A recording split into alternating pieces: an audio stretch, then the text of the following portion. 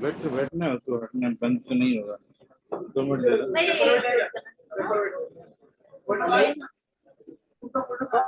हाँ सर।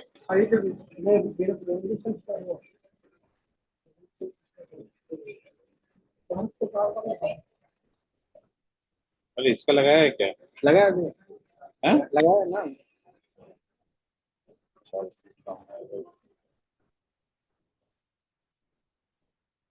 इसमें कौन सा लेना है? किधर में? ये होगा ना, दूसरा वाला ही होगा। ये वाला। भी लोड करना है ना, ऊपर वाला।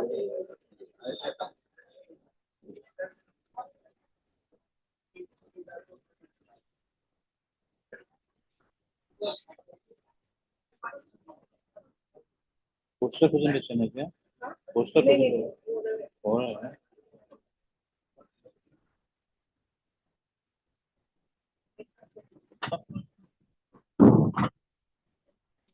ये किसका है? आपने दिया था ना? मेरा मेरा नहीं, आपका नहीं। तो मेरा इधर है, वो सूरज चल रहा होगा। हाँ, सूरज सूरज सूरज सर, ओके सूरज ओके। नाम का किया है। हाँ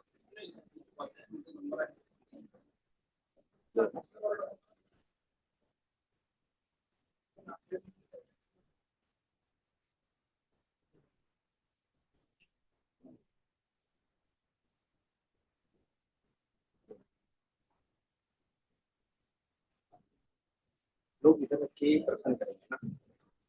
पता नहीं। हाँ सर, इधर रखिए ना, फिर उससे लोग बहुत पसंद है उनको। ये वो वाइट पसंद है, लेकिन देखिए स्लाइड्स अभी तक सिप्राइन जी इधर नहीं आएगा ज़्यादा, इधर ले सकते हो। पूरा लाइक सर, वो ऊपर वहाँ का डिस्प्ले जो है वो चल जाएगा। सर यहाँ से कर सकते हैं आप ना, ऐसे बात कर सकते हैं। क्योंकि वो जो डिस्प्ले लगा है ना, उसका केबल बहुत छोटा है, तो वो डिस्प्ले पूरा चल जाएगा। उससे चाहिए क्या वैसे? सर आप ही लोग बताइए, नहीं चाहिए तो मैं नहीं चाहिए। आप ही नहीं, इतना तो हम लोग हमेशा डाइस पे करके इतना करते हैं ना। लोग आप बताइए, नहीं चाहिए तो मैं निकलवा देता हूँ। वो कैमरा लाइव दादा, डैनियल दा, हाँ, वो आज कैमरा लाइव करवा रहे हैं क्या? लगाया तो है, अभी पता नहीं। मैं शाम को तो नहीं किया था, सिर्फ स्टार्ट में किया। डिस्प्ले में कैमरा करेंगे ना? हाँ, डाल वायर डाल दिया। जैसा बताएंगे सर, खोल देंगे तो थोड़ा सा इधर ला सकते हैं। पता नहीं स्टेज वाले को क्या बोलेंगे। इसीलिए सर,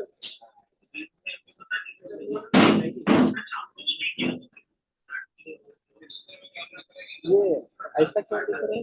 हाँ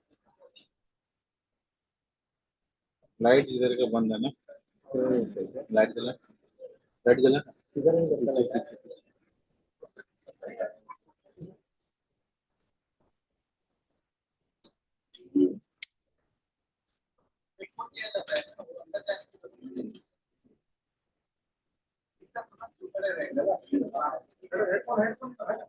हाँ वो हेडसेट लेकिन मेरा तेरा कैमरा चल नहीं रहा था, फिर पॉइंट चल रहा है। ठीक है।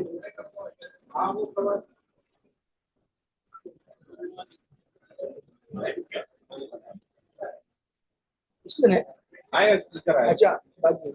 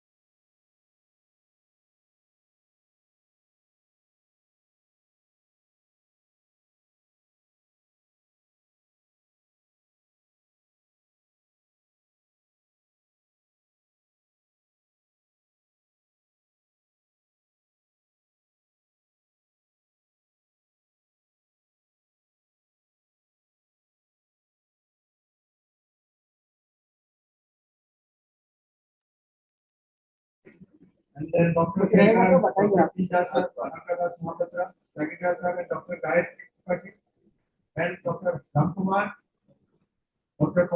Prem Kumar, Dr. Kiran will be helping this session. Okay, please, students, take your seat. And this will be very interesting.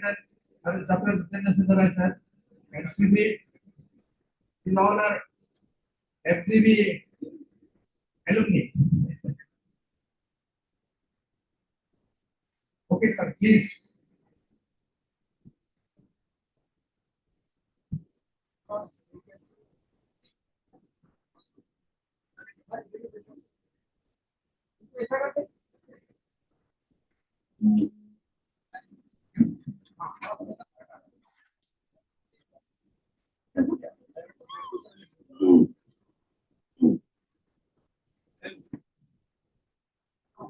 Very good morning to all of you. Now, today we are going to start first technical session 8, that is student oral presentation competition. The timing is there will be a 7 minutes presentation and 3 minutes for a question answers or any query and all that. So please stick to the time and we will start. I will request the first presenter. According to the manual, this first presentation is by Kohar. Is he there? Yeah.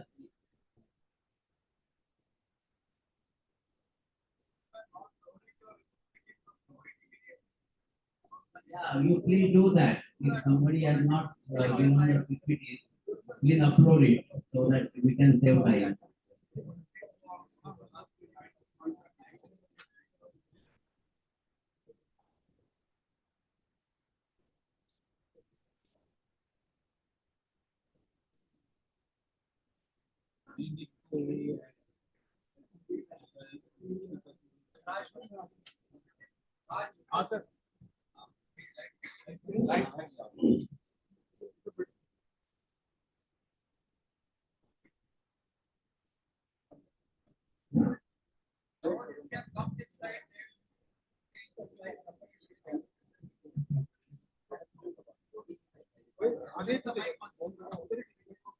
Hello, hello.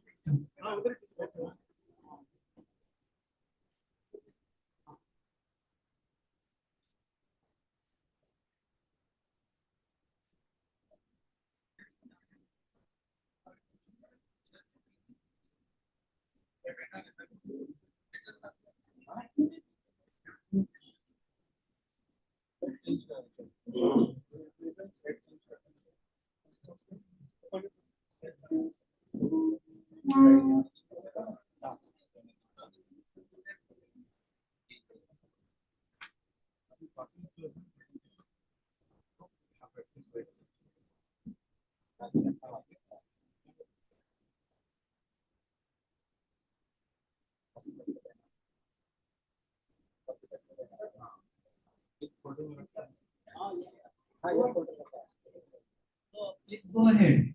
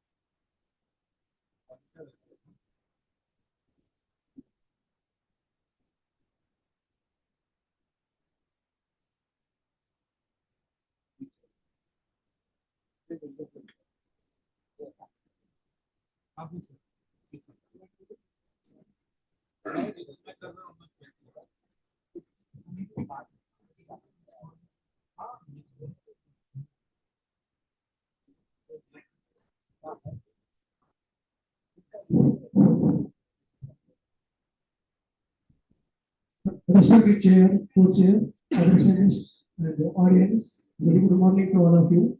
I am Gaurav Iqbal, and today I am going to present my oral presentation on authentication of myogenic genes in cultured muscle cells and designing of CRISPR-Cas9 construct to knock out mouse-type gene.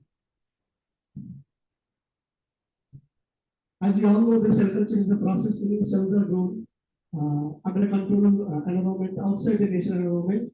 And we all know that cell line can be used for various applications, including from virology studies for nerve growth, etc.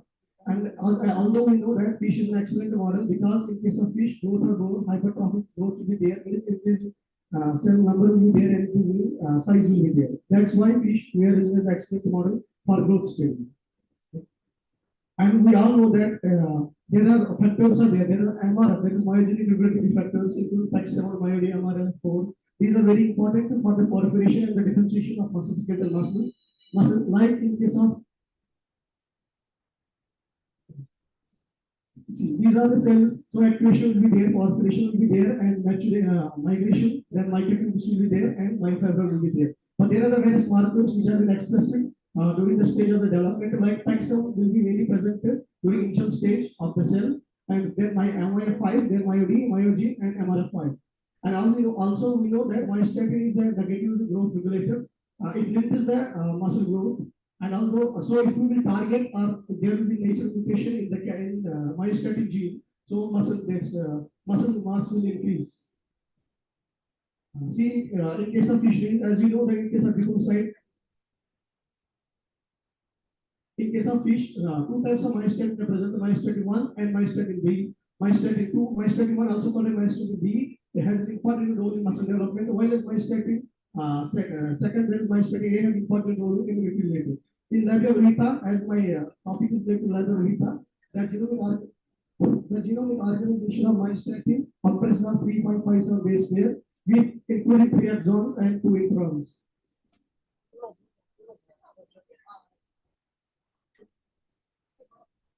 So in this study, we have developed the cell line from Labiovrita, and after that we have developed the CRISPR-Cas9 construct in order to knock down the myostatin gene. So why we have done this? Why we have done in cell culture? Because if we have done in vitro, that will be easy as compared to in vivo. So these are material methods.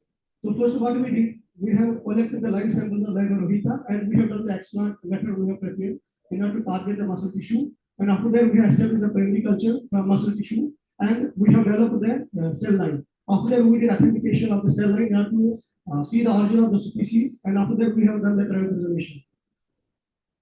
For confirmation of the myogenicity, whether we have to see whether the tissue which we took is the muscle origin or what. For the confirmation, we have used 2 markers, that is PAX7 and myodine, and passage 10 and passage 20. And after that, we have designed the construct for myostatin gene. We have retrieved the sequence of myostatin gene from NCBI. Then we have targeted the target sites using bioinformatics tool. For this, we have used CRISPR tool, and for finding the off-target effects. Because whenever we are designing the CRISPR-Cas9 construct, off-target effects will be there. So for checking the off-target effects, we have used the Cas9 tool, and for that we have cloned the guide RNA in T7 Cas9 guide RNA vector, and we have designed the primer in order to confirm that whether insulin is present in that vector or not. Then after that, we did neurotransmission. Usually, we can inject plasmid also, or we can transfer plasmid also. But in our research, we have just designed the guide RNA by using mRNA transfer. We have done the neurotranscription. And so the guide RNA containing our target was digested by using Ballast enzyme, and after that granulation was done, and we have used the mega short super T70 for neurotranscription. But then after that synthesis, we have purified the guide RNA by using MI beta TMMI RNA isolation kit. And after that, we have also for the Cas9 also. As we know that in case of CRISPR, Cas9 two will be there. One will be CRISPR, that will be guide RNA, one will be Cas9. So this was up to the guide RNA. Means we have designed the guide RNA, we have done the neurotranscription. After that, for the Cas9, same we have done the resistance and digestion by the extra one enzyme. Then we have done the PCR purification. After that, we have used the machine, MSA machine kit, SP6 kit for the synthesis of the Cas9. And after that, we have purified the Cas9. Although we can transfer the unpurified product, this also Cas9 also, but if we transfer to the purified one, that will give the good results. Then we have used the RNA easy kit for the purification, and we have checked the number of concentration. Then some results. See, first, as an organization, we have developed the muscle cell line from Laborita. This is the muscle cell show attachment within 16 hours of explant operation. Then this is the explant. This is the explant. These are cells are ready from the explant, and these are cells at the 25%. And we have done the species identification by the DNA barcode by targeting the COI gene by using F1R1 primers. And these are the strand size 506 base pair. And also we have done the cryopreservation and renewable efficiency for our developer muscle cell line. And we got also cryopreservation good results from cryopreservation also by cryopreserving liquid minus 190 degrees Celsius. And after that we have done the confirmation of myogenicity by using PEG7. We have the two markers we have used PEG7 and myodine. First we have done the PEG7 for initial confirmation, and these are the results which we got. Then we know the expression of PEG7 was higher at 10% as compared to 20%. And after that, we have used the myodine marker for studying the maturation or myotube formation. Then we have used these types of MyDG. And then we have target our site to the guide RNA, and then we have confirmed the insert in our vector by using single sequences. So these are the vector. So this is the target. Means our target was present in the vector, so we can proceed for downstream process. Then we have done the neurotranscription as we discussed. That neurotranscription we have done by using BAM H1 enzyme and X5 enzyme. BAM H1 enzyme we are using for guide RNA, and X5 enzyme we are using for Cas9. These are the results which we got. And then, as we know that we have developed the muscle cell line from the Laborita by using explant method. And in this study, the explant method was used. Although we know that we can enzyme method also, explant method also. But in case of Laborita, we have found that explant method was better method for the development of cell line. Then we have done the authentication of the cell line. Then we have submitted the sequencing to NCBI also, having an NCBI accession number is. And then we have cryopreserved by XTM. Then we have also. So in this study, we have used the immunocytochemistry to confirm the myogenic authentication of our cells, and we have used these kits for their development. So this is the conclusion. Developer muscle cell line was confirmed for myogenicity, that is for laboratory purpose, by using two markers, myodine and PEG7. And in this study, so that means that cells are having the myogenic capacity in order to grow from myotubules to myoblastic and myofibril cells. So this will be very useful for the purpose of laboratory. And also, so there was observed a shift in the PEG7 and myodine that indicates that this cell line can be used to study the muscle biology. It can be used to study the gene purpose for laboratory and for the other development studies. So moreover, we have also designed the CRISPR-Cas9 construct to map out the myostatin gene. And so this further study has to be done in order to do the functional analysis of myostatin gene in the muscle cell line, so that we can study how the muscle are regulated by myostatin in case of the root cell line. These are my references. And I'm very thankful to Director Aisha Safety Mumbai and GFI, Good Financial, for providing the funding support for this research. And I'm very thankful to the major advisor, Dr. Mukunda Goswami sir, Dr. Arvind sir, and Dr. Kiran sir, Vitu sir, Darshan sir, and other sir, team members and engineers. Thank you. You are a PhD scholar. Yes. PhD scholar. Yes, sir. Very priority. Anybody has any questions? And session is open for.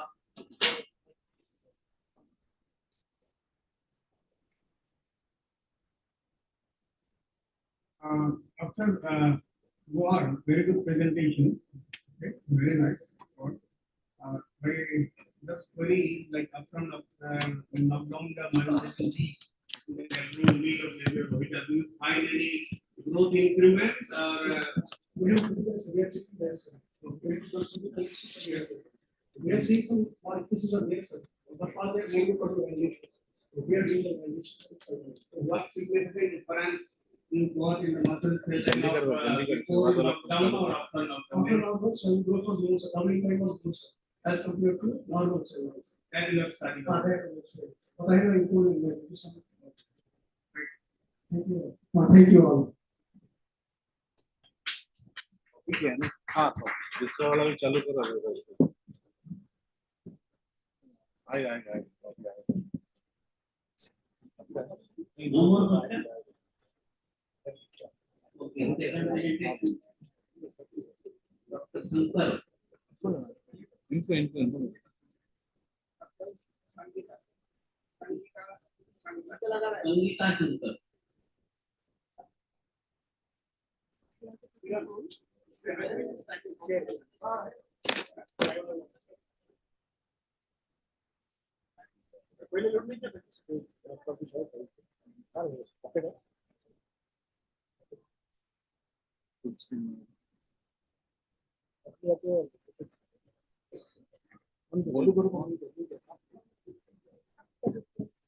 Pointer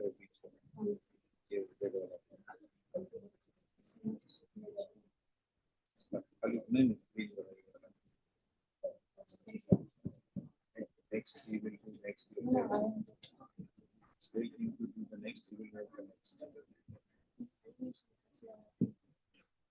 we will play why are you taking so this one is sort of pointer again you are not listening to whenever you want we will play that animation say next we will do that say something.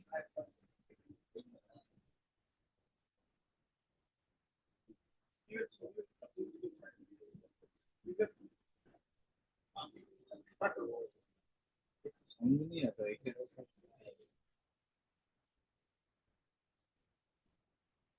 Respected chat, respected scientists, and my dear students and my friends. Very good morning to all of you. Myself, I am doing my PhD in biotechnology. So I am here to present my talk on omics-based surveillance for detecting invasive species and ballast in shallow waters. So coming to the introduction, so the native biodiversity, which plays a crucial role in maintaining the ecosystem health and the ecosystem functioning.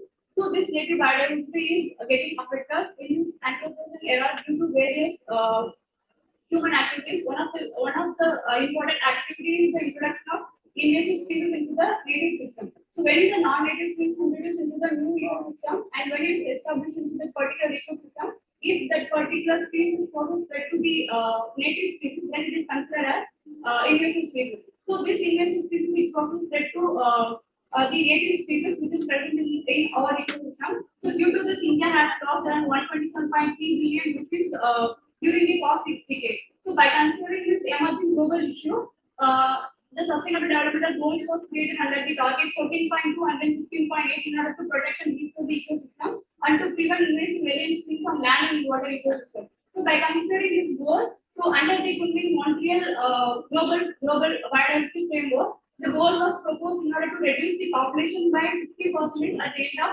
2030.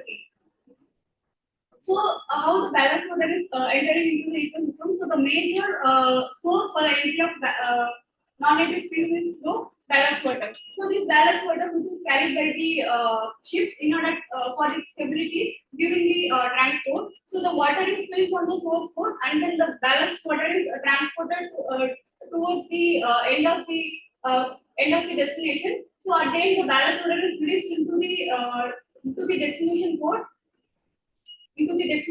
So while releasing the ballast water, there is a chance of releasing the non-native species into the ecosystem.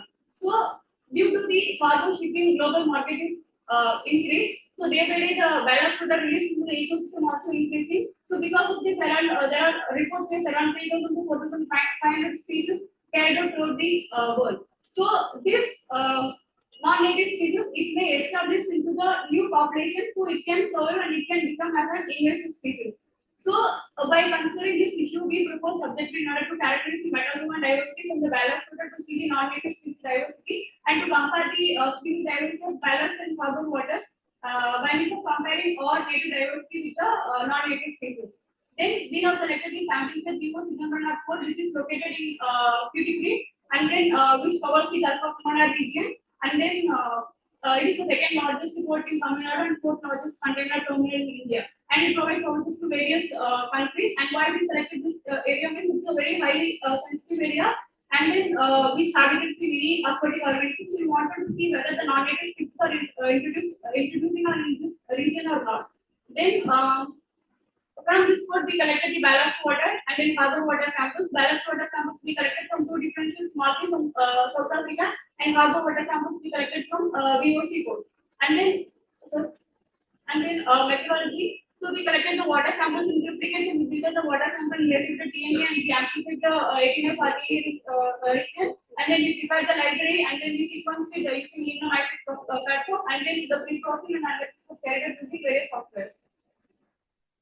And then result, these are the advanced electrophoresis images of the total genomic DNA in the PCR, and the library was constructed with the fragments of 3-1-1 base pair, and the total radic sequences obtained, these are the total radic sequences obtained from it, and from these unique sequences taken forward for the other analysis. So other downstream analysis was carried out using kinds of software. So the species richness from ballast water and ballast water samples we estimated from 900 to 1,100 rotaries. And from harbor waters, we estimated 1,200 rotaries, and alpha diversity was carried out in order to see the richness and evenness among the samples. And data diversity shows that the harbor water sample is completely different from the ballast water samples. Then these are the top 3 abundant phyla from the among the 3 samples, ballast water and then harbor water samples. Here you can see the leaf of distribution, which shows the harbor water diversity pattern is completely different from the ballast water samples. And here you can see we identified around 530 OTUs exclusively present only in ballast water, not in harbor water. So these are the top 20 species, top 20 dominant species which is present in the ballast water sample. Then discussion. So these are some of the non-native species which we observed in our study. So these species, if they establish its population, it can cast spread to the non-native species. So further studies need to be done in order to study its population established in the area.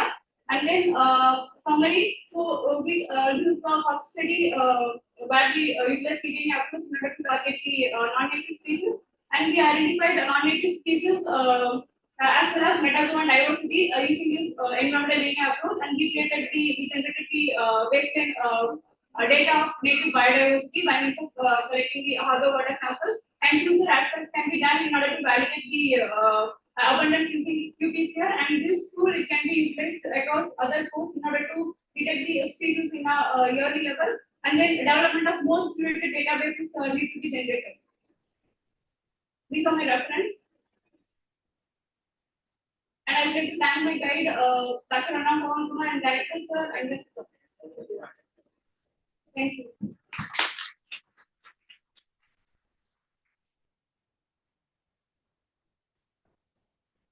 Thank you so much, Dr. Sangeeta. Now, questions from the audience. Yeah. Anybody like to ask? Yeah.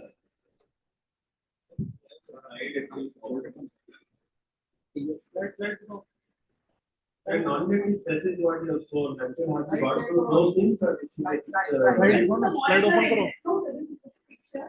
okay. And this, we are having only the modified evidence species but we didn't observe any organisms from the ballast.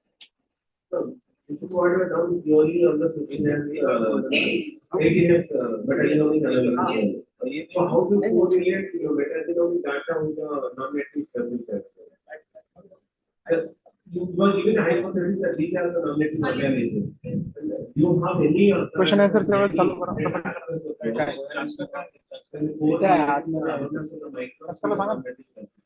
there any? This whatever the species I have mentioned as non-native species, it is reported for other different countries, right? It includes Northern Atlantic, I mean other European countries and from China water. So those species are belong to those ecosystems, and those species it transferred, it carried and transferred to Ballast and established in our ecosystem. No, I mean to say the ballast water is it like specific content because you are taken to Bangladesh and South Africa. Yes. So that's what how you correlate that particular ship coming to Indian water and you move to There also the ballast water transportation might have happened. So there also the distribution from some other countries. There also ships are coming, and so from some other countries the water may be transferred in that region, and that water might have carried out to the ballast water to our ecosystem. So the distribution it is like cycling. Yeah, thank you. Any other question? One more question. Thank you. When we identify species, when we 600 base pair of that mitochondrial life, it is not sufficient to identify two species. Then you have amplified only 300 base pair of Epigenetic. How do you confirm that 300 base pair with that species? So there are various reports, and we utilize B7 region for the identification. So B7 region it is having high distribution, which is having a high distribution in order to target the mitochondrial diversity across the sample. So it is we can say that by means of studying with B7 region, there are many studies which they have reported that B7 region is having high distribution for the identification of mitochondrial diversity. Species level? Species level also species, and not all the species are to species. Some are uncultured and some up to genus level and some up to family level. Don't confuse metagenomics with metabolite. We have not done metagenomics. Okay. And second, we are not the first to do by EPN study. That's multiple institutions. Last time that they are In order to find the invasive species, so we have done a study first. Okay. That we discuss later on. Thank you so much, questions. Anything? Thank you so much, Sangeeta. Bye, everyone. Yeah, Sangeeta, please. Come. Yeah. My one last question is that on behalf of the chair, can you tell me two impact like inclusion of invasive species into the native species generate two factors how the invasive species will shape to the native species. 3 points if you can give me. If the invasive species is introduced in the native ecosystem, first it will outcompete with the native biodiversity for the food, shelter, and space, and for other this one. And some invasive species it may be a carrier of any diseases, so that can be transmitted to. It can act as a vector to transfer to other species, and that can at the end of the human it leads in the disease vector to human. Thank you so much. Thank you, sir. I would now invite our presenter, Madhulika. Is she there? Need pointer. सारा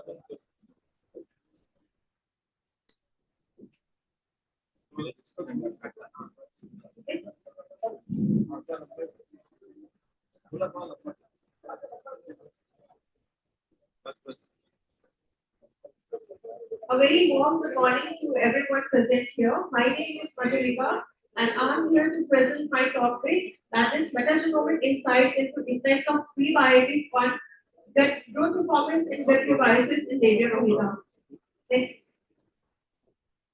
So as the world's population is increasing day by day, there is a high nutritional demand. So to meet the nutritional demand of this increasing population, there is a need for aquaculture intervention. However, we know that microbes play a very essential role in every part of life on Earth, and fish and aquaculture is among one of them. So there are two terminologies. So there are two terminologies, eubiosis and dysbiosis. So middle grade 1. Grade minus. Jump.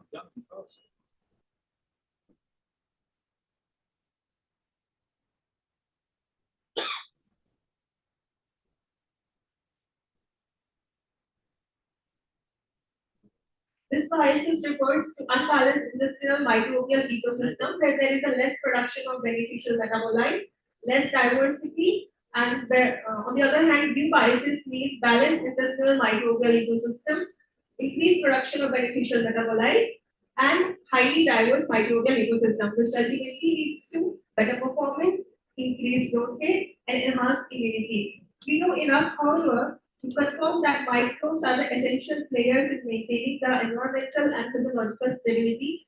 Metagenomic study is important.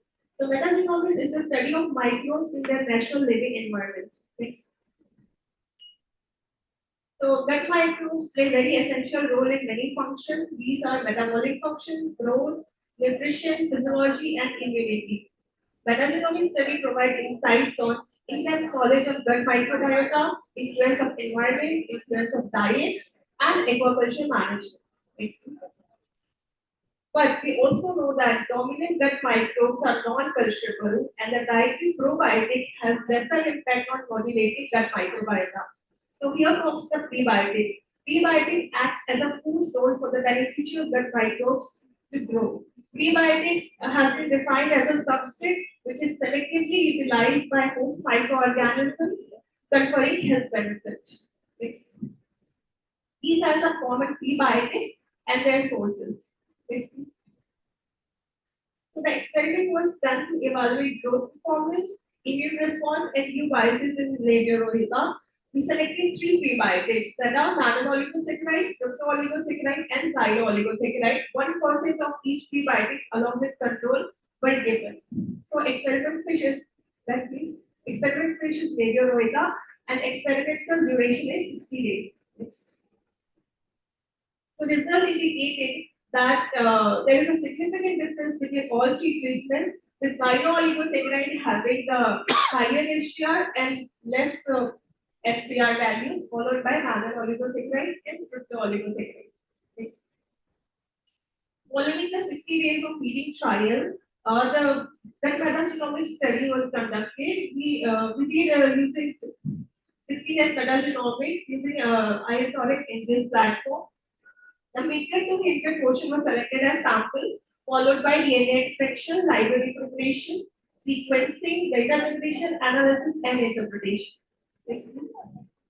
The alpha diversity index shows the species richness within the sample, while beta diversity index suggests the dissimilarity across the sample. So alpha diversity index indicated that xylo-oligosaccharide, which is indicated with the green color over here, has the highest number of observed species, followed by nano-oligosaccharide indicated with blue color, fructo-oligosaccharide, and control. Similarly, the beta diversity index also suggested that control, which is indicated with red color over there, has a lesser PC1 and PC2 percentage, and nano-oligosaccharide and fructo-oligosaccharide has the less dissimilarity, which also indicates that they might be sharing a similar kind of microbial population.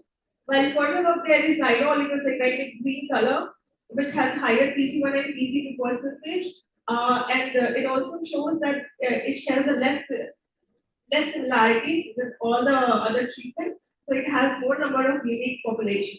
Next, please. If we talk about the relative abundance of different intestinal microbial community among all the observed communities, the most abundant ones were Echinobacteria, Proteobacteria, Vibrio, Pericomicrobia, Planktomycetes, Bacteroids, Fusobacteria, Cyanobacteria, and Acidobacteria. Most of these communities are responsible for fermentation metabolism, production of beneficial secondary metabolites, reduction of inflammation, and production of vitamin B12. Among them, Echinobacteria, Proteobacteria, Firmicutes, and Bacteroids were the most abundant phylum present in all treatments. The treatments show a balance between eubiotic and dysbiotic phylums. Similar results of having such poor microbiome has been also seen in other studies. Among all the observed OTUs, the top 10 most abundant observed key OTUs are Proteobacterium, Flavobacterium, Propionibacterium, Staphylococcus, Prebibacterium, Bacillus, Rhodobacterium, Dilithia, and Vericomicrobia. So if we talk about The prebiotic pet group, it has more abundance of beneficial bacteria such as Propionibacterium, Bacillus, and Microbia, whereas the control group, which has the more of Staphylococcus, Diarrhea, and Brevibacterium, and less number of beneficial bacteria. Next. We also did a challenge study where we assess the cumulative survival after the challenge. So after feeding trial, fishes were subjected to challenge with Aeromonas veroni.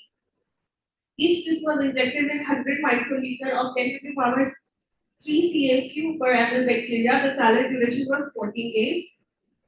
So here we can see control, which is indicated with blue color, having the most number of mortality. Whereas the xyloooligosaccharide, which is up above in the green color, has the most number of survival, followed by mannanooligosaccharide and so followed by cryptoooligosaccharide and mannanooligosaccharide. Next. In the conclusion, I would like to say that microbiota directly impacts growth and immunity. Therefore, metagenomics played a crucial role in understanding the effect of different prebiotics in fish. Between all the treatment, 1% xyloooligosaccharide showed abundance of beneficial microbes, unique OTUs, had higher growth rate, lower FCR, and better survival rate. These are my reference. Thank you.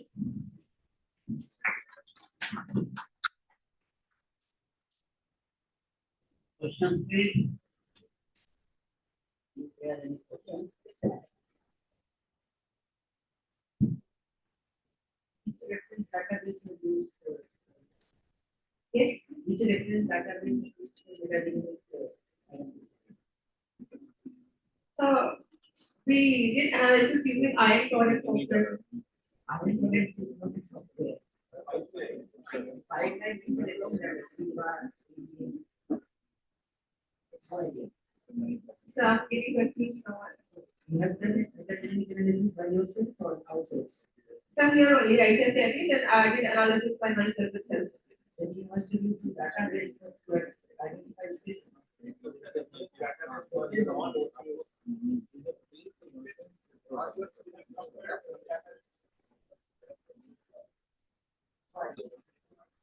So I cannot recall right now. You have heard the name of green, silver. Yeah. So database only.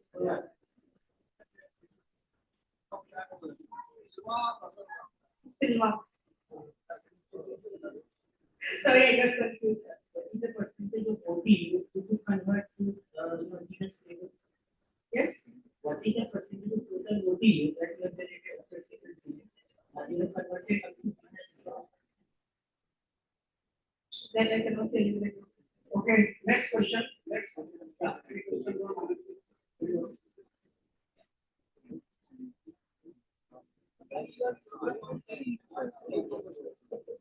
This is Why you are choosing only one species? that is my first objective, sir. In the next objective, we will choose different species. But now, Yeah, I will really choose different species, sir. With having different languages. In the next objective. so there are good bacteria, there are bad bacteria. Yeah. Yeah. There is abundance of good also, bad also. Three bacteria also shown they are not giving good results. Yeah. And other things are giving. These are present. These are potential pathogenic bacteria, but the fishes were healthy only. So antibiotic is there. And say, is, basically aluminum and all that we have to use the pathogenesis challenge study. So aluminum were killed by all these. Yeah, xyloooligosaccharide was better performance, so it may have good immunity compared to all other. Actually, I would like to ask, did you see this Aromonas hydrophila?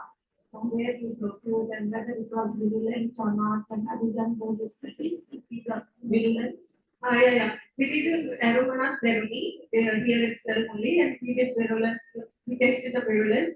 And How we did you optimized test the the virulence of this Aromonas veroni? You said. Yes. The virulence is how they Actually, become. we gave different doses. First, we gave different doses, and we observed which doses are showing like symptoms of having the disease, and then we selected a dose, and then we gave a challenge study. I think you should see it again. And then you said the prebiotics you have fed and which has given the good results. Have you compared with any probiotics? Where is the control and duplicates are being seen here? Now, we did it triplicates only, and It was not told that it is the duplicates. we did it triplicates. So you pulled it. For metabolic study. Yeah, it was good. You sure? Are you sure? Yeah, like for metabolic study, the triplicates were good. Okay, okay, madam. Thank you so much. Thank you. Okay, thank you.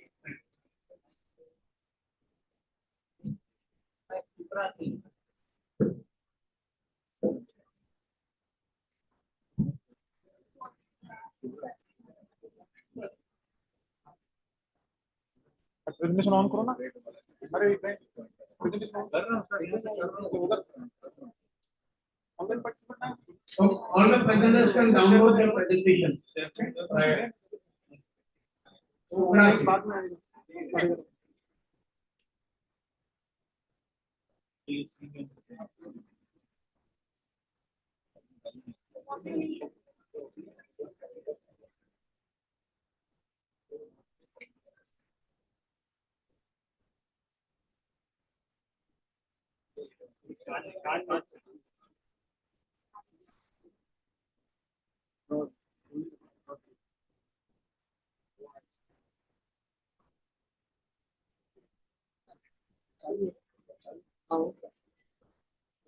Yes. Yes, please come. The time will be running. Please.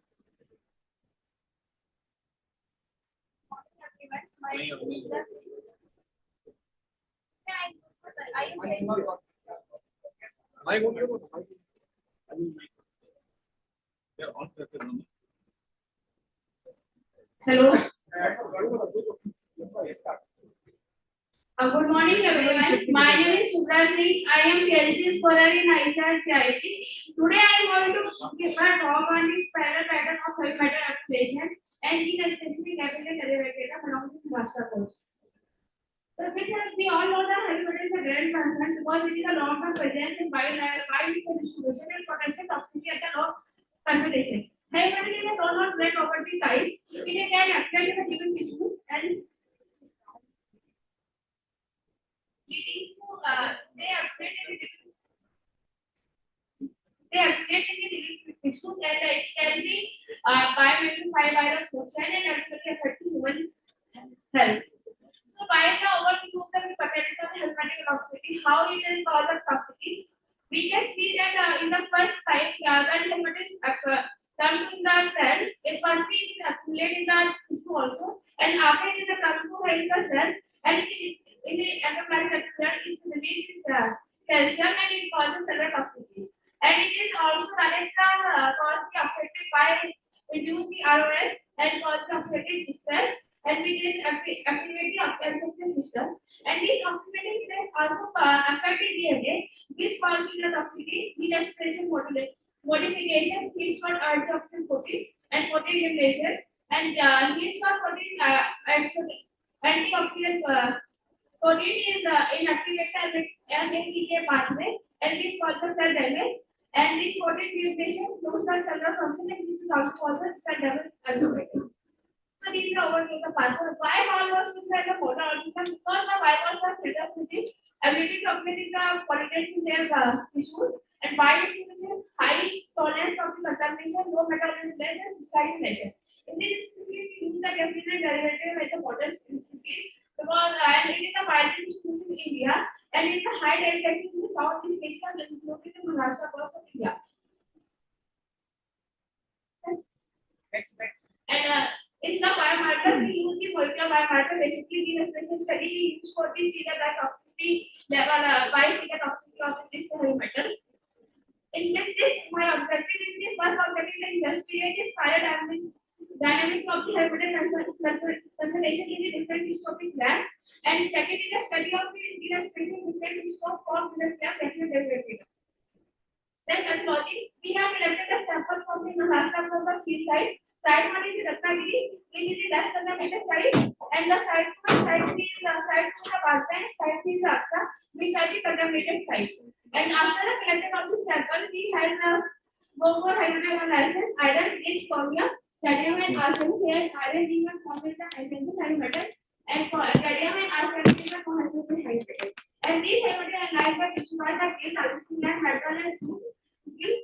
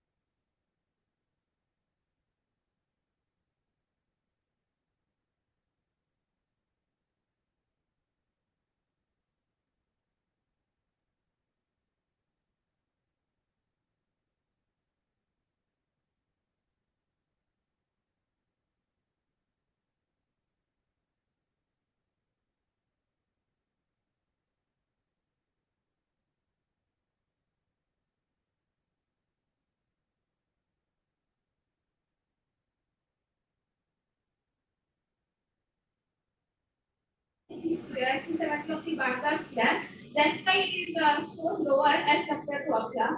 And these, these all these genus specific studies show that whatever we have done is by the iodic toxic immune oxidative stress and DNA pathway. And apart from that, it is easy to study. So we can't directly say that it is caused by the aromatic toxicity. It may be a mixture of the other pollutants present in the ocean. So the conclusion that the studies reveal that the Panda clam is the highest contributor as compared to oxygen and category. This had also been used for the other aspect for further studies. And one study is also quickly demonstrated evidence of potential biometric species for assisting marine pollution. This study has attempted for the carbon pollution control measures, which minimize the impact of the biometric metabolism of marine ecosystem. By this, I would like to conclude with one quote: the ocean is our heart, for our heart of our planet. If it is suffer, we all are suffer. Thank you. Thank you, sir.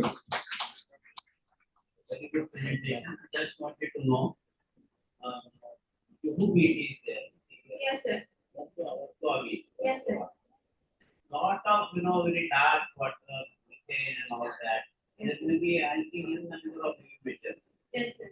So you have taken what is the Actually, reason there? sir, because we species we are targeted, this is not found in the world. This is the quite a rocky base. And fertilizer Jam is not available on. sir, jam is but this species I am targeted, this is not available there. Oh, that is not available. Yes.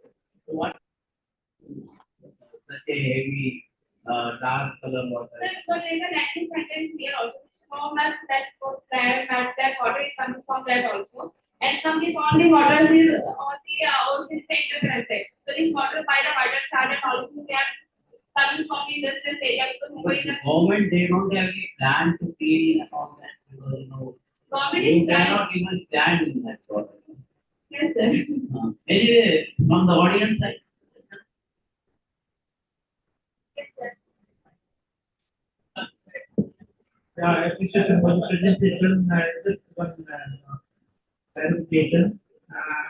You showed the accumulation, Yes, sir. but P53 and the other Who's one. next? इसमें उनको बोलिए आके रहने के लिए। क्या नाम से है?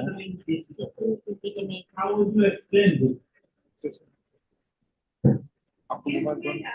That I see that is the question. What's the difference? So P53 and the other one.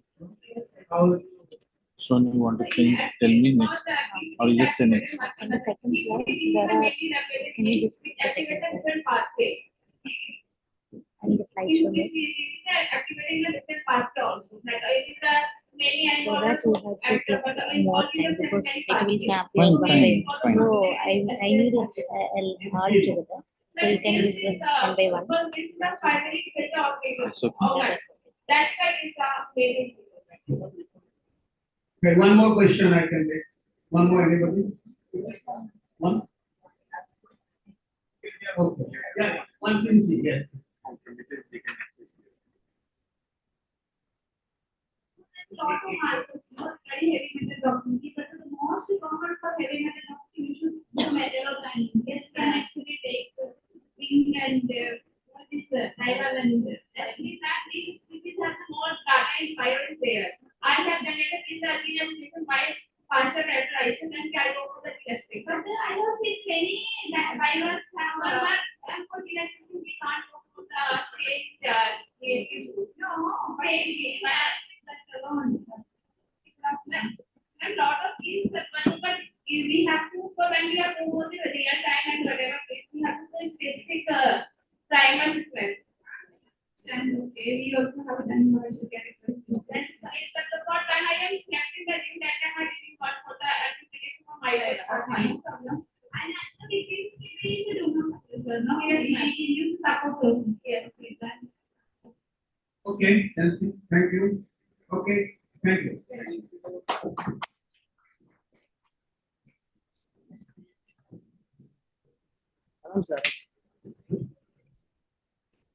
This presentation are Rajesh Kannan. See Megha is there? Yes, sir. See Megha. Yeah, okay. This red one is the pointer. Okay, pointer.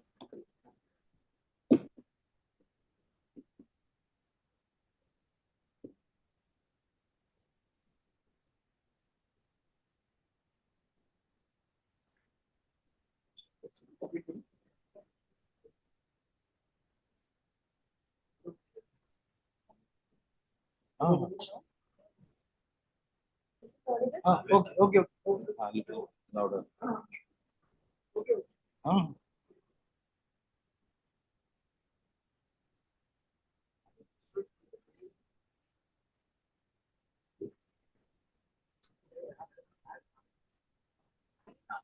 Before we begin, have you ever wondered how humans are harnessing lighting to different processes? Like in ancient times, humans like we are using light for crystallization, crystallization, storage, and for various bonding purposes. But if we could amplify these effects by adding a compound that can be sensitized to the presence of light, and it is from a natural source, it is more advantageous. Because in today's world, the demand for buying processed or packaged food without any preservatives are increasing rapidly with the human lifestyle. Sorry. So we have a perfect preservation system. So I'm here to talk about a LED-based light system that can be done for the food preservation. So my topic is green phytoextract as a natural photosynthesizer in LED-based photodynamic inactivation of pathogenic bacteria in seafood. And myself, Neha. So the general overview include introduction, mechanism and methods, results, conclusion, and the future works and important publications. So why antibiotic photodynamic inactivation? It is also called antibiotic photodynamic therapy. So it includes three principal components like light, photosensitizer, and oxygen. In the presence of adequate light, the photosensitizer gets excited from the ground singlet state into the excited singlet state. From there, it further excited into triplet state. In this triplet state, it is reactive with the molecular oxygen and produce reactive oxygen species and oxidizers. This reactive oxygen species can react with the bacterial membrane at a different microbial cell including nucleic acids, proteins, and lipids, and it will eventually disrupt the bacterial cell membrane and lead to cell. And this is the lighting natural system we have designed and fabricated, and it has a height adjuster and a display unit. It will show the radiance, temperature, and the which light it is having. And there is a LED panel. It can be replaced with any other light we can order. And there is an anti-chip module sensor. It will sense the temperature inside the chamber and also the radiance and the height difference between the LED panel and the sample space.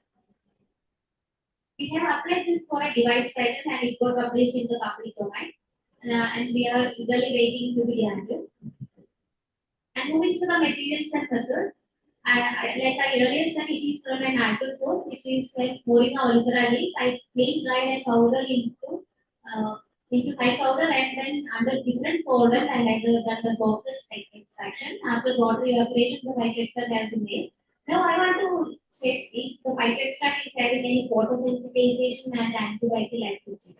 Then only you can say it is a photodynamic therapy. So I have done the characteristics like photosensitization and antimicrobial activities. Then for the I go for the analysis of biochemical and structural parameters. Moving to the results. First, I have done in 1 nanometer the phytoextract is get excited. So for that, I have done the visible spectrum. I have done the absorption spectra and emission spectra using the visible spectra. And in that, the photosensitizer gets excited in the blue light region. So I selected blue light for the study. And now I want to know how much percentage of photosensitizer is absorbed by the bacteria. And I selected MRS and Pseudomonas aerogenus for the study. And the MRS is showing 79.5% of uptake. And the Pseudomonas aerogenus is having 71.3% of uptake. Now I also done the photosensitization mediated well diffusion MIC and MDC also. It is having well inhibition zones. In the well diffusion also it is having 28 mm inhibition zone with the photodynamic therapy, and without photodynamic therapy it is having 11 mm. So we can clearly give a significant difference between the photodynamic therapy and without photodynamic therapy. And also I done a photodynamic therapy mediated treatment using the MRC and the Pseudomonas aerogenus. And what I have done is I have inoculated the cultures into sterilized water, then added a few amount of phytoextract and kept it under the LED light system for 1 hour under blue light. And it is having shows a log-time reduction of 0.90 and 1.084 MRC and Pseudomonas aerogenus respectively. And going for the proximate analysis, it is having carbohydrate and protein fiber value in food values. And I have done the antioxidant assay by DPPH assay in 0.06 millimolar concentration. It is having antioxidant activity, but it can be a weak concentration only. And the total polyphenol content also is significant amount. It is 44.53% minus 5.58. And I checked the what are the amino acids involved in it. It is showing both non-essential and essential amino acids. Moreover, it is having more total essential amino acids than non-essential amino acids. And the total mineral content analysis having calcium, sodium, potassium, magnesium, and phosphorus ion. And these are involved in our signal communication system, which are in higher mode. And the toxic metals like mercury and cadmium is in very less amount, and the mercury is not detected yet. And I have done the FGR and LCHRMS analysis. In the FGR analysis, I have got the functional groups, which is gallic acid, pigments, alkanes, and so on. And for the LCHRMS analysis, I have done the positive ion chromatogram and negative ion chromatogram. And it is having 80 different compounds. In that, 8 total important compounds I have put in the table. These are helping for the photosensitization activity, antibacterial activity, and for other cancerous related therapy, anti-inflammation like etc. So in conclusion, photokinetic therapy is generally a method applied in tumor therapy only, and it is rarely used in food industry. And this present study shows the treatment of pathogenic bacteria using the photodynamic activation of Moringa olifera is a phytoextract, which is highly significant reduction in the number of bacteria in MRS and Pseudomonas aerogenica. And nevertheless, this is just a beginning, and I'm taking into the infinite complexity of different food matrices and the microecology of food, interaction with the food matrices, and shelf life and quality of foods after photosensitization treatment, and further research is needed. And also, I have planned to elaborate the study in food cleaning and also in wastewater treatment. I am thanking my supervisor and co-supervisor for this study, and also for the participants.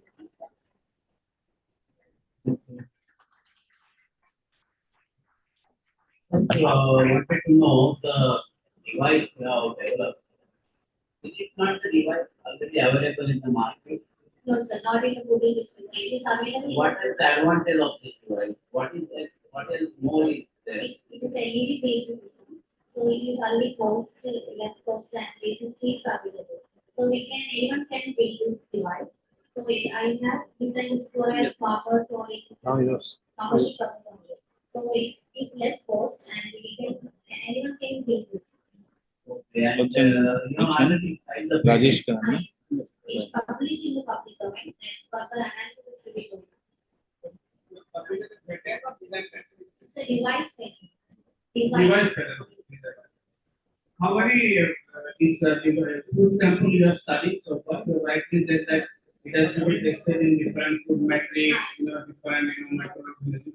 How many samples you have tested? I tested in fish, sir, and I already tested in sardine and carp in Indian micro study is going on. And it is very good result.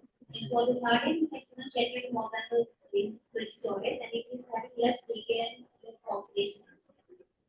How many numbers you have tested? How many numbers of samples? I have another 50. Any, yeah. But the pieces are only whatever design and everything is only restricted to the No, sir. I'm studying in that Fisheries Institute, so that's why I taken the paper for it. But I have elaborated this for further also. Any other fields or something like the fields, everything I have planned. Study is going on. So what is the one critical factor like which it will like enhance the application of this particular type? What do you think? For any antibiotic like this, sir. For the wound healing purpose also it is being used. That's why planning to study the wound healing purpose, the legal access system, and involving a food package food. Any more questions? No. Very nice.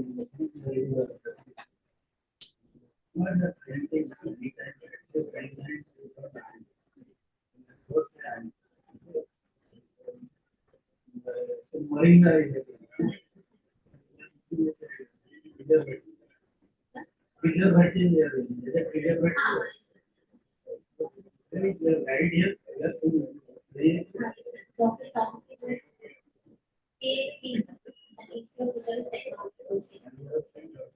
Kerala government has funded Sentence that they are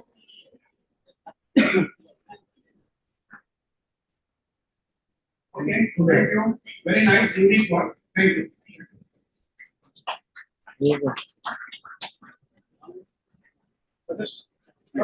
Dr. R. Rajesh Kannan. This red one, Rajesh, this red one is for the pointer. Okay, sir. Use that. I'll change.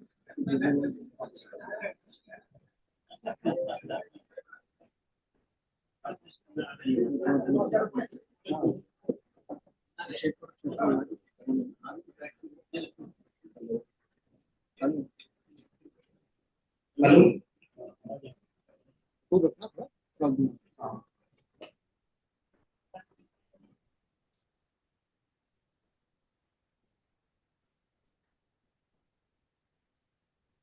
Good morning, Honorable Gary here. I am R. Rajesh Kannan from Epigenetic Division, ICSCAP. I am presenting my topic on designing and construction of donor DNA for RNA guided mediated leptin gene marker into propagation. Next. So, what is RNA guided recombinase? The RGF platform is an emerging gene editing tool. Then it is a promising tool and alternative to CRISPR-Cas9. So, because it contains hyperactivated zinc recombinases and dead Cas9s. So it can directly build the DNA strand and strand exchange and religation of the double stranded DNA.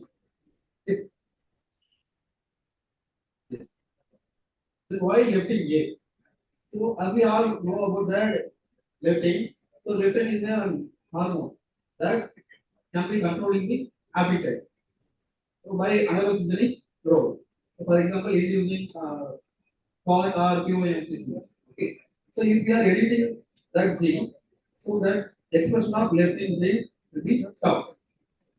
So then leptin knockout fishes can feed more than gain weight compared to conditional. So this is our hypothesis. Next. Then we chose zebrafish as a model organism because of its key features. And zebrafish has leptin paradox, leptin A and leptin B. So we mainly concentrated on leptin A. Usually leptin A and leptin B are bind together. It make a like a ligand structure. That ligand structure will bind to leptin receptor because it's having only one leptin receptor. Next. So this is the strategy we follow for construction of donor DNA plasmid. So first we identify the leptin A fragment, then amplified with specific primers, then cloned into the pigment blood vector, then transformed into the competent E. coli cells. Begins by a first time. Then that name recipe is 62, so which contains our fragment.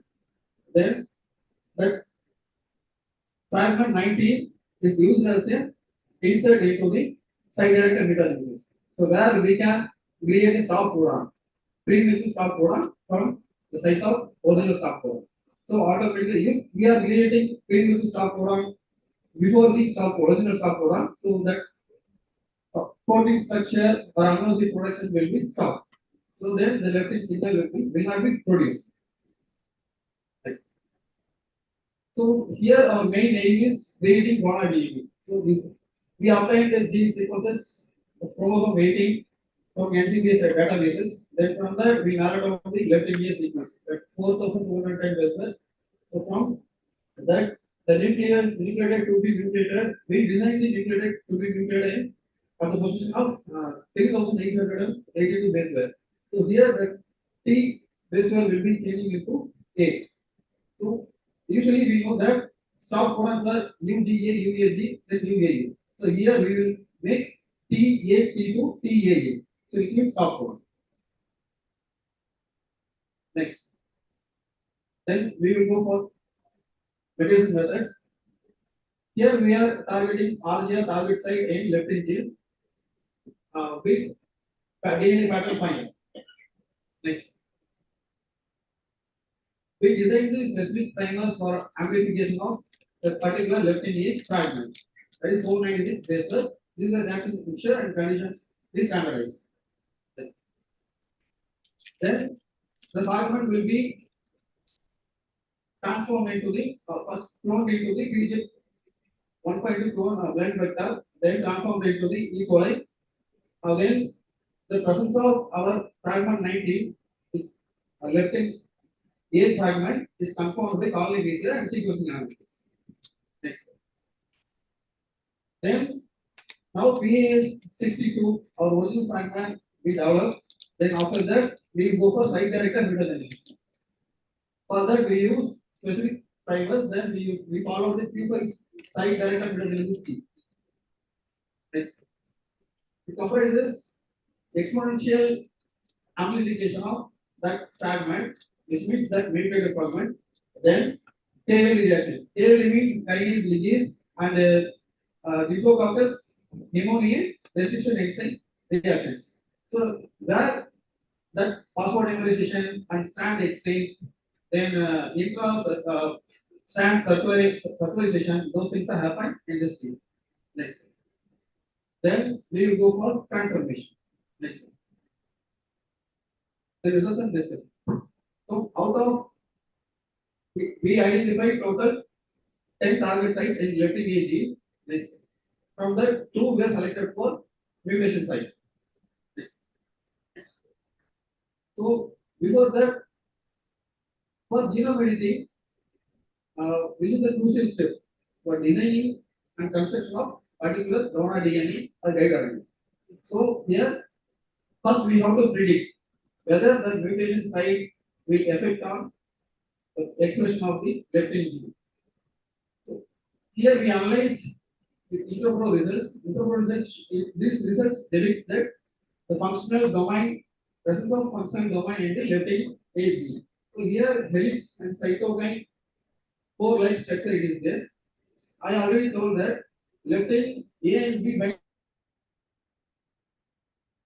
as a ligand. So that leptin will bind with leptin B with that cytokine linker bonding. Next, it is showing that hormone activity. But in case of the truncated leptin A does not contain that domains like cytokine receptors. Next. Next, this model analysis. Here that this picture depicts that structural analysis of wild leptin A or truncated leptin. See, here that this picture depicts like structural analysis like presence of amino acid found in there. Next. Then isolation of genomic DNA, then amplification of fragment, next step. Then this picture depicts this. This is sequencing result for leptin A unedited and leptin A edited. So here T is converted into A. The conclusion, this is the first study we use RGL platform to edit leptin in the blood. Thank you, Rajesh. You have taken some time in the material methods. I think your discussion part remained little less, but very good. You are explaining. You are supposed to be a very good teacher. Thank you. Any questions? Yeah.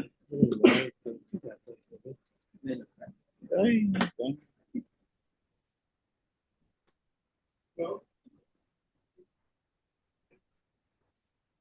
you have blocked that leptin. Yeah, constant. What about the feeding habit of the fish? Can change or remain same? Somehow it will change. You have not examined. No, sir. We are in the staging path. What about the significance of your work? If you are working this leptin gene, Yes, sir. We can make more, sir, actually, compared to non-editing fishes. another is also show the sweet not for key-dimensional structure. You have to make the structure with the final product or entire group. Not an entire gene service. Final product only. What about the side of your product? Which was amino acids. Left in your product. In the field, 24 amino acids. No, so actually, we are creating nonsense mutation of this. So we are not deleting the baseless. So you added some deleted, you inserted the terminal Yes, codon. yes. I have read this. You added some termination codon, so your gene will be, the product will be lesser in size in compared to the whole length. Understand? No, sir. You added a stop codon. No, sir. Actually, it remains the same because we are the substitution. We are giving like T to V. That's an answer. Yeah. So whatever the same. So we are not inserting anything. We are doing substitution only. The size of the lifting gene remains same only. Okay. Okay, Dr. Gupta, I think it's fine. You can discuss with Sir, during the break, lunch break. Then one more question.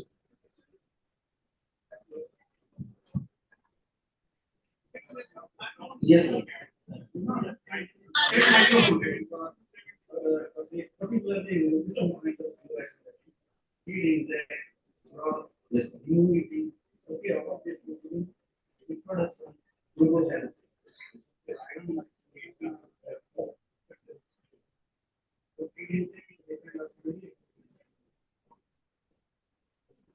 Actually, sir, recently the tiger fungus fish they developed that in Japan. So based on this hypothesis only. Yes, they just discovered the leptin receptor. Then now they got results like knocked out fishes grow heavier than the conditional one. So 2 times heavier. It's a very, early stage, I think, only construction part. Yeah.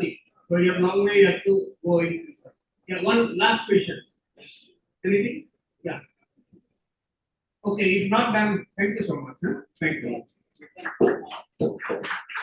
Next presenter, Content Dominic.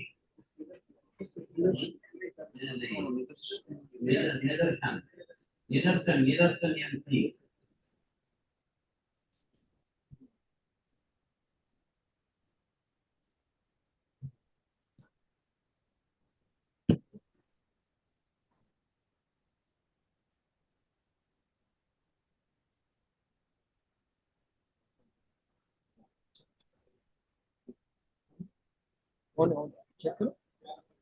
अरे बोलो तो hello hello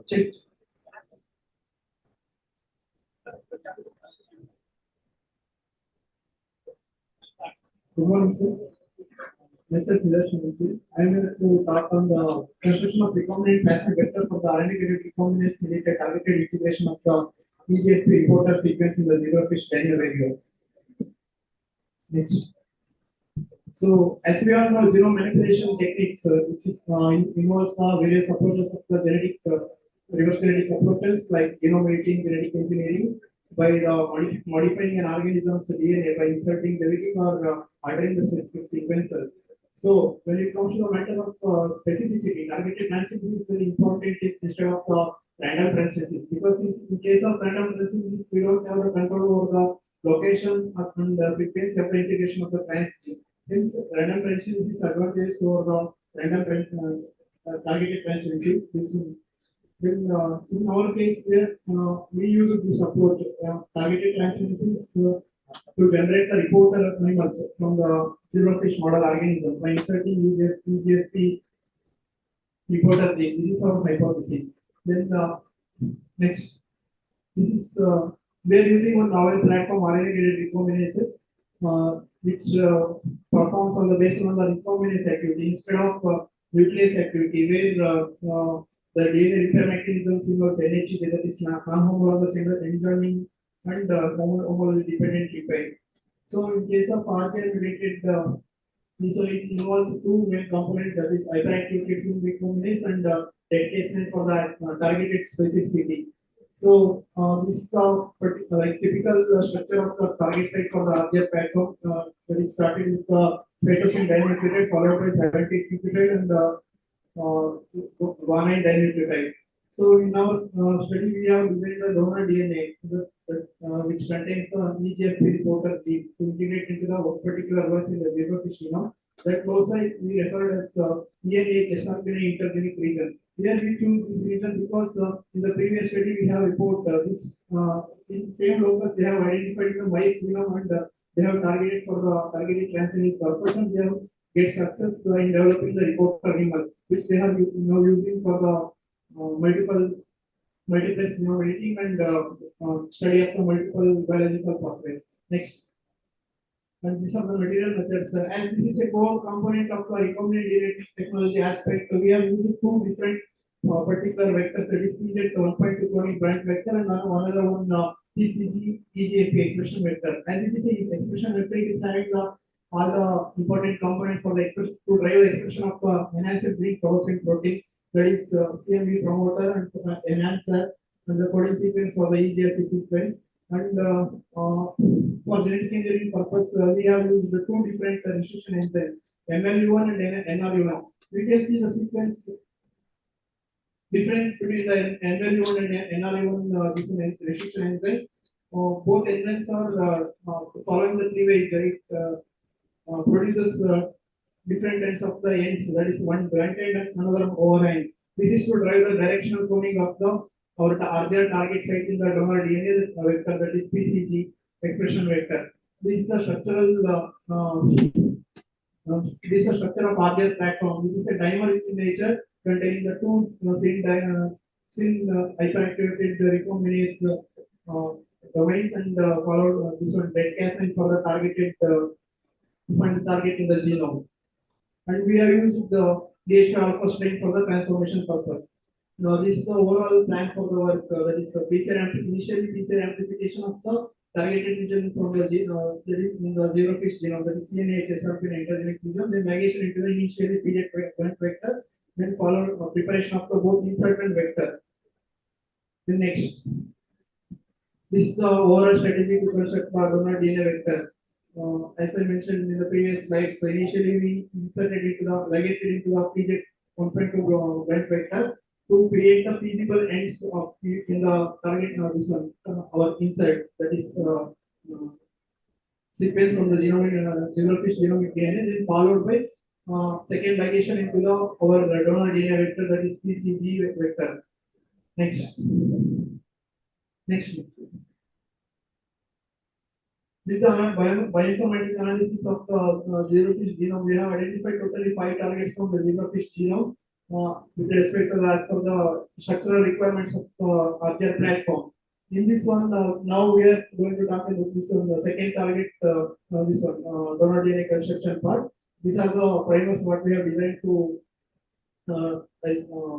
get the sequence of this one from the zerofish genome. Next.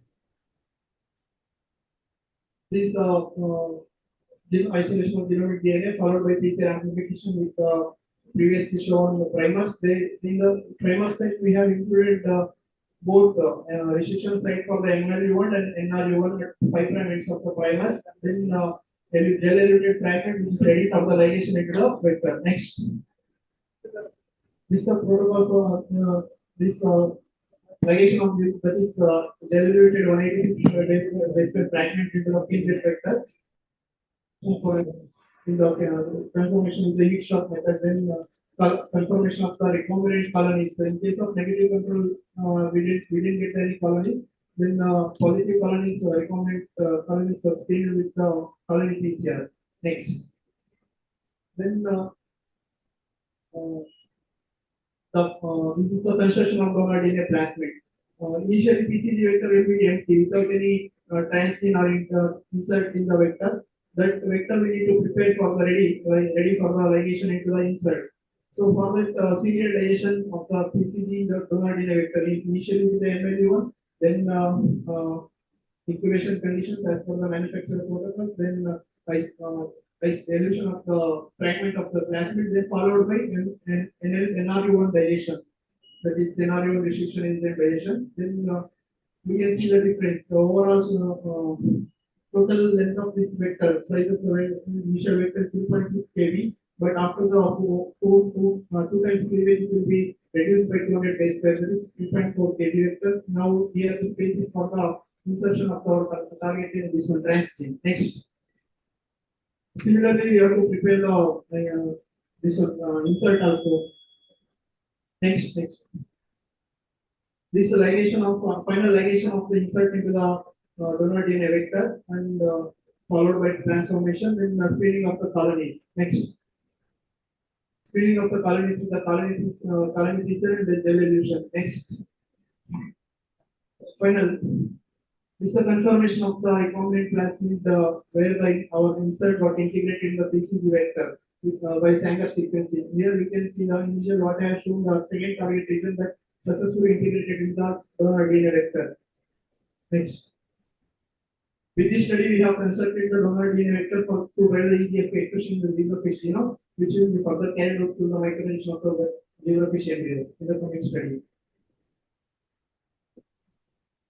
So with this study provides a straightforward methodology to construct such recombinant plasmid vectors to target other economically important genes in aquaculture species in the coming works. Next. Okay, thank you.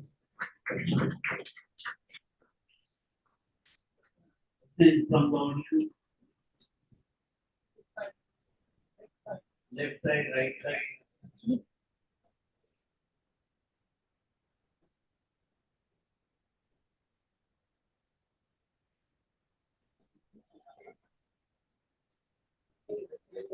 Technology or you are unable to understand?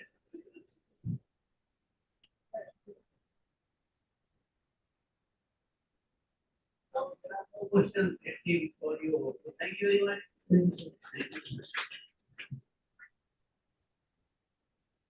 Now Gandhi is there. This red one is the pointer. And for the next, you just say next, I will change it.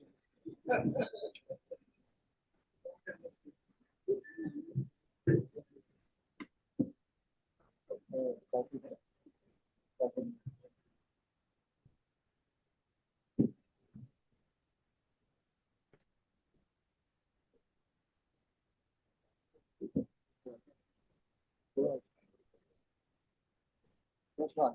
One. One.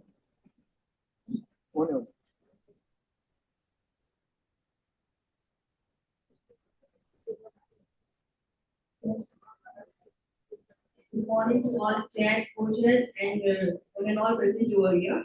I am Janvi, representing the prevalence, antibiogram, and the virulent pattern of the pathogenic Vibrio species in the shrimp farm of the Gujarat. So basically, Vibrio is significant host pathogenic in the shrimp farm, and it is also pathogenic for the human. Is called gastroenteritis in the human and early mortality syndrome as well as HP disease in the shrimp farm. So we targeted this Vibrio species, and there is no baseline data available for the Vibrio species for the Gujarat state. And due to improper use of the antibiotics, it led to the formation of the AMR. So based on this problem, we framed the two objectives. That is, first one is to identify the cultivable Vibrio species in the shrimp farm, and the second one is to detect the virulent gene as well as the antibiograms of the pathogenic Vibrio species in the shrimp farm. Next. So here is the protocol which we have used for the identification and the ABST analysis of the Vibrio species, starting from the sampling. We had targeted the Gujarat as well as for that sampling site we target the British water shrimp farm, and this total protocol we have used. Next. And here the list of primers used for the detection of the Vibrio species and for the virulent gene detection. So we go for the resultant discussion. So we collected the samples from the different 19 sites of the Gujarat that cover the central and southern region of the Gujarat, and we collected 272 samples over the different 19 sites of the 66 ponds. That includes the streams as well as water sample, soil sample, and we also analyze the input materials like the probiotics as well as other anti-surgeries, etc. Next. So here is the status of the Vibrio species. We primarily detect this Vibrio through the colony PCR, but sometimes we didn't find if Vibrio species through the colony PCR. We further go for the Martitov analysis. But before the Martitov analysis, we confirmed as an Vibrio species, that is through Vibrio genus 69 primers. So what we found, the maximum abundance that is of Vibrio parahemolyticus, that is 51.34%, followed by the Vibrio algemolyticus and other Vibrio species. But we used TCBS media for the isolation of the Vibrio species, but most of the 40% of the isolate not shows as an Vibrio species. Here is the status of the virulent gene. We targeted the PLH gene, PRH, PDH, toxa, and this PA and BVP that is responsible for the HPN disease in the shrimp farm. So what we found, the CLH gene that is 100% we found in all the isolate, that is 193 isolate we had selected for the identification of the virulent gene, and followed by the toxa gene that is we found 79.2%. We didn't found any PAVP and PDVP genes as well as TDH and TRA gene among all the samples. Here is for ABST analysis, we use the Moonat software. Next. Here is the heat map of the AMR data analysis of ABST based on this samples collected and the different Vibrio species. What we found, that is most of the organisms like Vibrio parahemolyticus, in which we collected the shrimp samples, Hepatopancreas, most of the isolate that is resistant with antibiotic, and we use 14 different antibiotics as per the CLSI guideline, which include both antibiotics, like most of antibiotics that is used in the humans, like imipenem, that is last resort antibiotic. And most of all the isolate that is resistant with the ampicillin. And one isolate I found from the shrimp gut soil probiotic, that is Vibrio genus, and it is resistant with the imipenem, that is the last resort antibiotic for the human, and amoxicillin as well as cefoxitin. So for the ABST, we had isolated 365 Vibrio isolate, from which 71% of the Vibrio parahemolyticus that shows resistance with 1 to 8 antibiotics, maximum resistance shown in the ampicillin, followed by the cifotaxan that is 21%, and least with the gentamicin that is 1.1%, and one of the isolate that is resistance with the tetracycline, chloramphenicol, and trimethoprim. Next. Here is the MAR index, that is multiple antibiotic resistance index of the Vibrio isolate. So basically, if the MAR index is more than 0.2, it shows an alarming condition, that is most of the isolate that is resistance with more than 3 antibiotics. So here you can see that like 77.4% of the Vibrio parahemolyticus showing the resistance, showing MR index lesser than 0.2, followed by the Vibrio algemolyticus and other Vibrio species. Next. So for further analysis, what we do, whole genome sequencing of the selected Vibrio parahemolyticus for species identification using, that is molecular technique, proteomics, as well as the WGS analysis. So we had targeted, selected 11 Vibrio parahemolyticus. Through colony PCR, we found that is some of that is Vibrio species and 3 that is Vibrio parahemolyticus. Through multi-top analysis, all the isolates is Vibrio parahemolyticus. And for the WGS analysis, we use different 4 tools, that is Camera based, DFAST, that is ANI based, and probability, that is RMLST based.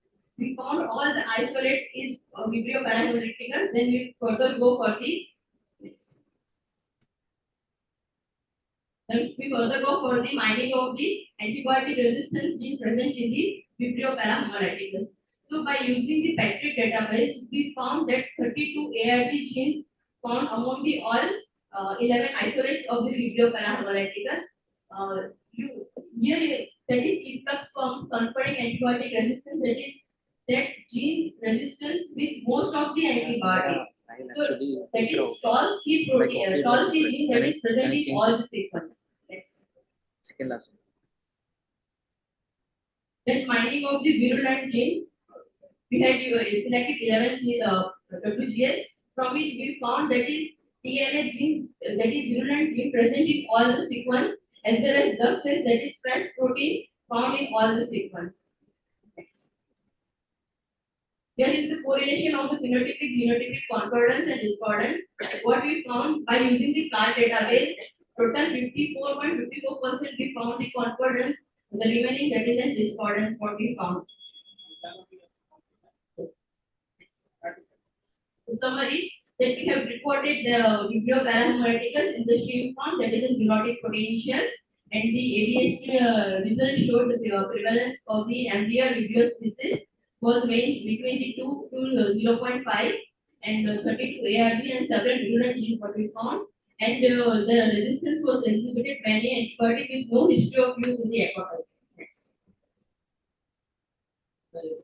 But the future work, the whole genome sequence can be an excellent approach that includes the genotypic surveillance for the more detailed analysis, and the more detailed analysis is required to figure out the discordance results. Thank you, very nice presentation. I would like to ask you, when there is lot of problem of AMR, why Sonali, why I have see an it. alternate approach? What could be three approaches you can suggest us? For AMR only, so we have We are using antibiotics. We don't want to use it. So, eco-friendly approach can you suggest? eco-friendly use of probiotics. Here I'm keeping. Well, Work on spring farming. Can you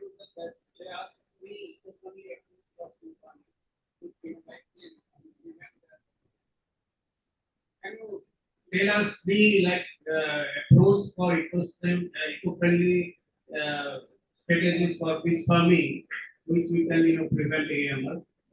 Beneficial use farming.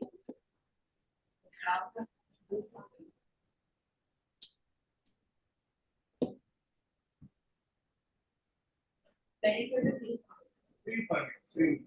And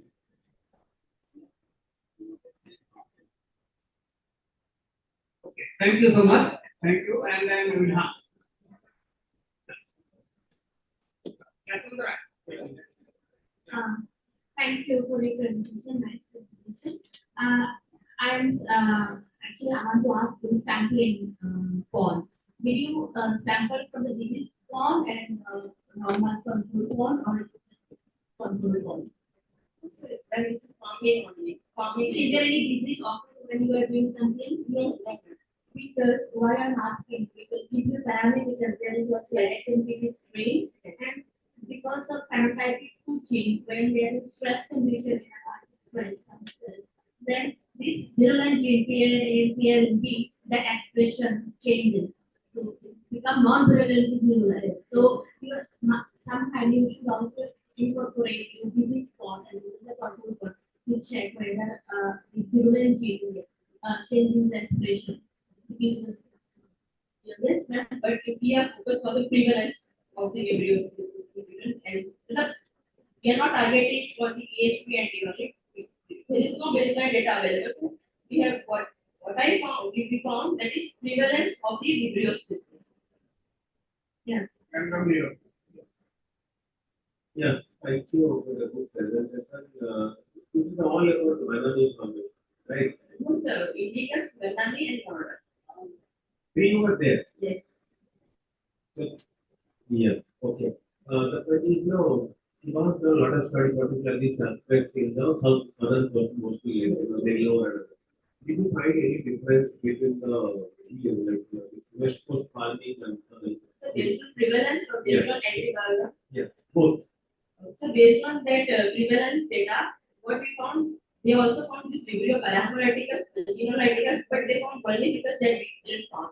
And we found some of the other species, that is albanensis, that they didn't found in their study. So what might be the reason? Because the species, these species remain Sir, but that this species we found through the mandate of analysis. Okay. And they already do the PCR analysis. So do you expect that these things will come in the southern coast of India? Yes, Yes, basis origins are same, but the Nibicus and the Manami plus Yes. Morodons are coming from many equal the same hatcheries. Yes, yes. So what do you think it is because of the culture practices this are evolving more or this is because of the origin? It may be both reasons. That's You have to okay, open it up.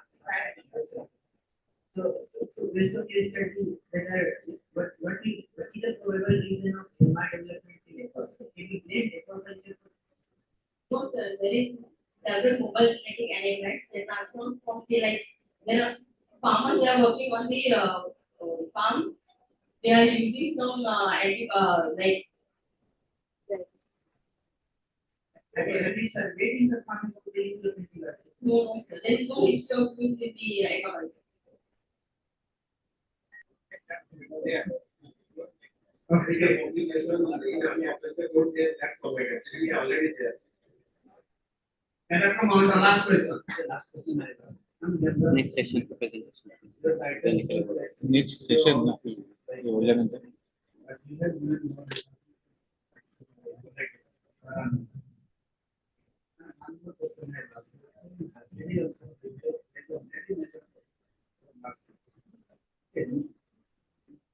And CCC value is maximum. We can see without seeing microscope. We can see actually maximum there in the what color it is. No, yes, which color it is. Free body, wearing water, is that fluorescent color. Vibrio harmony. Fluorescent color. Now we have referred the work of in I Karuna Sagar, Yunani Karuna Sagar and all that. Yes, I referred to It was not shown here. sir, it is not possible to. Okay, all right. But in what this is I already mentioned that. Okay, good. Thank you very much. Thank you. Next presenter, Sonali Smita Mahapatra.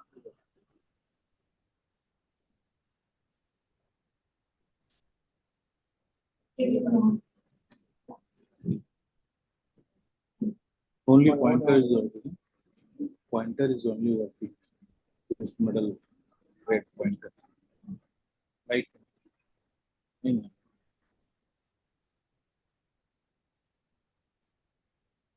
So very good morning to all. Our respected sirs and ma'ams and other members present here. I'm going to present my topic. On green synthesis of vulva-mediated silver nanoparticles from vulva intestinalis for the treatment of aquatic bacterial pathogens. Next. So nanotechnology is now the trending one for green synthesis of nanoparticles, as this is the eco-friendly approach which is not seen in chemical and physical synthesis of nanoparticles. So in Tamil Nadu coast, this is the as per CSMCRI, we have a very good standing stock of seaweed, and further the bioactive compounds present in the seaweed extract will be helpful for the synthesis of nanoparticles. So here we have chosen silver nanoparticle as it is having antibacterial activities. The motile aromatase certificate and pseudomonas aerogenes. These two as freshwater fish farm pathogens, because of which mass mortality has been seen, and different types of antibiotics like aminoglycolates, beta-lactams, fluoroquinolones, those things are having used, and because of which antibiotic resistant pathogens have been raised. And this is the main program in aquaculture. So next. So first we collected vulva intestinalis from Mandapam coast of Tamil Nadu. Then we side dried for 15 days. After side drying, we did hot air oven drying for 2 hours at 50 degrees centigrade. Then we powdered the seaweed using mixer and grinder and depigmented using 80% ethanol. Those depigmented powders we dried in hot air oven. Then we used hot water extraction procedure for the extraction of vulva, which is a sulfated polysaccharide present in green seaweed vulva intestinalis. Then we precipitated those vulvan from vulvan extract using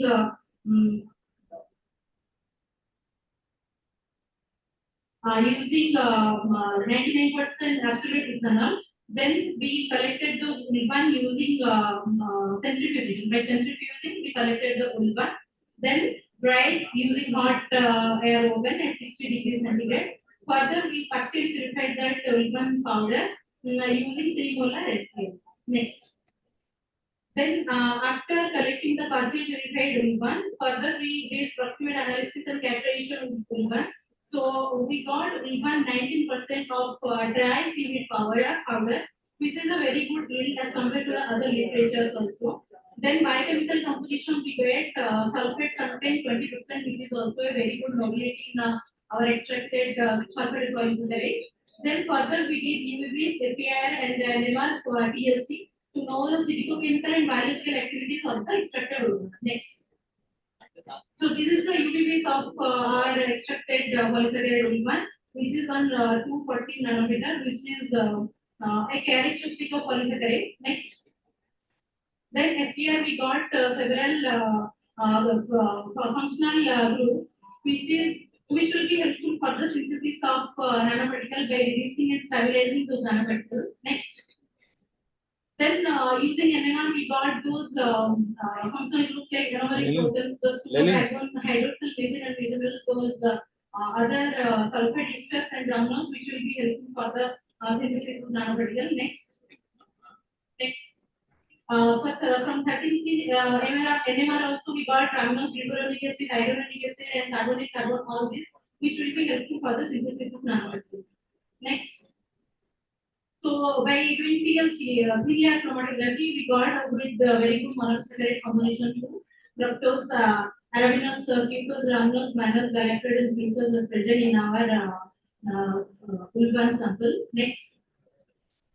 So as we got so good the physicochemical and biological activities, then we used 1% aqueous extract of ulvan with 25 millimolar of silver nitrate solution, and we kept in that condition overnight at 50 degrees centigrade. Then we found that the color changed to brown color. This shows the formation of silver nanoparticle. This is the first confirmation that silver nanoparticle is present here. Then further we did characterizations like UVs and other APR things also we did.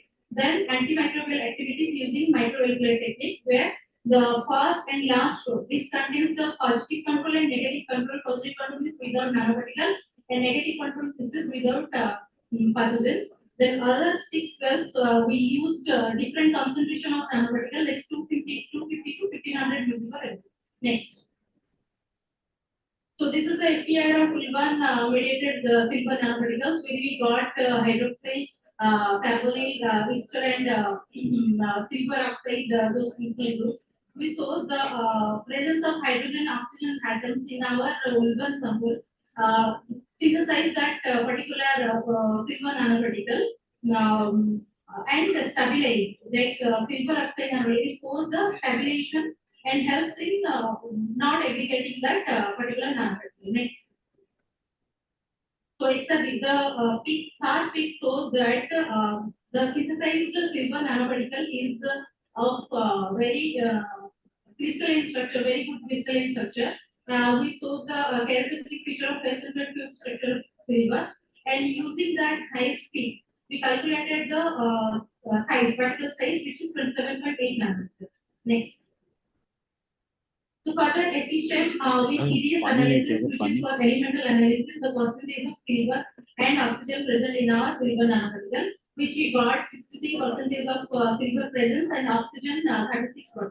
And from this we got a good morphology crop and crystalline structure. Next.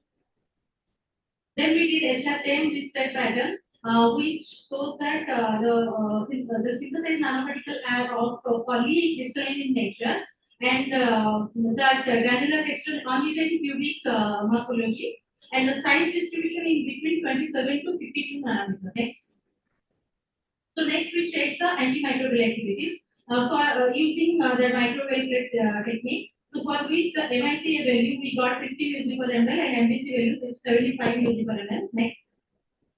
Then antibacterial, for antibacterial activity, 4 different pathogens we use, like Pseudomonas aeruginosa, 3 different strains of Pseudomonas nidophila, and for which we got maximum activity. That is concentrated different manner we got the activities. So maximum activity we got for enormous hydroxyl phosphate. Next. Then. Okay. Then we check the antimicrobial activity with the help of protein linkage analysis. We shows with increasing time, the activities also increases. Next. Then we did EPS quantification to how it reacts with the antibacterial activities. For this, we got first 3 hours, first 6 hours. The maximum EPS quantification is there. Gradually, it decreases with the interval of time. Next. So from this, we can conclude that the Ulvan yield is 19%, which is a very good yield. And we successfully used those Ulvan for the synthesis of silver nanoparticle, which is a natural and eco-friendly approach. And the present study shows the antimicrobial activities against Aeromonas cytokine, Pseudomonas aeruginosa, which will be helpful for the control of that particular pathogen in fish farms and also in seafood also, where the Pseudomonas aeruginosa is next. Thank you for giving presentation. Open for questions. Audience. Nice. Your presentation is there, no? Yes, sir. Yes, sir. Which one? Sir ये link किरण sir को दिया था क्या आपने? हाँ दिया ना. Yes, sir. No, actually we took mixed we take 100 gram of pigment powder. From that we are getting 90 एक ही लिंक दोनों दिन के लिए यूज होगा. कल जो लिंक है वैसा वही.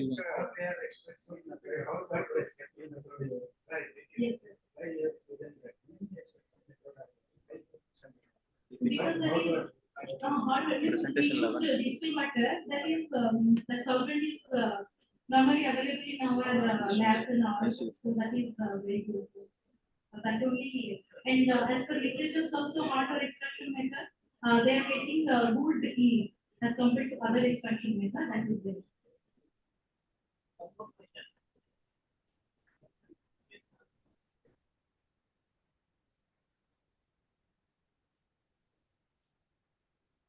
Hello, Ms. Kunal. This is an excellent presentation. Just can you skip to the introduction slide?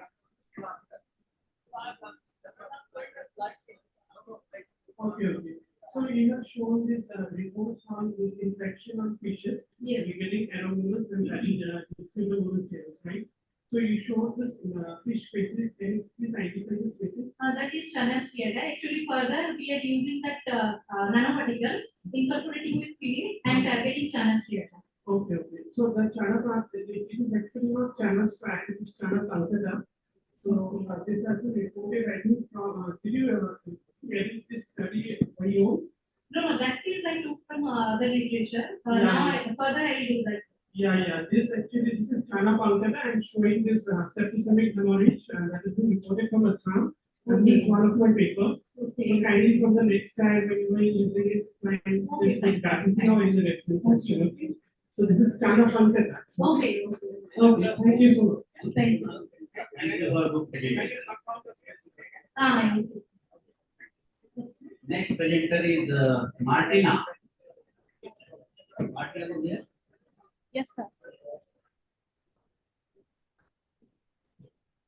This is the pointer.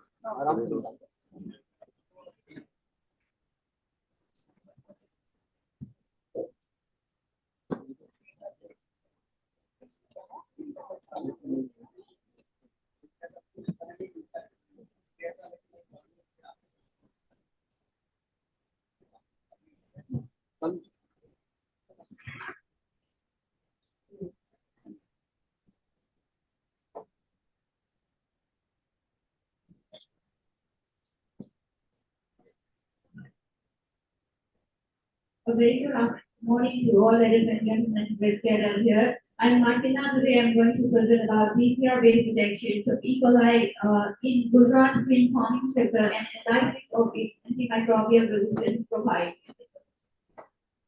Okay. Shrimp farming sector is one of the most important sector in aquaculture, and there is a highly unregulated use of antimicrobial compounds in this sector. Because of this unregulated use of antimicrobial compounds, there is a huge development of antimicrobial resistant gene in E. coli, which leads to the resistance of the antibiotic that has been used in the medical sector for the treatment of humans. So now, keeping all these points in consideration, the study was aimed to assess E. coli in shrimp farming sector of Gujarat, focusing on antibiotic resistance profile. So this is the route of transmission of E. coli. It's a very complex route. So there is huge roots that has been is there for the development of MRG, the bacteria, mostly in all the pathogenic bacteria, and among all the pathogenic bacteria, E. coli is one among them. So this is the methodology that I have followed so far for the study, and one of the most interesting part is that while using high chrome E. coli selective agar plate, it is highly selective. The ring colony that has been observed in these selective agar plate are almost 100% confirmed E. coli by PCR method. So as compared to other selective agar, this is one of the selective media that I have used and selected for this study. Next. So these are the geographical locations that I have got the sample so far. 10 locations has been chosen, and out of from these 10 locations, the total number of farms that has been collected, the sample so far is from 22 farms. Next. So this is the PCR details that has been used for the study. From this author, the primers has been chosen, but the PCR scales and the analytic temperature has been little modified according to the results that have found so far. Next. So this is the antibiotics ABST using this diffusion method as per CLSI guidelines. The concentration as well as the antibiotic piece of antibiotics and the unit code has been given here. Next. So this is the result, E. coli prevalence. So so far 259 samples has been screened for E. coli, but the prevalence of E. coli in shrimp farming sector is very low. Out of 45 presumptive green colony from the selective agar plate, 39 has been confirmed with PCR amplification method. The reason behind this less prevalence of E. coli can be the salinity as well as the pH of the this in brackish water system. So stream as well as water sediments, creek soil, probiotics are the samples that we have collected so far, and the probiotics from probiotics this E. coli has been observed, and it is a huge concern in order to study furthermore in the probiotics that has been given to E. coli sector because of the prevalence of E. coli, because E. coli is one of the pathogenic bacteria that can cause UTI, abdominal these problems, etc. So as well as some in the literature also I have found that the prevalence of E. coli in the spring that has been collected from Kerala, this research is conducted at CIFT. They have also found some sort of E. coli, but they similarly they also get less prevalence of E. coli. So this is the image of E. coli. Green colony has here it is a little bit bluish, but it is a green colony that has been found observed in the selective agar plate, and this is the real image of E. coli that is 122 antibody size base here. So next. Next, antibiotic susceptibility pattern of the 39 E. coli that I have found so far. So the most interesting and the eye-catching result about this ABSC pattern is that there is a huge persistence that 84% of the E. coli series has been found resistant to IMP. IMP belongs to carbapenem class, which is considered as one of the last resort antibiotic in medical sector for the treatment of human being. So the E. coli that I have found so far has been resistant to any venom in high percentage. So it's a big concern again to study on this furthermore. So as far as amic acid, 95.2% has been found. And then now, in case of chloramphenicol and nutrafluorotoin, that has been recently banned on food sector, there is a less susceptibility in case of chloramphenicol, but a bit higher in case of nutrafluorotoin. So far, that has been banned. So comparatively higher MR against antibiotic use in medical sector and resistance against antibiotic with no history of with no history in the aquaculture field. I don't know whether they have used or not, but so far when I do the sampling, when I have asked or requested to disclose about the use of antibiotics in the farm sector, the shrimp sector, they hesitate or something maybe reason they have never disclosed about the use of antibiotics in the sector. So comparatively less resistance against antibiotics used in aquaculture.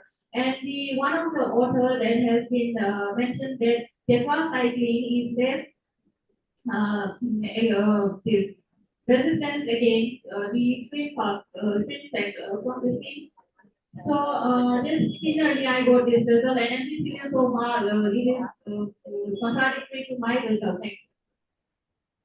So these are some of the important tests that I have so far. Resistant to most of the bacteria that I have tested.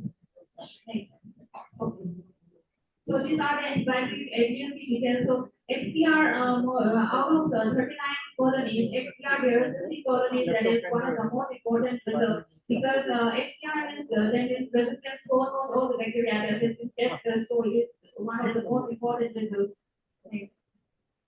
So this is the MAR index. MAR index defines about the resistance pattern of the this E. coli in almost all the in the this antibiotic cases. So MAR index of 28.121% of is only less than 2. So for 0.2 and 71.79% is above 0.2. That is the alarming condition. That means most of the antibiotic resistance are so far resistant to the antibiotics. So these are some of the key observations. Resistance against antibiotics represents in E. coli as well as independent amic acid resistance was most frequent and prevalence of XTR is more frequent in the swim farming sector as compared to AMR as well as MPR. So E. coli as well as no resistance of antibiotics were also found. Next. As a part of conclusion, I want to conclude that E. coli prevalence is very low in swim farming, as well as presence of E. coli and probiotics for poor quality in the input material. So there is a need to study on the probiotics as well as there is a need to study on E. coli because E. coli is one of the underrated the pathogenic bacteria as compared to other pathogenic bacteria from swim sector. Thank you.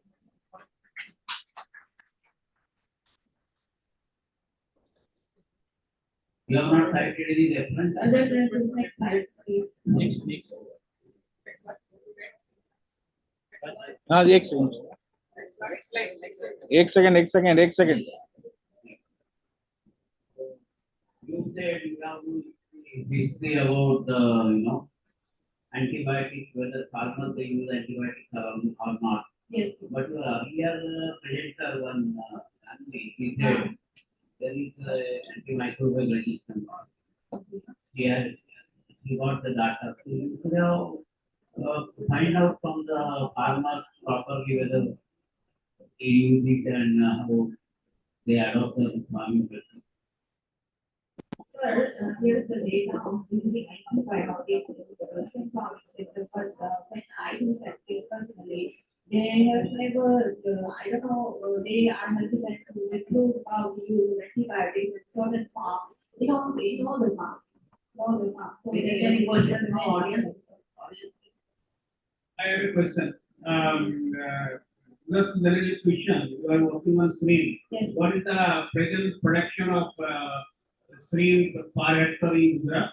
You are working in Gujarat. Yes. Per hectare production in Gujarat. Per hectare, I have target calculated so far more than 15,000 immediate metric tons in the year 2021 and 22 as correct data. Okay. Yes, sir. Okay. Last any questions? Any questions? Thank you so much. Thank you. Thank you. And next, Mr. Paul.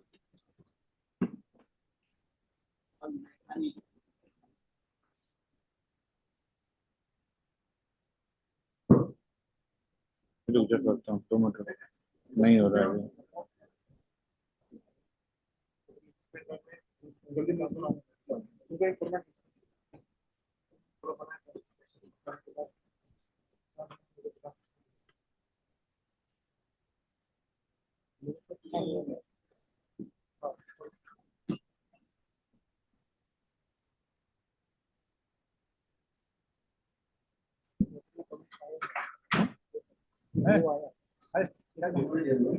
So myself, I'm a research scholar, and I am here to present my research work, which is targeted metabolomics, which is dysregulation, because energy metabolism is exposed to active thermal stress.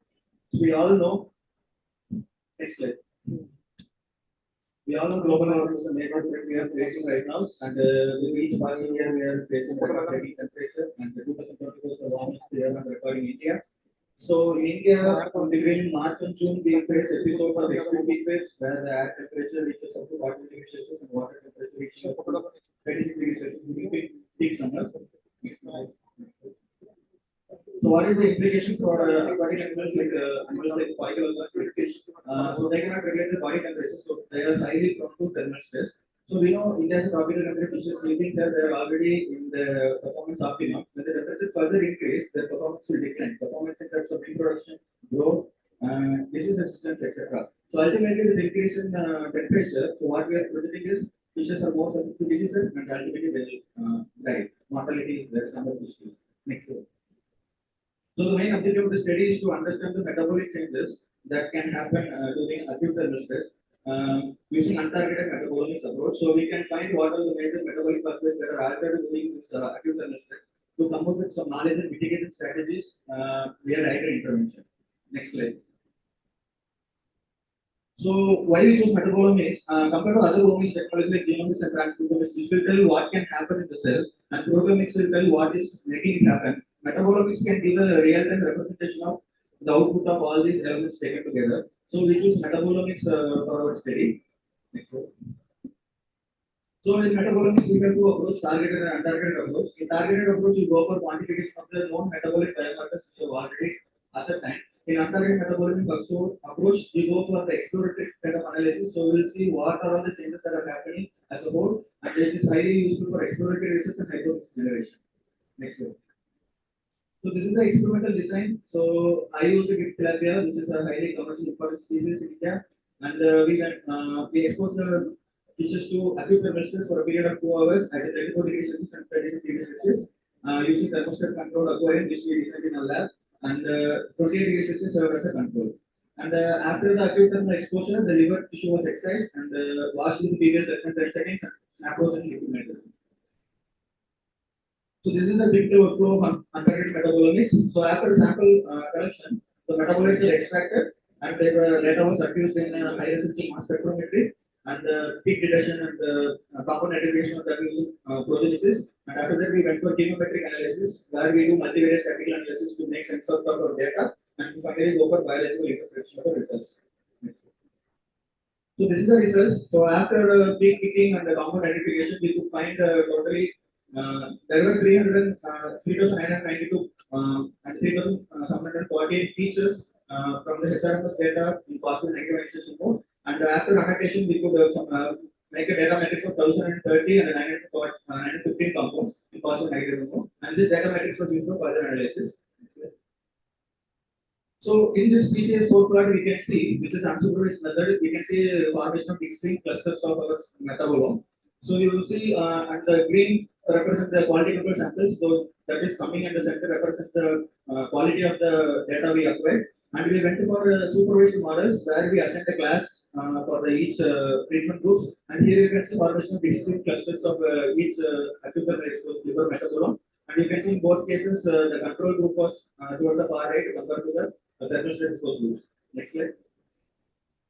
Then we wanted to see what is the difference, different metabolites that are expressed compared to control in thermal express group. So we went for OPLS DA models by comparing control is 34-hour, 2-hour exposure, then control is 36 hours, and wanted to see what are the difference between the temperature also. So 34 and 36 hours also, we did a OPLS DA methods to find the differentially expressed metabolites. So these red dots are the differentially expressed metabolites that are contributing to the separation of these clusters. Next slide. Next slide. So after this analysis, we could find totally 175 like shared differentially expressed metabolites which are having VAP score, which is criteria we use for selecting differentially expressed metabolites, have more than one, and which are highly significant. P value less than 0.05 meters. So these are the total of the different metabolites. In 34 degrees Celsius there was 160. In 36 degrees there was 139. Between 34 degree and 36 degree it was 101. Next slide. Then using this data matrix, we went for pathway analysis, and which is metabolites and nutrition analysis we did, and we could see over the top these are the major pathways that are highly impacted during 34 degrees exposure. And this is a network analysis showing what are the different pathways that are forming a network. So here, by seeing this, we can see the zero biosynthesis, tryptophan metabolism, and energy metabolism pathways are highly upregulated. And this cluster shows that the glucose being mobilized from different metabolic pathway and is standardized for energy production within acute thermostats. And this is the heat map depicting the various metabolites that were upregulated and downregulated within acute thermostats. And we could see D-glucose and the mannate and tryptophan that were upregulated, and many lipophospholipids and the phosphatic omics that were downregulated within acute thermostats. Next slide. In 36 degrees Celsius, there is a change in pathways. You can see tryptophan metabolism coming to the top, and we can see more sphingolipid metabolism and pronounced TCA cycle and more biaxial unsaturated fatty acids. And here you can see lot of clusters forming here. Again, here we found more energy metabolism taking place and more lipid metabolism and alcoholic metabolism. Next slide. So again, this is the heat map depicting the various metabolites. And here we mainly want to point out increase in mannate level and decrease in lactate levels during 36 degree Celsius exposure. So this shows some metabolic shift which we didn't expect in the first place because it is an acute thermostat. So what we found is during 34 degrees Celsius we could see mannate levels, but the lactate levels are high. But here mannate levels are more and the lactate levels are less, showing that shift from anaerobic metabolism to anaerobic metabolism. Next slide. So when we compare between 34 degrees Celsius and 36 degrees Celsius group, so these are the major metabolic pathways that were upregulated. Here you can see TCA cycle and pyruvate metabolism, perfect. All these pathways are related to glucose and antimetabolism coming to the top, and here you can see cluster of other metabolic pathways corresponding to thermostats. Next slide. Next slide. Next slide. Taken together, what we want to tell is during acute thermostats there is highly significant changes in lipid metabolism, eicosanoid metabolism, and energy metabolism. When it comes to lipid and eicosanoid metabolism, we could see more phospholipid synthesis because we know during thermal stress the cell membrane fluidity will increase. To restore the homeostasis, cells will automatically insert more saturated fatty acids to maintain the cell integrity. So that was evident from more number of isophospholipid, cholines, and phospholipid ethanolics metabolites found in the group. And we could see more eicosanoid metabolism. Metabolites is the prostaglandin E2 leukotrienes and 5-hydroxy tetronic acid. These are leukotriene metabolism. Metabolites are also found in our samples. And when it comes to energy metabolism, as I mentioned, there was a metabolic shift where more energy was channelized from mallate, like anaerobic metabolism was happening more. So this explains the hypothesis which we have, because in high temperature fishes die because of cardiac failure that is attributed by mitochondrial dysfunction. That happens when more energy, mitochondria synthesizing more energy. So overall, alternative metabolism approach help us to reveal all these delicate molecular things that are happening. So this will be useful for formulating any mitigation strategies in the future. Thank you. One question only. Only one question. One question. Good presentation. I have two questions. Only one. Only one. Okay, have you checked the trailer? Because you have to check the metabolism, energy metabolism is high. Have you checked the immunity? Because it shock also related to the immunity. Yes, ma'am. I did gene expression analysis. Each of the proteins they have done, I have written show. Only metabolic state I have presented. And apart from this, I have done other antioxidant enzymes, other acidic catalysts, everything. Then what is immunity status? Immunity status, we didn't check. So immunity status was not my target. My target is to ascertain the metabolic changes that are happening as a whole. To find what are the pathways that are upregulated or downregulated, where we can intervene. But there will be trade-offs because when there is energy metabolism high, somewhere it is compromising. So you please check the immunity status. And how come you have with the 34, 33 degrees Celsius? Did you check that? Like environmental element temperature, we already moved in the field, we take it account. And from our lab experiments, we conducted CT-max studies for microalgae. From that, I selected 32. What is CT maximum? The CT max for gift depends on the acclimatization temperature. So again, it goes up to 42, 43 also. When it is acclimatized high temperature, the CT max value will go up. Thank you. Thank you. We have a lot of questions actually because of we are in a shortage of time. We will not take any more questions. Thank you so much. Thank you. Presentation is by Justi Risha.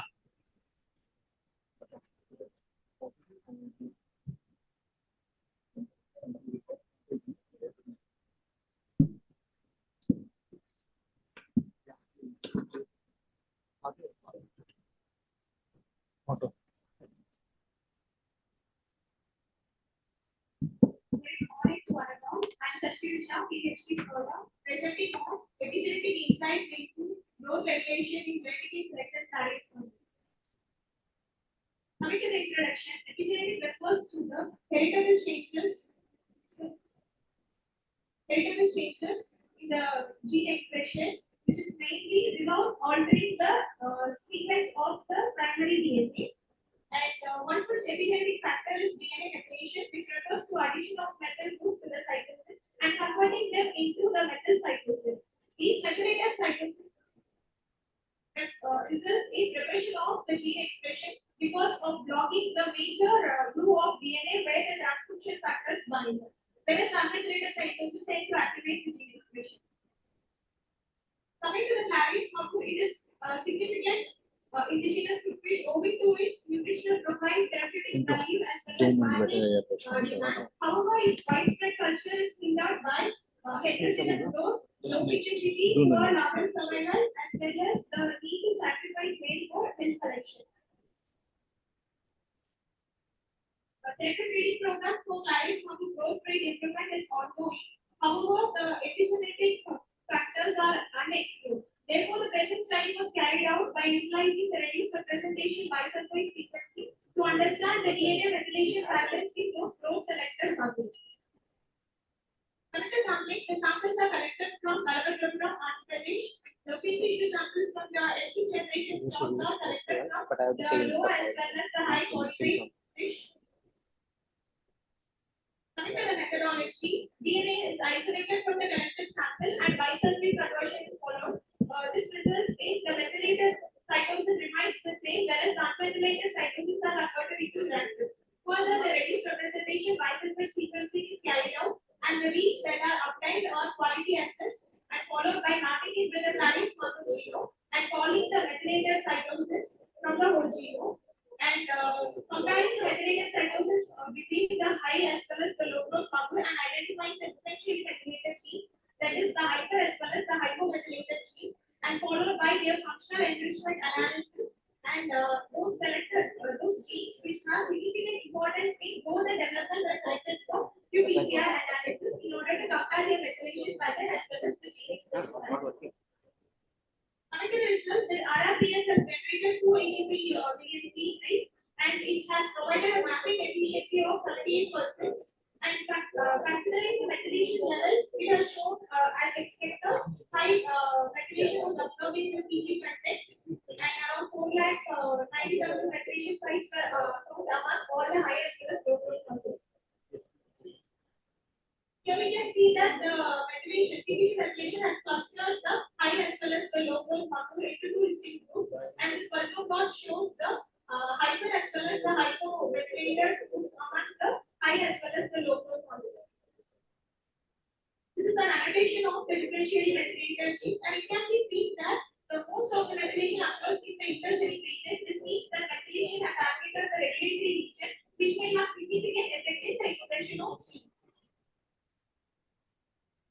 And from the differentially methylated genes, 15 selected genes, 15 genes were selected based on their role in growth as well as development. It comprises of 8 hypomethylated as well as 7 hypermethylated genes. This shows the total RNA isolation as well as the cDNA synthesis, and they were confirmed with the internal control data active. So now PCR optimization for the 7 hypermethylated genes and 8 hypomethylated genes. This is the expression analysis of the selected DMGs, of which we can see that among the 7 hypermethylated genes, 5 follow the trend. That is, if methylation is pronounced, then their gene expression has to be lower, and in that only 5 follow the trend, of which 1 is insignificant. And these 2 genes, that is C08 as well as the TRIP 55B, tend to have an upregulation despite its higher hypermethylation. Whereas we can see that hypomethylated genes follow the complete trend of DNA methylation, and all the genes are all upregulated upon hypomethylation. Whereas 2 genes, that is the Rab interacting protein as well as the neurotrophic factors, tend to have insignificant expression. This is an overall correlated expression of the methylation data as well as the gene expression data, and here we can see that the C08 as well as tend to have does not follow the trend of DNA methylation, whereas all other follow the trend of the DNA methylation. The key findings: this is found to be the first report on DNA methylation pattern in genetically selected clarice model, and has identified 896 differentially methylated genes, of which 6 hypomethylated genes have found to have higher transcriptional expression, and 4 hypermethylated genes are found to have low transcriptional expression, and 2 genes said to have different pattern apart from the normal trend of DNA methylation. This might be because of the other epigenetic factors like histomethylation or non-coding RNAs that could have counteracted the effect of DNA methylation. Coming to the future perspectives, this however those DNA methylation has been identified in the F2 generation, we need to be identified the further successive generation in order to conclude that the identified DNA methylation patterns are inherited epigenetically to the next successive generation in order to be considered it as an epigenetic marker. And in addition to that, correlated study has also been pronounced with other epigenetic factors such as histomethylation as well as non-coding RNA, and correlated with the present epigenetic data on DNA methylation. Thank you.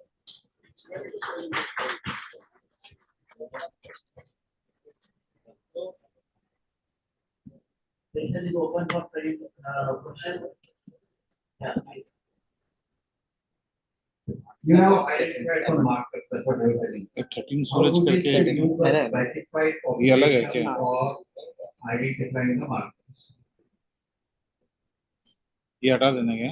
हाँ, cannot be considered now as an epigenetic marker without screening it for the other populations. At present, it has only thrown input on epigenetic insights into it. So this cannot be immediately considered to be an epigenetic marker without further screening into it. But you are telling there are markers and markers.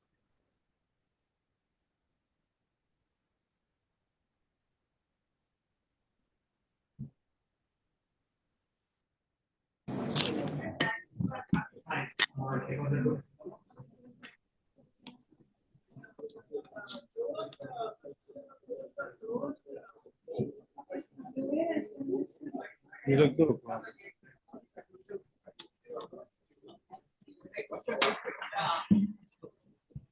One question? Yes. Yeah, from the back.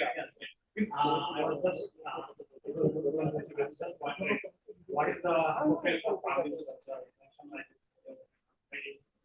low value rate. So you check with the family structure. Yeah, from the high as well as the low performing families only we have selected some representative species. So I'm just wondering since families with the like the families with the so how do you check? presently Thank you. I was also asking how many families you have taken for the higher body weight and how many from the lower, or is there any control you also will have taken the average percentage? we have not taken, we have considered only the beta high as well as the low growth families. How many families? Five. Highest Highest as well as lowest. lowest family. You have that. Okay, how many animals? Six. Each family, 6 animals. Okay. Have you taken the consideration of mistakes also? This we have not included, but we have pooled and we have conducted the various representation by the patient. Here we have not taken into account of 6. Okay. Okay, you have not taken into account. So in the next generation, will we also considering the whatever the family we have taken, whether that is selected for the next generation or not, that you will be also checking.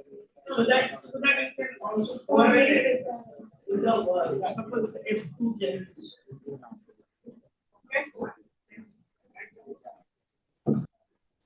So my next presentation is by Suraj.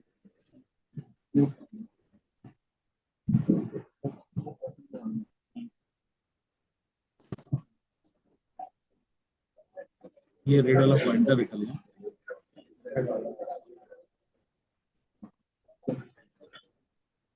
Check कर क्या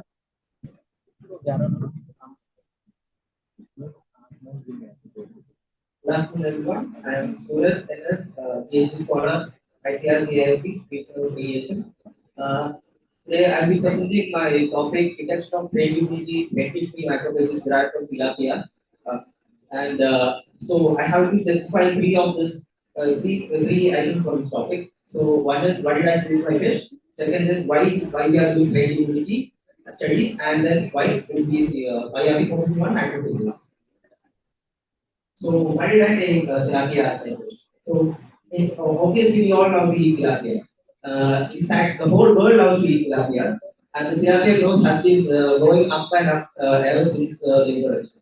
So more than that, we particularly selected tilapia because there are a lot of genomic studies related to tilapia that is going on, and there are growth resistant and growth improvement and disease resistant fish tilapia production worldwide. And tilapia has a well-studied genome, and particularly for this, tilapia has been used as a model of organism for microalgae studies, particularly for seafood species. So the second question, why did we choose brain immunity for our studies? So brain immunity, if I am explaining it in a simple manner, we all know that acquired immunity has a memory-like stage. But we have all studied that innate immunity doesn't have a memory. But in fact, innate immunity also has a memory. It's a quasi-memory that is introduced by histone acylation kind of epigenetic factors and then metabolic reprogramming as well. So this is kind of an immunity that is introduced by epigenetics and metabolic reprogramming. We have T and B cell independent immunity, and it will be less specific, and there will be macrophage and natural. It will be regulated by macrophages and natural killer cells. Yes. So the contemporary importance of brain immunity is that it gives a broad spectrum immunity resistance because it is not specific, and there is no antibiotic resistance concern in this, and it will give an immunization for juvenile fishes, and this will give a cross protection.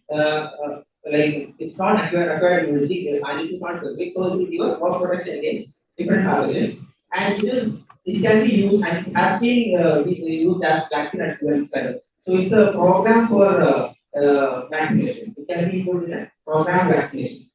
And then for emerging pathogens that are not recognized by the current literature, that will also give a protection to that because of this protection activity of immunity.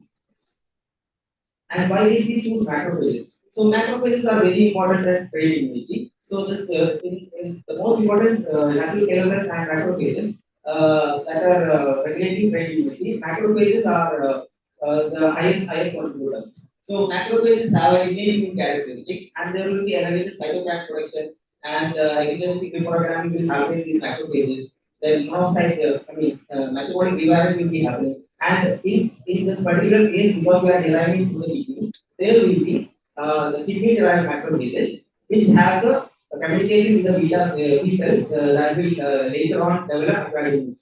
So there will be crossed off with the adaptive immunity as well. And in our study, we isolated macrophages from juvenile tilapia kidneys, and using a density gradient like Percott or ISO 1074, we use both of them, and we isolated the mononuclear cells, and then we cultured it with 20% FPS, and we got the macrophages. Next. And after getting these mononuclear cells, we have to confirm that it is actually macrophage. So that we designed an experiment on.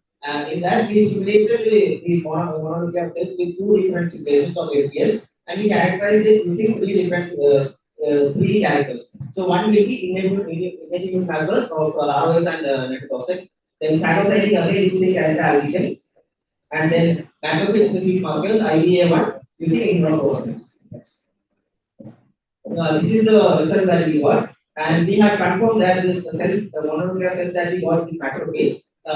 You can see the first picture, IBA1 localization in the cells, and then the phagocytic activity also was elevated as we gave the NK stimulation, and then ROS and activity synthesis was also enhanced as we gave the NK stimulation. So by this we confirmed that the cells we got was macrophage, in fact macrophages. Next.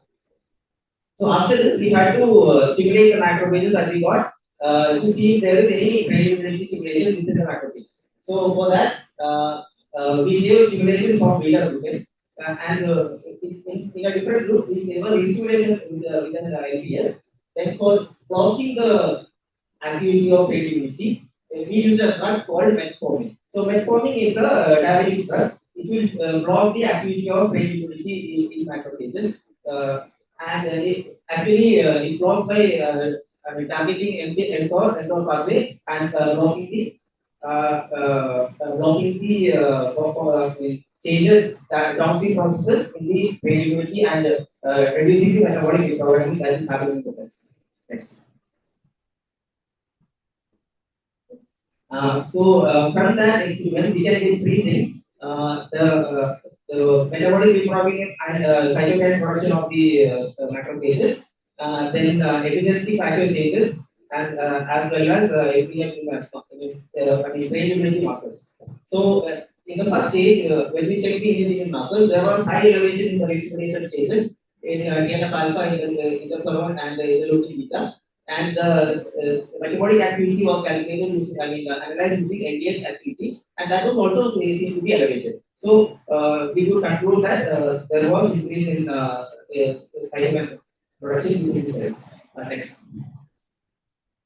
And then we wanted to analyze brain immunity specific markers. So these were the markers we used, HY1 alpha and mTOR, as well as we tried to see the phagocytic activity, if there is an increase in phagocytic activity. So we could learn that there was increase in phagocytic activity as well as the stimulation of immune markers. But the maximum stimulation was always in the stimulated area, which concludes that there was some kind of innate immune memory that is developed in these macrophages. Next. And to conclude this, to conclude the 3 points, we need to make sure we see the epigenetic markers as well. And by seeing these 3 epigenetic markers that are specific for macrophage, in brain immunity, we concluded that in the restimulation processes, there was always an increase in epigenetic markers when it comes to all three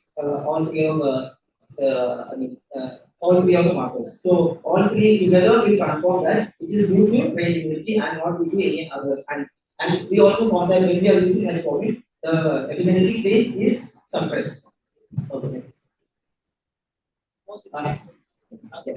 So from this we could conclude that there was in fact an immune memory that is stimulated within these macrophages, and we could use this model by using metformin as a suppressor. We could use this model to study innate immune memory in induction in macrophages, and this is an innovative approach and a valuable tool for creativity studies in the future.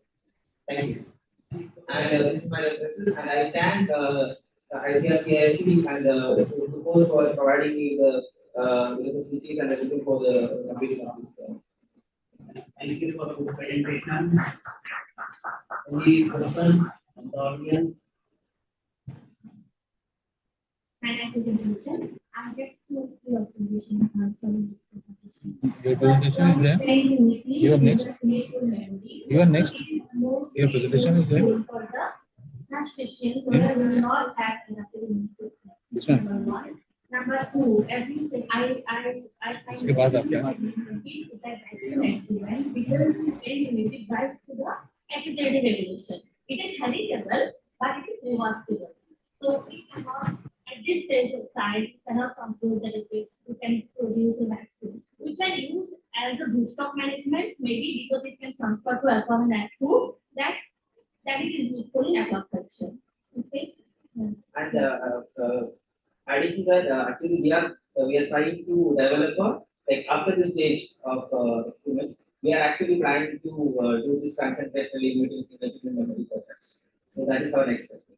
Yeah, that will be useful for the crustaceans or stage where that can be used for the broodstock management. Totally Okay? agree. Not with the vaccine. Okay? One more question again.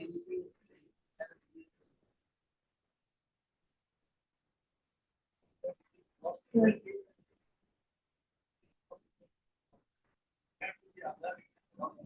Yes. I want to discuss some Yes. yes. So when we compare it to vaccinations, the products that we use for the creativity, like beta-glucans are cost effective compared to. And when we in terms of larval development, so we are the actual plan for creativity researchers are development of broodstock and then generating a relative memory, epigenetic reprogram in the broodstock, and then transferring it to the next generation. So for the experiment generation, so we are planning it in a hatchery. So imagine we are doing it in broodstocks. We are giving injections or treatments of relative memory in increasing the memory in broodstocks, and then we are producing young ones. And these young ones will directly go to the farms. So there will not be a very big acquired immunity kind of vaccination kind of a protection, but still there will be a short transfer epigenetic reprogramming as Sam said. There will be a transfer of epigenetics from one generation to other. So that will be helpful in hatchery setups.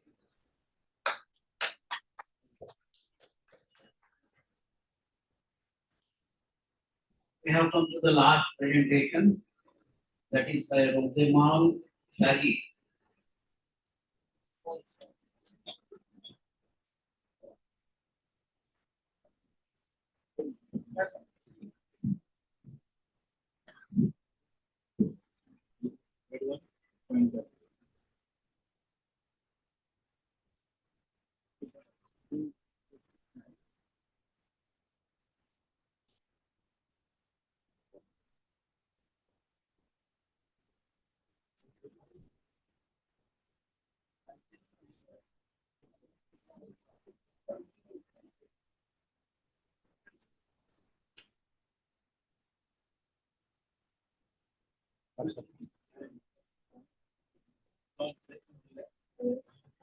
Yeah, it's on. Come.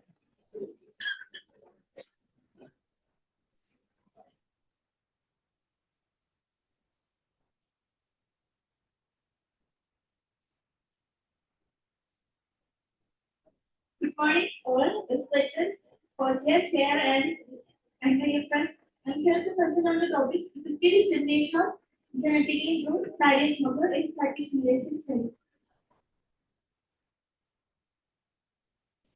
Introduction. The in global scenario, the total catfish production has exceeded that of the tilapia, and it's currently about 6.628 million tons. And in case of Indian scenario, the catfish production is about 5.98 lakh tons, in which the prairie species contributes about 1.68 lakh tons.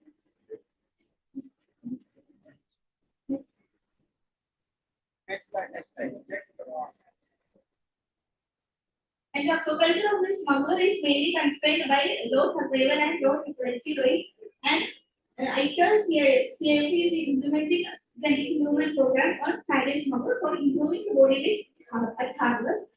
And presently it is a third generation and have a cumulative genetic gain of 27%. And the next step of the genetic improvement is to disseminate it. And this genetic improvement program will only be justified with an effective dissemination strategy that will only gain economic benefits to us. Like market share of the genetically improved variety, as you can see that in case of Atlantic salmon, almost 100% of the seed is contributed from improved variety, and if around 50% is from improved variety. In India, 11% of crop production is from improved variety, and in Europe, you can see that 18 to 83% of its aquaculture is from improved seeds. And but in global scenario, like around 10% is from only 10% is from improved seeds. So we have set a target for Mahamogel production about 10% of the current clarion species production, that is 16,000 tons, to be contributed by this improved seed. So the objective of the study is to identify critical requirements for the effective dissemination of the using static simulation methodology.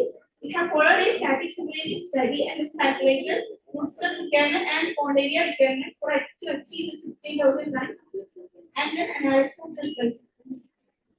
Assumptions that have been taken for the simulation studies, we have taken 7 variables, that is survival rate at harvest, survival rate of flight, spawn, egg, reproductive efficiency of female, fecundity, and body weight at harvest. And the first values are taken based on the present status that we are obtaining here, and the last that after enrichment that we have taken based on the literature, the survey literature reviews, and the middle one is like medium, in that way, present, medium, and optimistic scenario.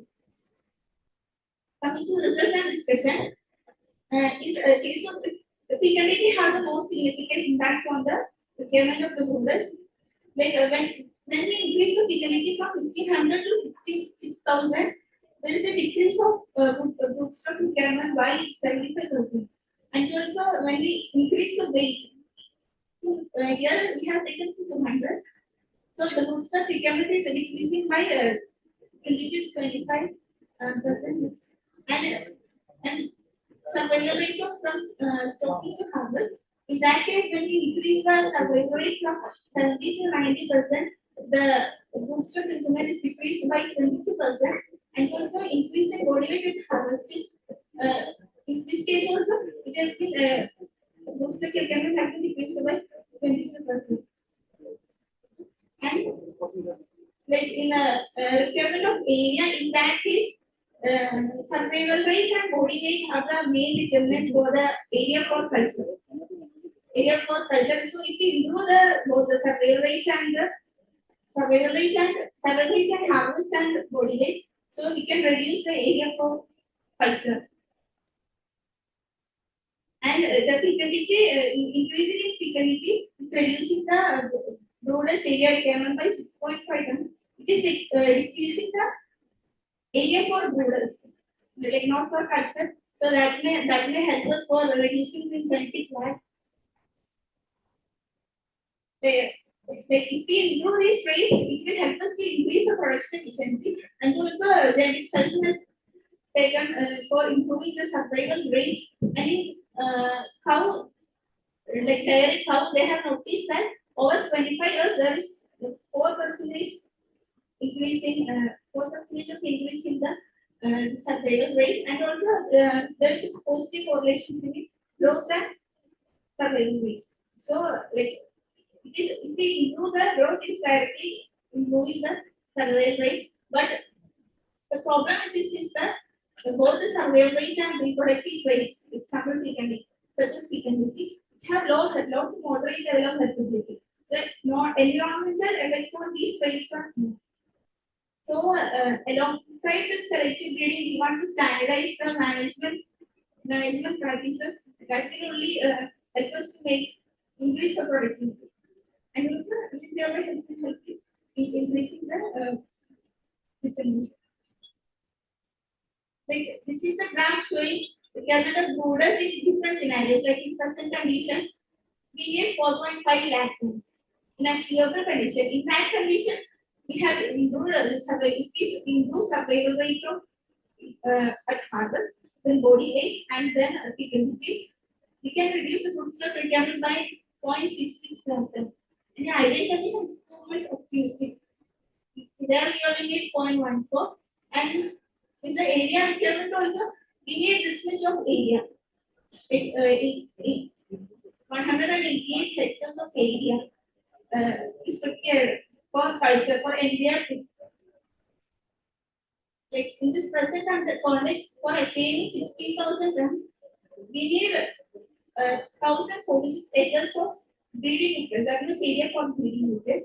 And in achievable condition, we need 588 acres in breeding nucleus.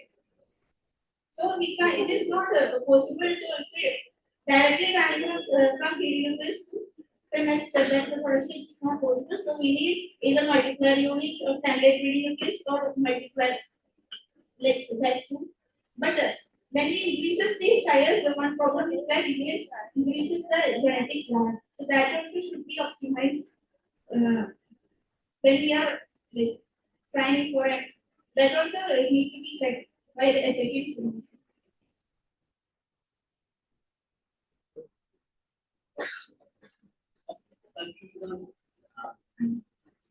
to the conclusion, now currently we are doing body weight with harvest. Along with that, we can include some rates also in the breeding work for increasing the production efficiency, and also for dissemination there is need for intermediate tires. And also since the survival rate and reproductive rates are lowly filtered, non-genetic factors should be standardized. For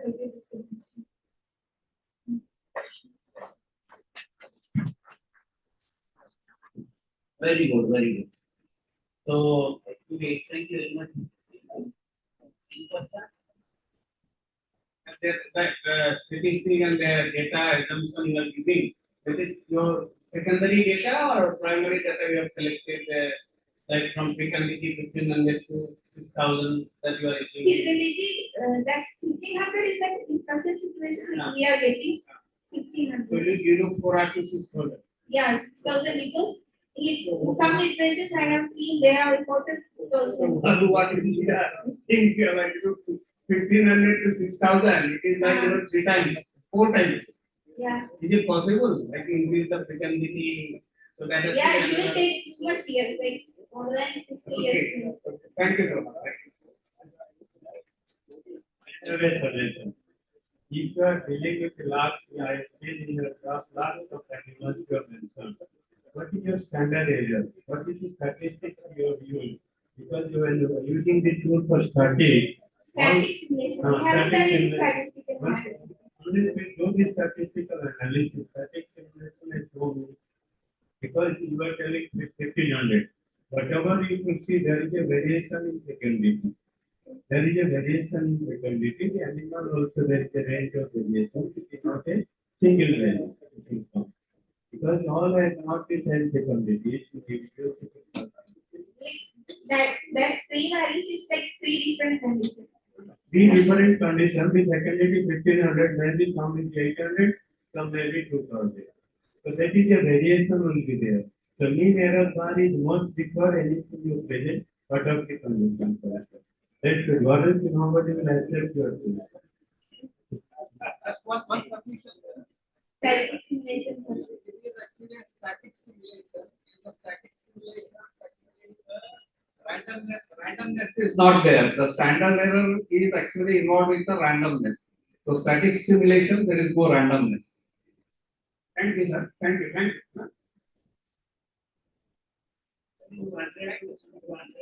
Yes, I think 10%. Yeah, targeting for that. Targeting for that. How many years? What is the present products of micronutrients? Like in reports it has shown, we didn't get extract from the production reports, it has shown various species production that is about 1.63 lakh tons. Not sure it is in a player report they have shown. We can a player report. Okay, thank you. One more. You told that increase is from 100 to 150. 22% of the requirement is what is the meaning of that? Yeah, we have 22% total. We are reduced. So coming to an end now, please. So during this current oral presentation competition, we had 13 presentations. They were of interdisciplinary, I mean very diverse areas that include genomics, epigenomics, that is on that feed, carbs, metabolomics, antimicrobial resistance, pathogens and pathogenicity of Vibrio and Neuromonas. Myogenic gene again for growth improvement and all that. Nanomaterial presentations were there. LED based bacterial inactivator for seafood pathogen device developed and patent has been filed. There was presentation on surveillance of invasive species from various water bodies and ballistic water.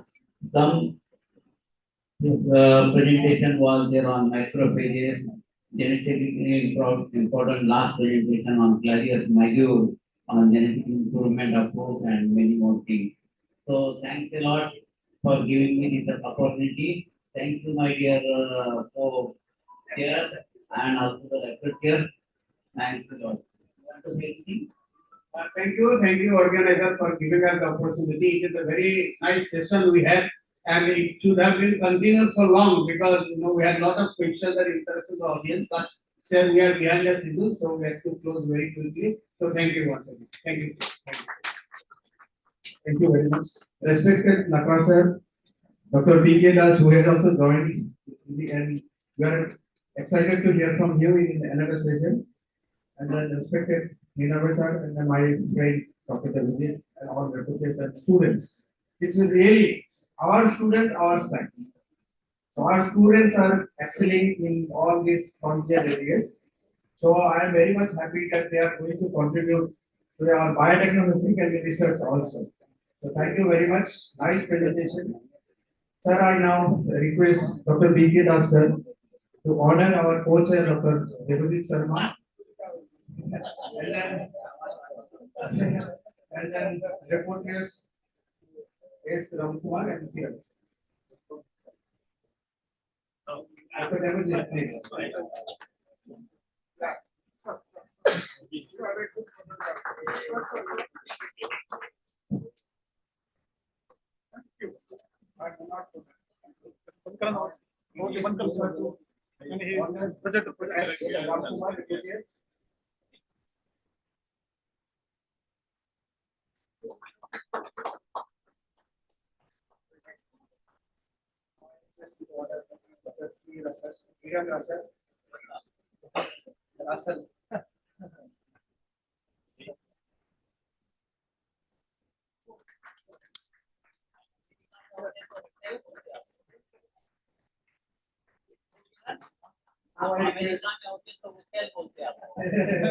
Now I request Dr. Jogius Nakra sir to honor our chair, Dr. A. Ninavar.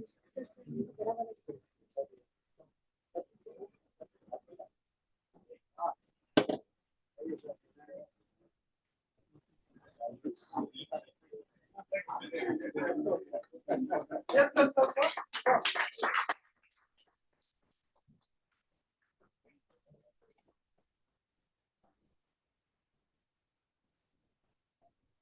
Thank you very much, sir. Thank you, sir.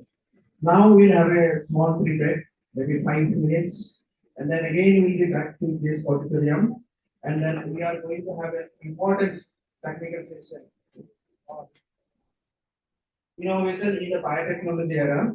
And I request Dr. W.S. Lakra sir and Dr. B.K. Das sir to chair the session, and then Dr. B.K. Das sir will give a keynote lecture, and then some lectures will be there from Japan, and then the two, three important lectures. Netherlands also, and then one senior principal scientist from Dr. Smita from NIO, and then Dr. Patra from Agartala Research Institute, and then post-doctoral. Thank you, sir. Thank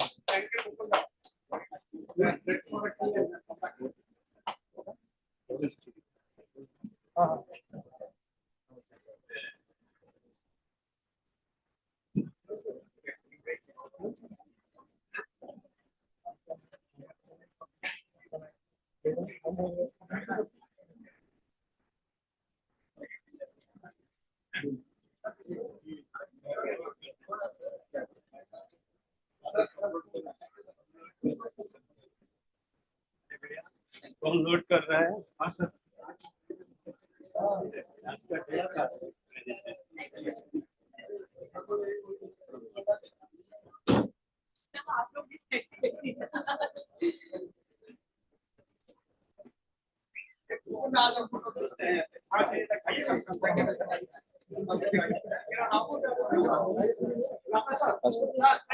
First answer.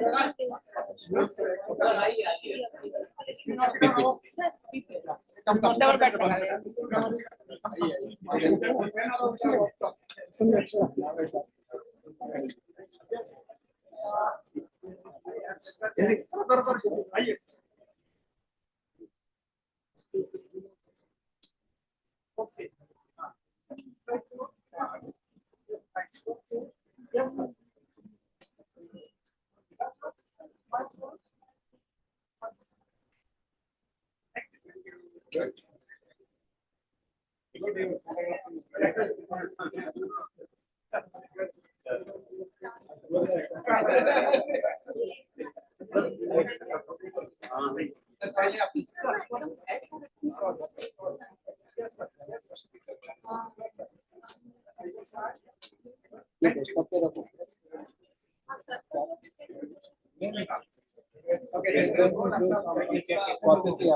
एक ही है ये।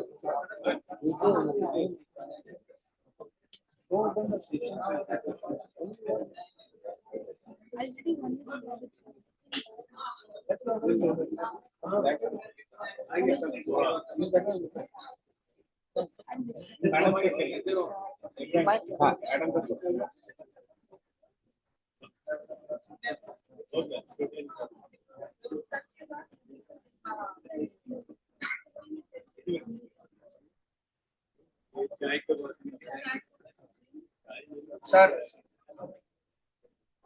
Sir आया चाय P लेते जी भी आया है। नहीं कोई बात नहीं है सर।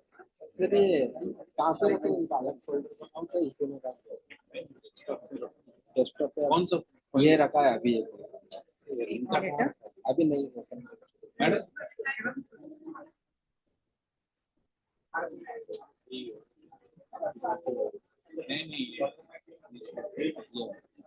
तो मैडम से पूछो कौन सा 18 मार्च यही रहेगा 18 मार्च को नहीं ये तो पीडीएफ है ये पीपीटी मैडम आपका पीपीटी है पीडीएफ है पीडीएफ फाइल देखो पीपीटी दोनों है मैडम पीपीटी आपको कौन सा पीपीटी पीपीटी आपका प्रेजेंटेशन है हाँ भारी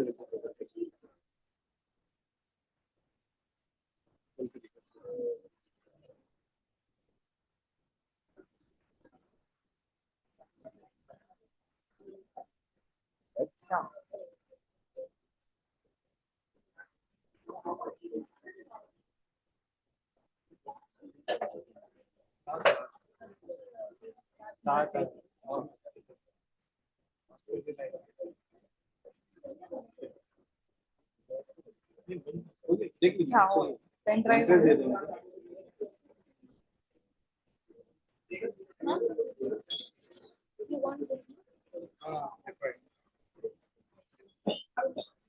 One more file is there. This is previous. ये दो ही है आशुतोष से एक सेमीटर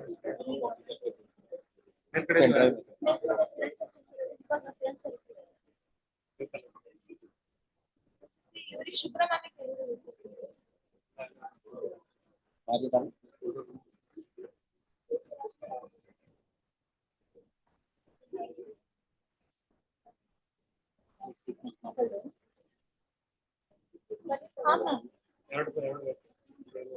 अब मैम आया क्या थोड़ा कैसे सुंदर में रख के आएंगे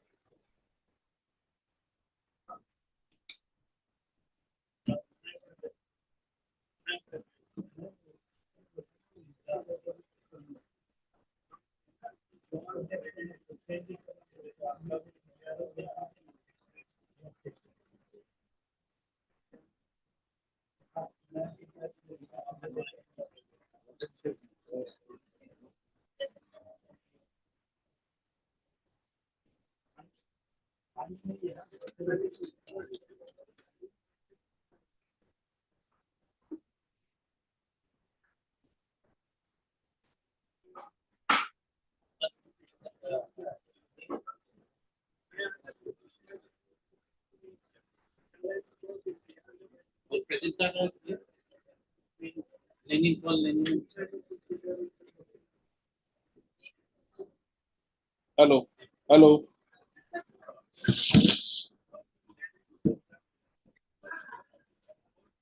Hello, hello.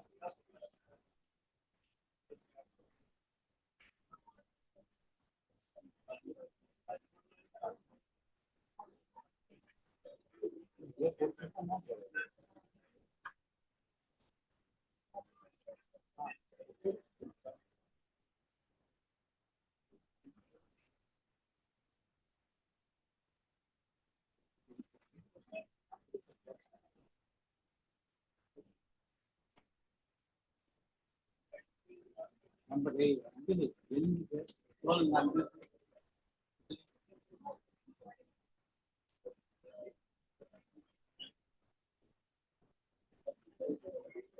वो बाहर था ना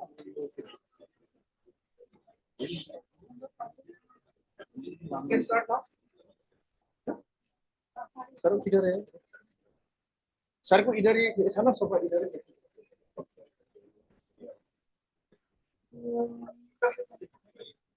यार बोले क्या नहीं करती यार बोले क्या नहीं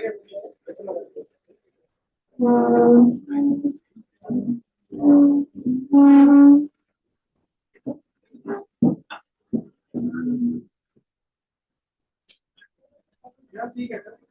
थोड़े कौन कर देंगे इधर आना. Handman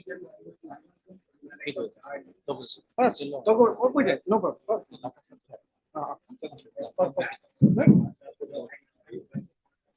Sir, we are going to start this session. Sir. So now I request Dr. Dogius Lakra sir, former director and vice chancellor of CIB Mumbai, former director NBHR Lucknow, and now secretary National Academy of Agriculture and Sciences. And sir is always like our head of our entire CFW. So please chair the session with Dr. P.K. Das, director, Fisheries Biotechnology. Sir is really we are very thankful. Sir started by 3 o'clock maybe today morning. And yesterday he finished his foundation day, and we wish all for his belated foundation day. Here. Thank you, sir. Please. And then please Dr. Niti Sharma and Dr. Lenin will be reported. Okay, we need at least 3-4 recommendations from this. Okay, sir. Thank you, sir. Please.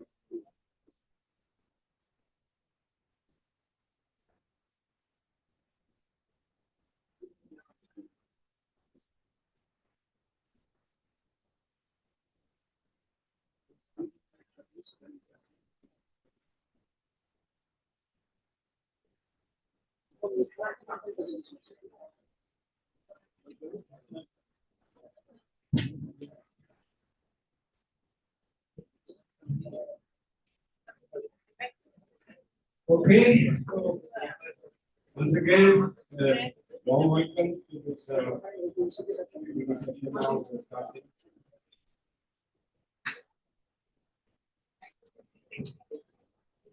This particular session, I joined here with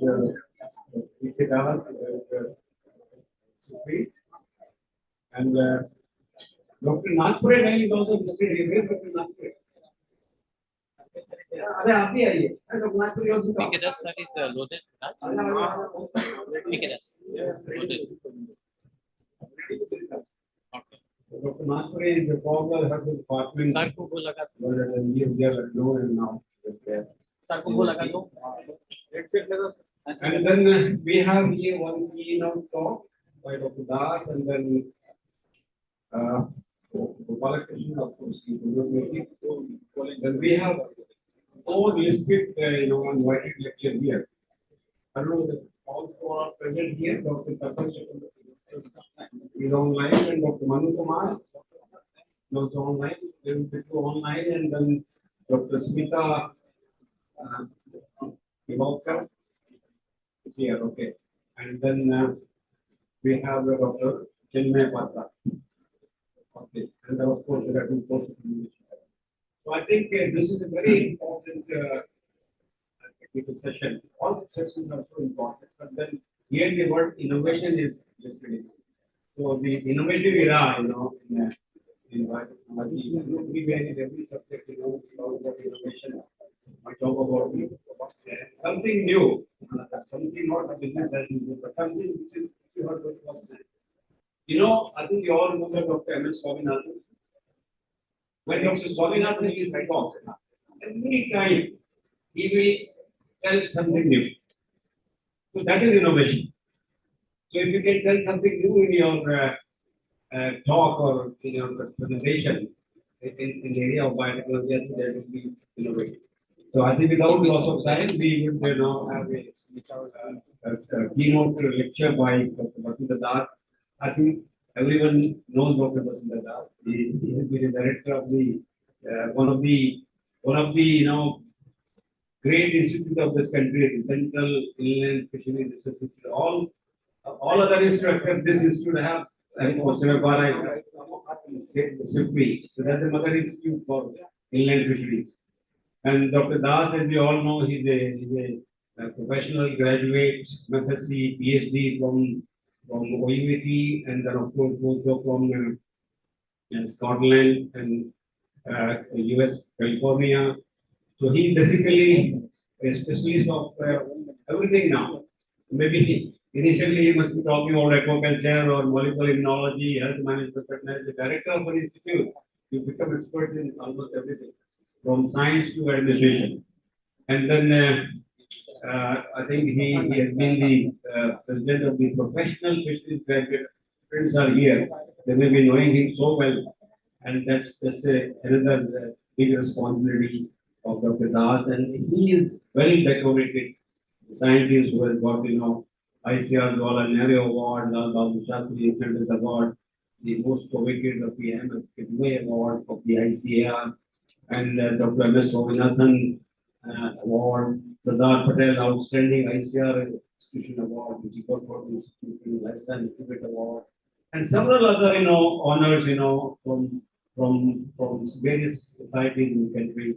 And then, of course, the fellow of the International Society for Environmental Protection, fellow of the National Academy of Agricultural Sciences, member of the National Academy of Sciences, and of course, several patents to his credit, And I think this is just brief about Dr. Das.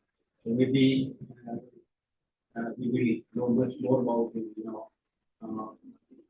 thoughts and vision when he delivers his talk. Thank you. Thank you. Esteemed delegates, students, and the organizer. They are said, I have been assigned to this topic. Why I choose this topic? It would choose the current era. Because we are all thinking about the omics platform. Maybe transcriptome, proteome, or metagenome, or metatranscriptome. So everything is joined together, then there is a cellular immunology plays an important role. Cell structure plays an important role to know. Because today you could see cancer cell, if you are a targeting cell delivery system is coming. If you know which cell metabolites, the metabolomics also it is another area. If you know all these things, a big thing is playing today, because today you can see health is not a major concern, but still it is not a minor concern. Because looking into the health aspect, maybe your environment, post-pathogen environment interactions plays a vital role in the playing how to develop a systemic approach for anything health management issues. In that context, because you could see today, these cell lines, maybe around 800 cell lines are there. But you could see each cell line is really required to evolve for each species, each health aspect, we should have a particular cell line. So we thought that today, in the area of environmental concern, maybe upkeeping the environment or taking a target to the emerging contaminants, the latest is coming to the microplastics. Because the microplastic has a effective any target cells, maybe a neural cells or anything, how to come about. And today you will go for a transcriptome, liver transcriptome, with any of the contaminants. You will find there are a lot of genes are on upregulating. Whether equally the hepatocyte cells you have, take whether both genes are which genes are upregulating, and with that respect, what can be, if you are talking about the CRISPR-Cas technology, how you can implement that CRISPR-Cas technology there. Or you will see any metabolites in that is playing a major role, and we can change that metabolites, then you can have a healthy research level. So in this concept, in that perspective, I take it these things, but maybe these are the hypotheses. We are now talking about some of the antibiotics, AMR issues. I look upon other things and be well tested in the other countries. And looking into the some of these like people see microplastics, you are going a different size variety, how will they affect the targeting? So I have chosen and but useful lesson learned, it's one project was sanctioned by the DBT. Whereas three institutes like Viశ్వభారతి, SIFA, and we are involved. There we have evolved some of the emerging contaminants that have been modeled to say the labio has been taken. And there are some of these systems we have bioproductive platforms, maybe histopathology, everything ends in immunology, and we can also be taking some of the gene expressions from there we derive. Then we are working on those things on the different cell lines and how it is changing the things that will be the brief concept prior to that. And I have taken some of the slides from my colleague, my friend Dr. Sobna from CMFI, and he has worked for so many years, and some of the cell lines from the marine fish they have been developed. I can show that data courtesy from the CMFI, and some works from the different institutions in present, because I could not gather because of some more slides with Atlantic cell activity what I have worked maybe 20 years back in the about it that I could not play how the cellular immunity play a major role, but I can explain. So the and you can have also now today like interference I say production of interference that can use for the vaccine candidates. Those things can be play a major role. Again today, like in a project was run by this institute, how you can have a develop the muscles in that system that is the protein generated. Always we can work on some of the proteomics aspects. There is a major play role if we can generate some of the proteins or lipid bio. People are also using that algal cell lines and single cell algal lines for the biodiesels and biofuel production. This is the whole gamut of the things I put from the basics to the applied aspect, taking some of the things that can be taken into the considerations. And all of you know the why with the endocrine system orchestra they play a major role. How hypophysis, cough, and pituitary gland a major bonite target organs within cell signaling pathway go to different systems and how you can monitor those systems and how it is triggered to these systems or maybe in that system maybe you will find some of the disrupting organs because these environmental things may be pesticide, heavy metals, emerging contaminants, maybe for fourth generation of the pesticide, first generation which is totally banned, still in use, second generation comes organophosphate group, third generation comes the carbamate, and fourth generation is synthetic pyrethroids. And the next generation is the emerging contaminants like microplastic, bisphenol A. These is a gradual increasing in the systems. And nowadays also hormones are being also used. That is a major threat to these systems because you could see there is a so much generation human being will find hormonal imbalance. And that is the I think is a major concern to come into these things. Again, you could see that has we took into the disrupting because mostly things we took the endocrine disruptions. Maybe brain, pituitary, hypothalamus, hypophyseal dogs. This is a major threat of the system. Then if you look into the environment, how does it come or aquatic environment? Everybody thinks that because in India, except few places, the antibiotics use is minimal. Still we found in the AMR project, is the aquatic environment is a major sink of the antibiotics and lot of AMR genes has been categorized. What is the factor? The big question comes, if you are not using, where it comes? Maybe hospital roads or by ignorance you are releasing somewhere and it drains through system. That is a major concern. Then you could see MRS resistance staphylococcus we find. E. coli resistance. Maybe Aeromonas hydrophila is a pathogens to the fish, it is also resistant.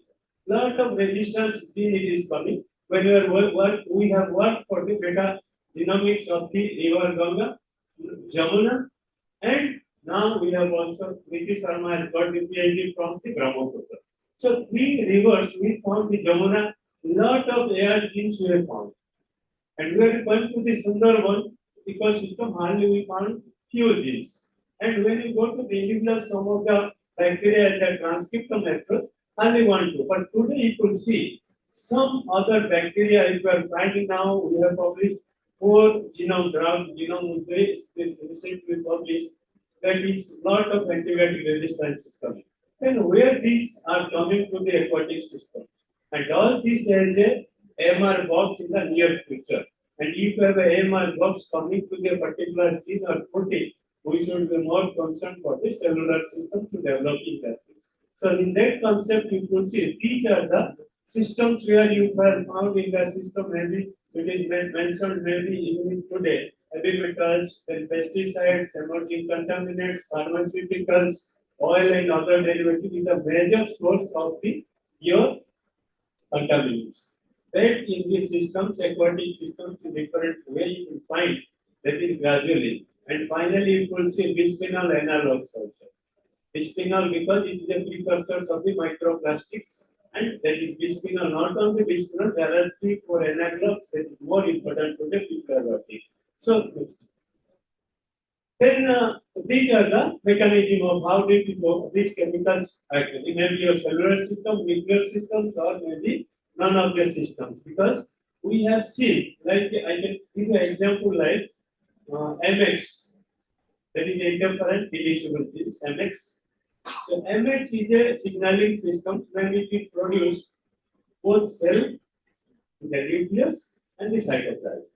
Both with the different functions. You will see again, you will see in the colder climate, this MX is only induced by the temperature dependent. But in the warmer climate, you will see normal fish also activate the MX, which is interferent defense with antivirals. Now, if it is any stress, it is expressible. If you find that there is a cellular component with MX 1, 2, 3 in salmonids classified, but here MX A, B also in the other species is classified. And today we are looking at this like your COVID, you have a great lesson learned.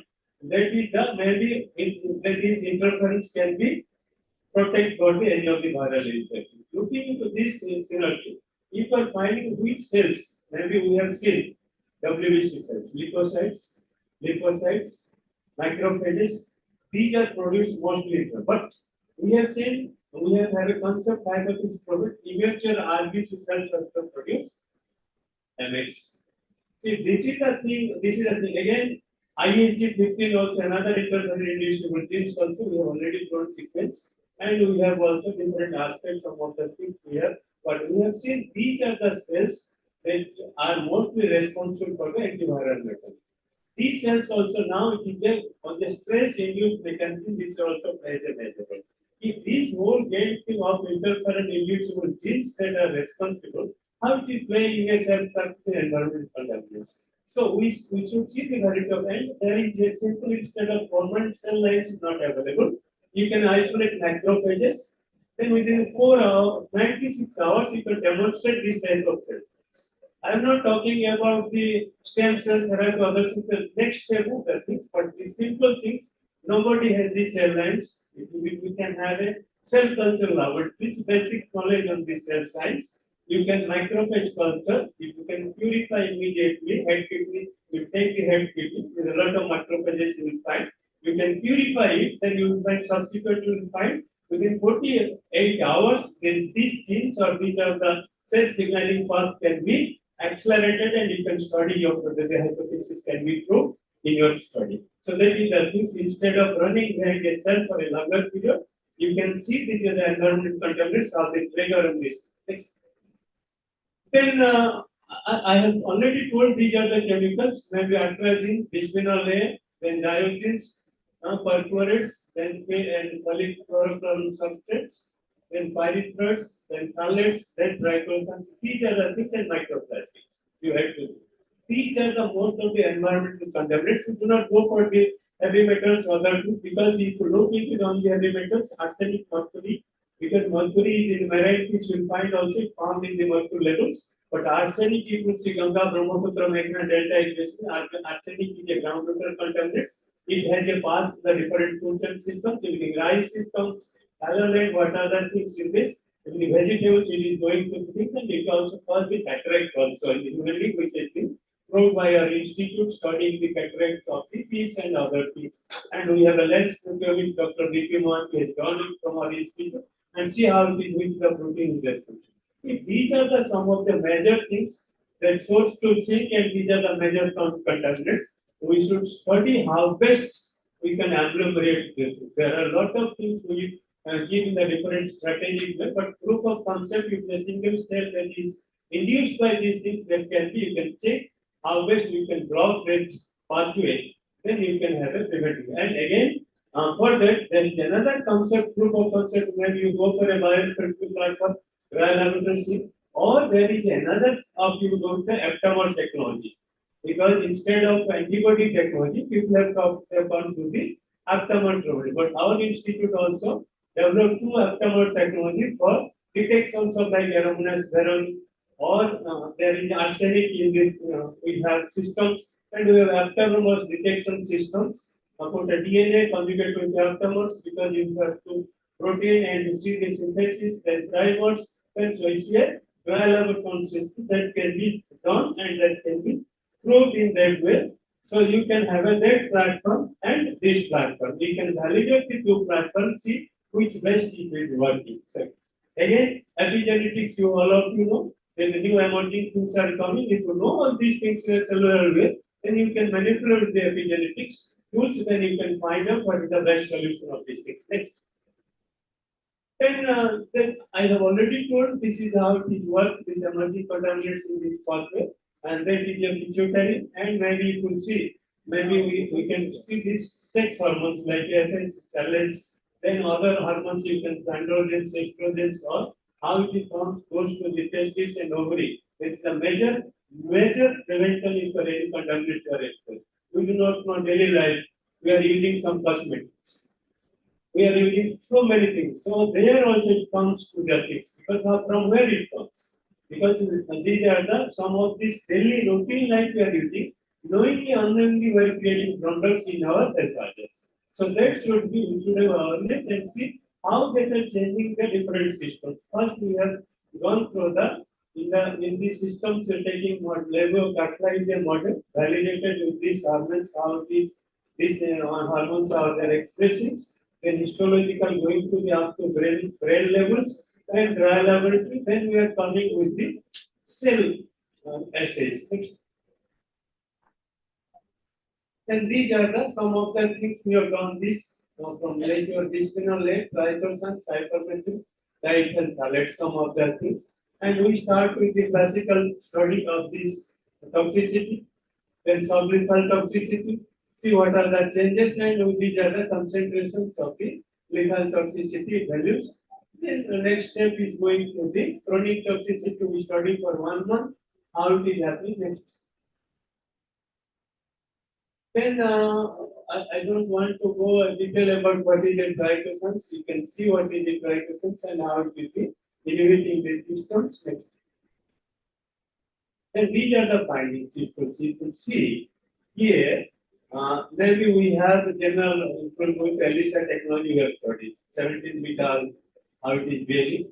Then 11 ketosterols, GnRH, FHH, amylase in the brain, testes, and all these things we see. As the concentration increase, the value are increasing in brain. But only one case in the second is there is no way, but other cases when there is a comparative control there is a. But here you will see antioxidant enzymes there is a decreasing in change, and in the cases, but in case of first one, there is catalyzed activity. You will see there is an increase in the case, but the second one case is SOD, there is a decrease in activities. So these are the some of the things enzyme message antioxidant because antioxidants play a major role in pulsing. And if you look into this, see these are the antioxidants you characterize also the cell specific.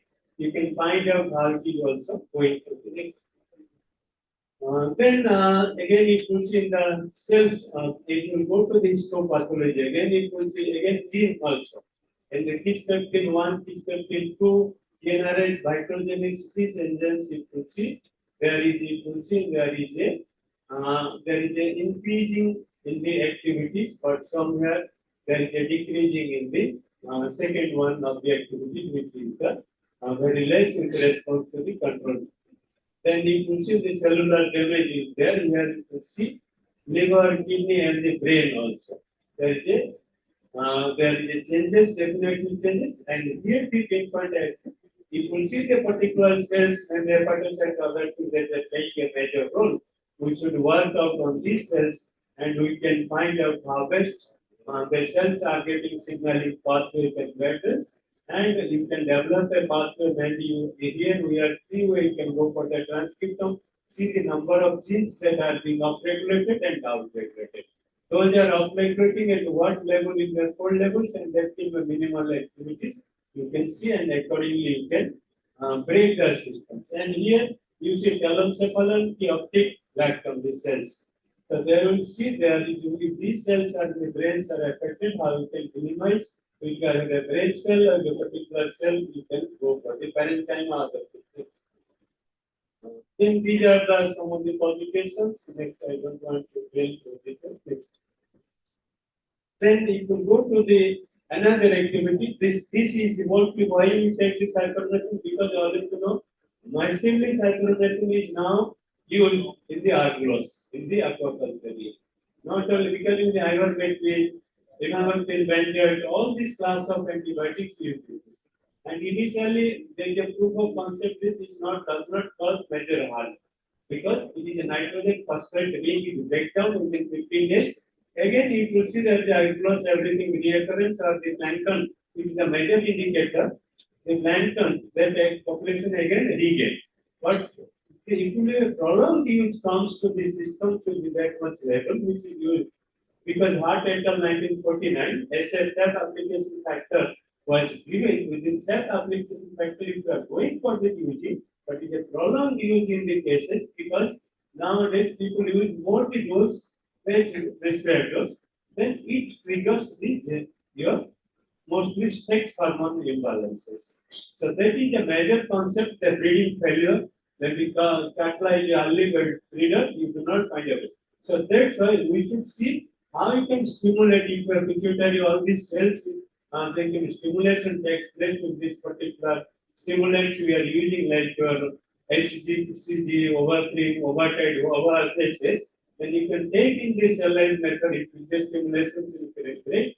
So you can use those things in that periodic doses, then you can have a sufficient system. Or you can incorporate some of the peptides in the cell line.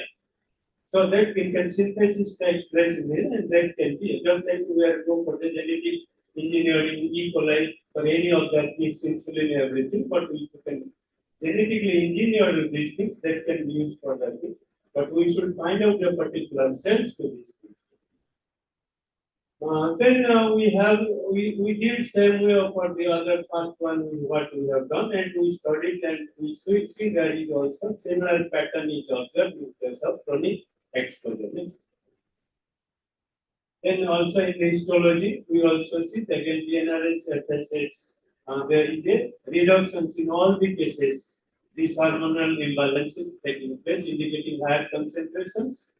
There is a major hormonal imbalance is coming. Again, it also affects in the brain also. Besides some of the maybe liver hepatocytes are major concern, and some of the in case of kidney cells, there is some of the cells that is a there is a space and next sinusoidal things next. And this is the duty. So again, these are the some of the publications arised from that. Then these are the some of the study. Then we put into the cell culture systems where we are more interested. All of you know. I don't want to tell you because the students, you know, cell lines, how to get primary cell lines, secondary cell lines, how you have to teach primary cell lines for a few days, unless the repeated passage. And after repeated passage, you will see this table study so many activities. Then you can treat call it as a cell line. So this is the whole thing because for your student knowledge. Then next, then the permanent cell line you could see, and primary cultures like you could maybe surgically or enzymatically removed from the organs and placed in a different media implant and go for your maybe FBS and the different systems into growth medium. Then it will be have a finite lifespan. Then contains very heterogeneous population cells. Then you have to with the settled cells, then attached cell, protein cells. Then you need take out the protein cell, you go for the attached cell, go again scrap it, go for the second generation, third generation, see the fusionized systems. Every system it will go and finally you have to go for it. Then maybe backpack. Then again, because you have a different, because you are taking a brain, you are taking a kidney, you are taking a liver, then each and the things. But for environmental toxicity assets, if you are seeing because brain, liver, kidney, for any generation, how it will go to the human being, we can study and tell. But if you are going for a fish as well, if you are consumption, what is that thing? Maybe your muscle, which if you do not have that one things, we can concentrate it, how muscle behaves to these things. So that is, I think, all maybe you will see epithelial cells, fibroblast cells, and lymphoblast cells. So all are things, all are attached to the substrate. But lymphoblast cells do not attach to the substrate. We just remember. And appears flattened and polygonal cell, which is epithelial. Fibroblast is a substrate, appears aggregate in the bipolar, and do not attach, remain suspended to the spherical cell. So these are the cells which are beginners, go and study. You should more concentrate on this aspect, go to the next thing. Then maybe cell again monolayer cell is adherent to this and suspension. I don't know whether protein of these things. You have to again you will see whether your cell is a monolayer or suspended. Then in biological with the specific physiological needs also. You have to take care every step how it is behaving. Then mostly two things you require because the serum concentrations, then trypsinase and the temperature is also. These two things are critical factor for any cell line for these things. Again, if you are also taking a particular cell line, you understand properly for other assays. You not simply bring us somewhere. If you do not maintain this cell line also, you cannot do these type of activities. Next. Then these are the, you will see, maybe your established cell line is the primary cell cultures and different passage, you can see, this established cell line how it is goes. Again, from there, you have a contaminants you want to see.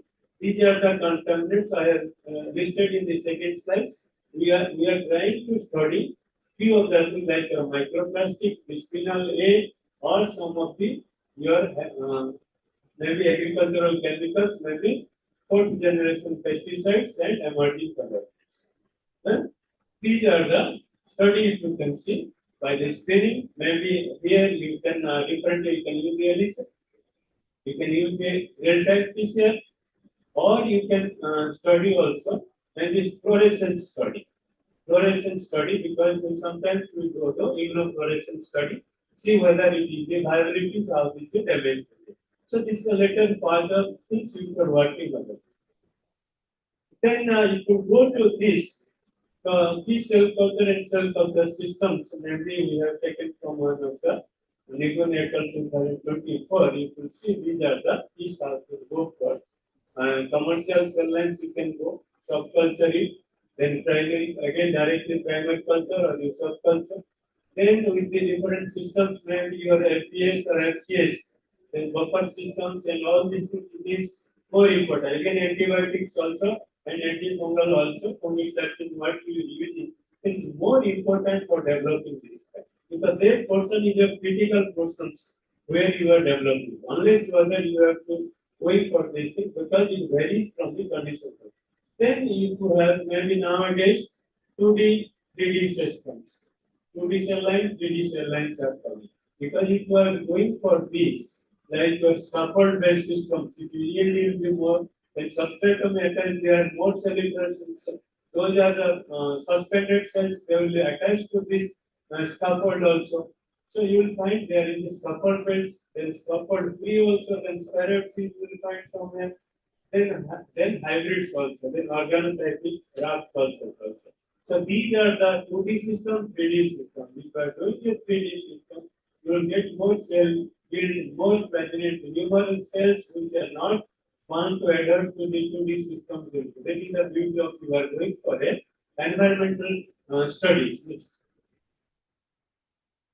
Then I told around 950 cell culture is available in the globe.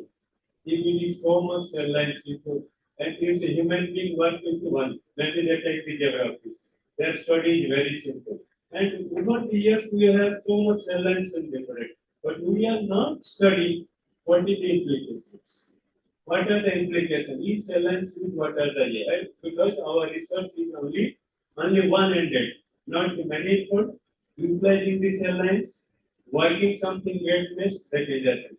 Because a lot of environmental science or today the concept environmental, because you have established a line what these are the studies that will give a lot of theories and hypotheses what we are deriving and without doing this.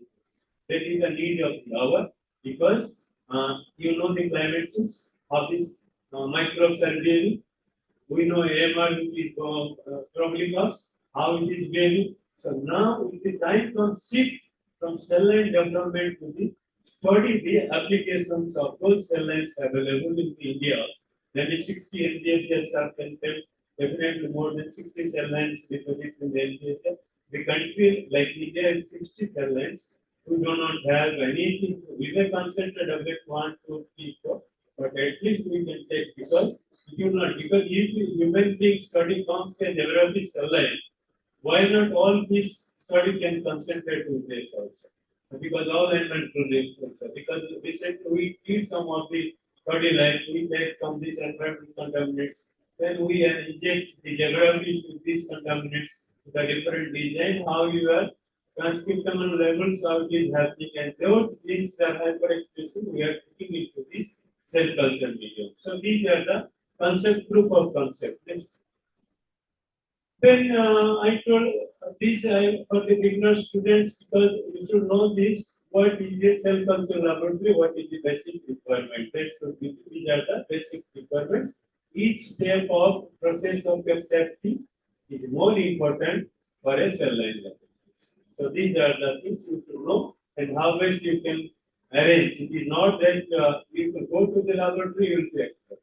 We have seen once together you are a failure if you not maintaining this activity. Then these are the some of the media also you should know about the media. If media like physiological sunlight, what is the combination?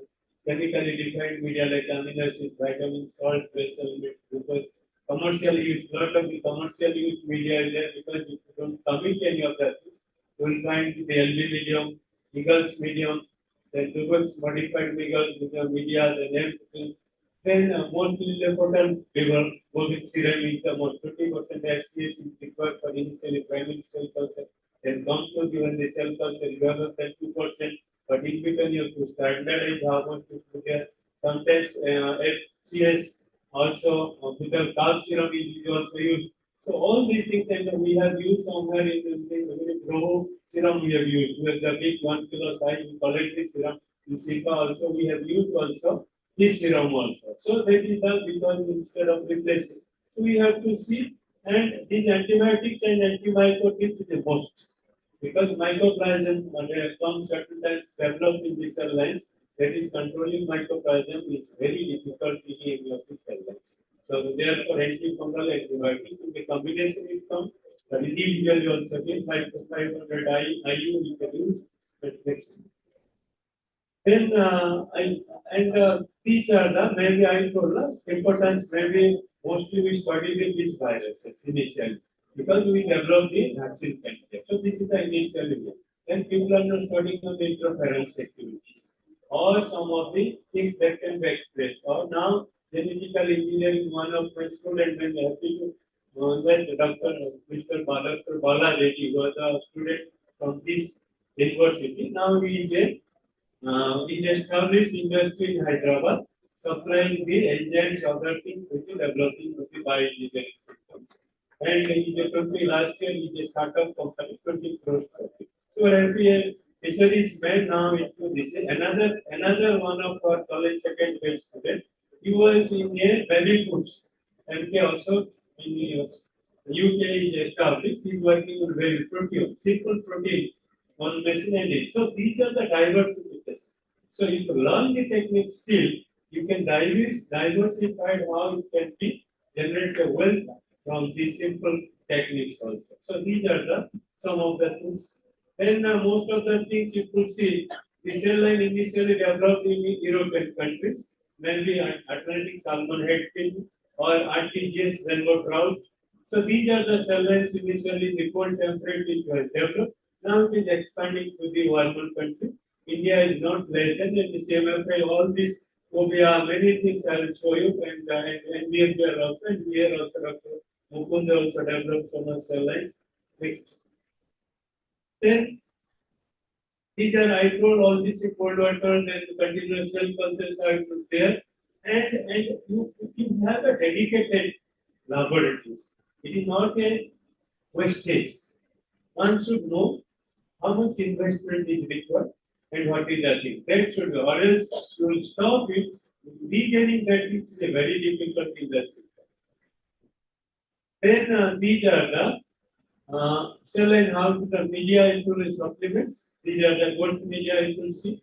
Antibiotics. Then if any media I have given here, L50, which is the pH is another thing you will see. If you are going, it is a red culture initially, alkaline pH, then turn to the acidic pH. Then what is the percentage of exchange it is required? All required a rigorous knowledge Then if you subculture phases, you will see what is the trypsinite TDT or mechanical dispersons. In early phases, how to ABS is used in 5% or 2% matter stage. Then fixed lines that can be. Cryopreserve, again, what is the cryopreserve raw surface? Then how much more serum is required for the cryopreservation? And what is the cryoprotectants you want to? All things is required in every stage so that your one preserve, whether DMO is sufficient or you can, that how much percentage, 10% you can use, that can be used for that.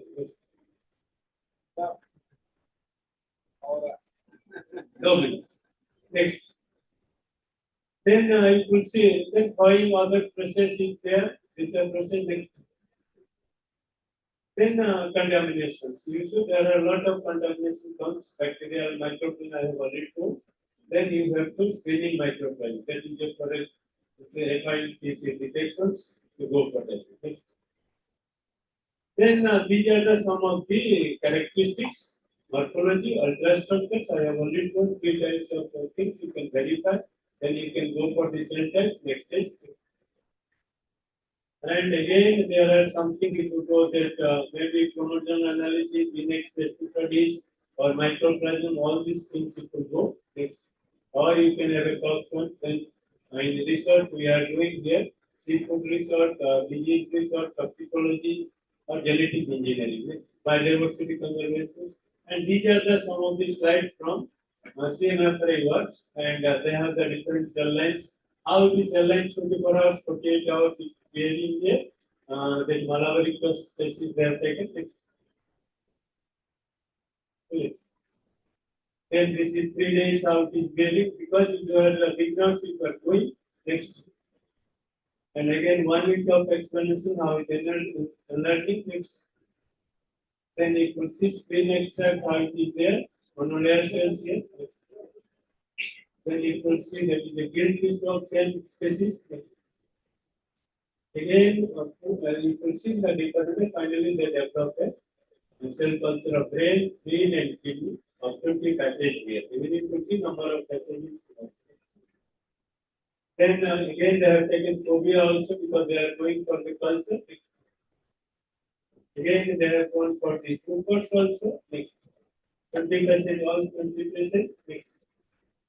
Again it is also going for the 3-spot damsel fish also. Again same, again another damsel also. Next. Again this is round piece. Again the orange round. So these are the, you will see, there are repository test lines is available in Pune, India, UK, and somewhere ATC systems. Then steroidal antifungal drugs also people are using for evaluating the disease. Then these are the different drugs. If the DRG cells are treated with the concentration frequency or cytotoxic toxicity also, they are the kill cell lines they are doing because that is the external use.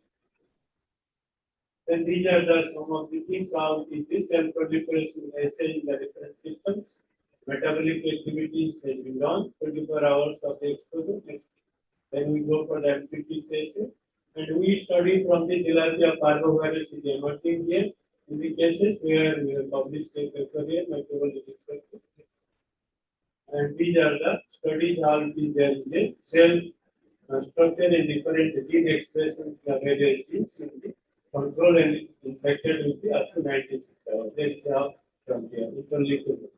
So that is the from here you can see that how you can use in the different assays in the normal cell line development, then any contaminants or antibiotics, anything which is the greater concern in the unit. I have tried because it is a piece, the model can be used everywhere because initially geographies were totally split, the cell line is available, and all these things may be now today. Lot of antibodies are available, if not, antibodies you can design and study this and you can see what is the health. And with this, I stop my presentation. Thank you, sir. Thank you, Dr. Das. I think Dr. Das has been a researcher and a teacher, and I know when you start talking, so that source of information and knowledge you want to share with all of us. I think. Thank you very much, Dr. for a very excellent talk. And here I was talking about innovation in your presentation. So the innovation here is the application part. See, you develop cell lines, you develop generate barcode, generate sequences. That's not innovation. Innovation lies in the application. So when you develop cell lines, how the cell lines can be used, I think we have here. Thank you very much. Thank you. Thank you very much. So I think we are behind schedule, and I know. So we have a couple of speakers here. The next speaker is Smita Vibrio. Dr. Smita Vibrio is a senior principal scientist at the National Institute of Oceanography, Goa, and he's again a very senior, scientist in the CSR system, and masters in marine science from Goa University, and PhD in marine science, postdoc from Japan, and of course he's got a number of awards from DSP, the master awardee, and a life member of a number of other societies. As a patent, you have carried a lot of publication, medical experience. So I think she will talk about the marine microalgae is again a very important topic. So we invite the welcoming Dr. Smita, please go ahead with your presentation. So, good afternoon to all. So, at the outset, I would like to thank the organizers and also Dr. Goswami for inviting me to give this lecture. So, this topic is somewhat different from the regular fish lectures that we have heard. So, nonetheless, the microalgae are very important for the fish. So, the topic of my talk is marine microalgae, a sustainable source of natural pigments. So, as you all know that global challenges like climate change, environmental degradation, and population growth, they are putting immense pressure on our food systems. So, there is a need for innovations and alternative food resources. So, now this ocean-based resources, they provide a promising avenue for such resources like marine organisms. So we can extract the innovative food products like bioactive compounds from these organisms. So of all these marine organisms, the marine microalgae, they are a promising resource because they have a rapid growth rate and they are rich in natural compounds. So let us see what are these marine microalgae. Now you can see these pictures. So microalgae, they are microscopic. So their size ranges from 0.2 to 200 microns, and they are unicellular. And they occur in many different morphologies. So they can be circular, cylindrical, or spindle shaped. They can occur in filaments, and they can also occur as solitary cells or as groups. So where do you find this? Where do you find this microalgae? So all along the coastal ecosystem and also in the open ocean. So in the coastal, you can find them in brackish waters, estuarine waters, hypersaline like salt tanks, and their biodiversity, there are around 2 lakh strains, and of which only around 10,000 have been described. So what is the ecological importance? Now, these microalgae, as you must be known, they photosynthesize with the help of carbon dioxide, nutrients, light, water. So they are important at the base of the food web, so upon which all the organisms depend, okay, directly or indirectly. And another importance is that since they use CO2, so they can also help in the global warming mitigation. Now these microalgae, they produce a lot of bioactive compounds. like proteins, carbohydrates, lipids, vitamins, and pigments.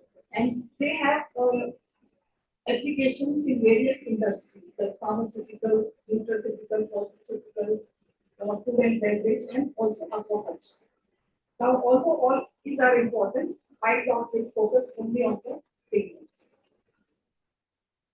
So, what now presently the pigment market, it is dominated by the synthetic pigments. So, what is the difference between the natural and the synthetic pigments? Now, first is the biodegradable. So, the natural pigments are biodegradable, whereas the synthetic ones, they are non-biodegradable and they persist in the environment for a longer time, and that leads to pollution. And what about the toxicity? So the natural pigments, they are non-toxic, and the synthetic ones are toxic. So they release a lot of chemicals into the water systems that can result in ecological damage. So about the carbon footprint, the microalgae, they use CO2 and they release oxygen. So the footprint is lower as compared to that of the synthetic products, which produce a lot of greenhouse gases.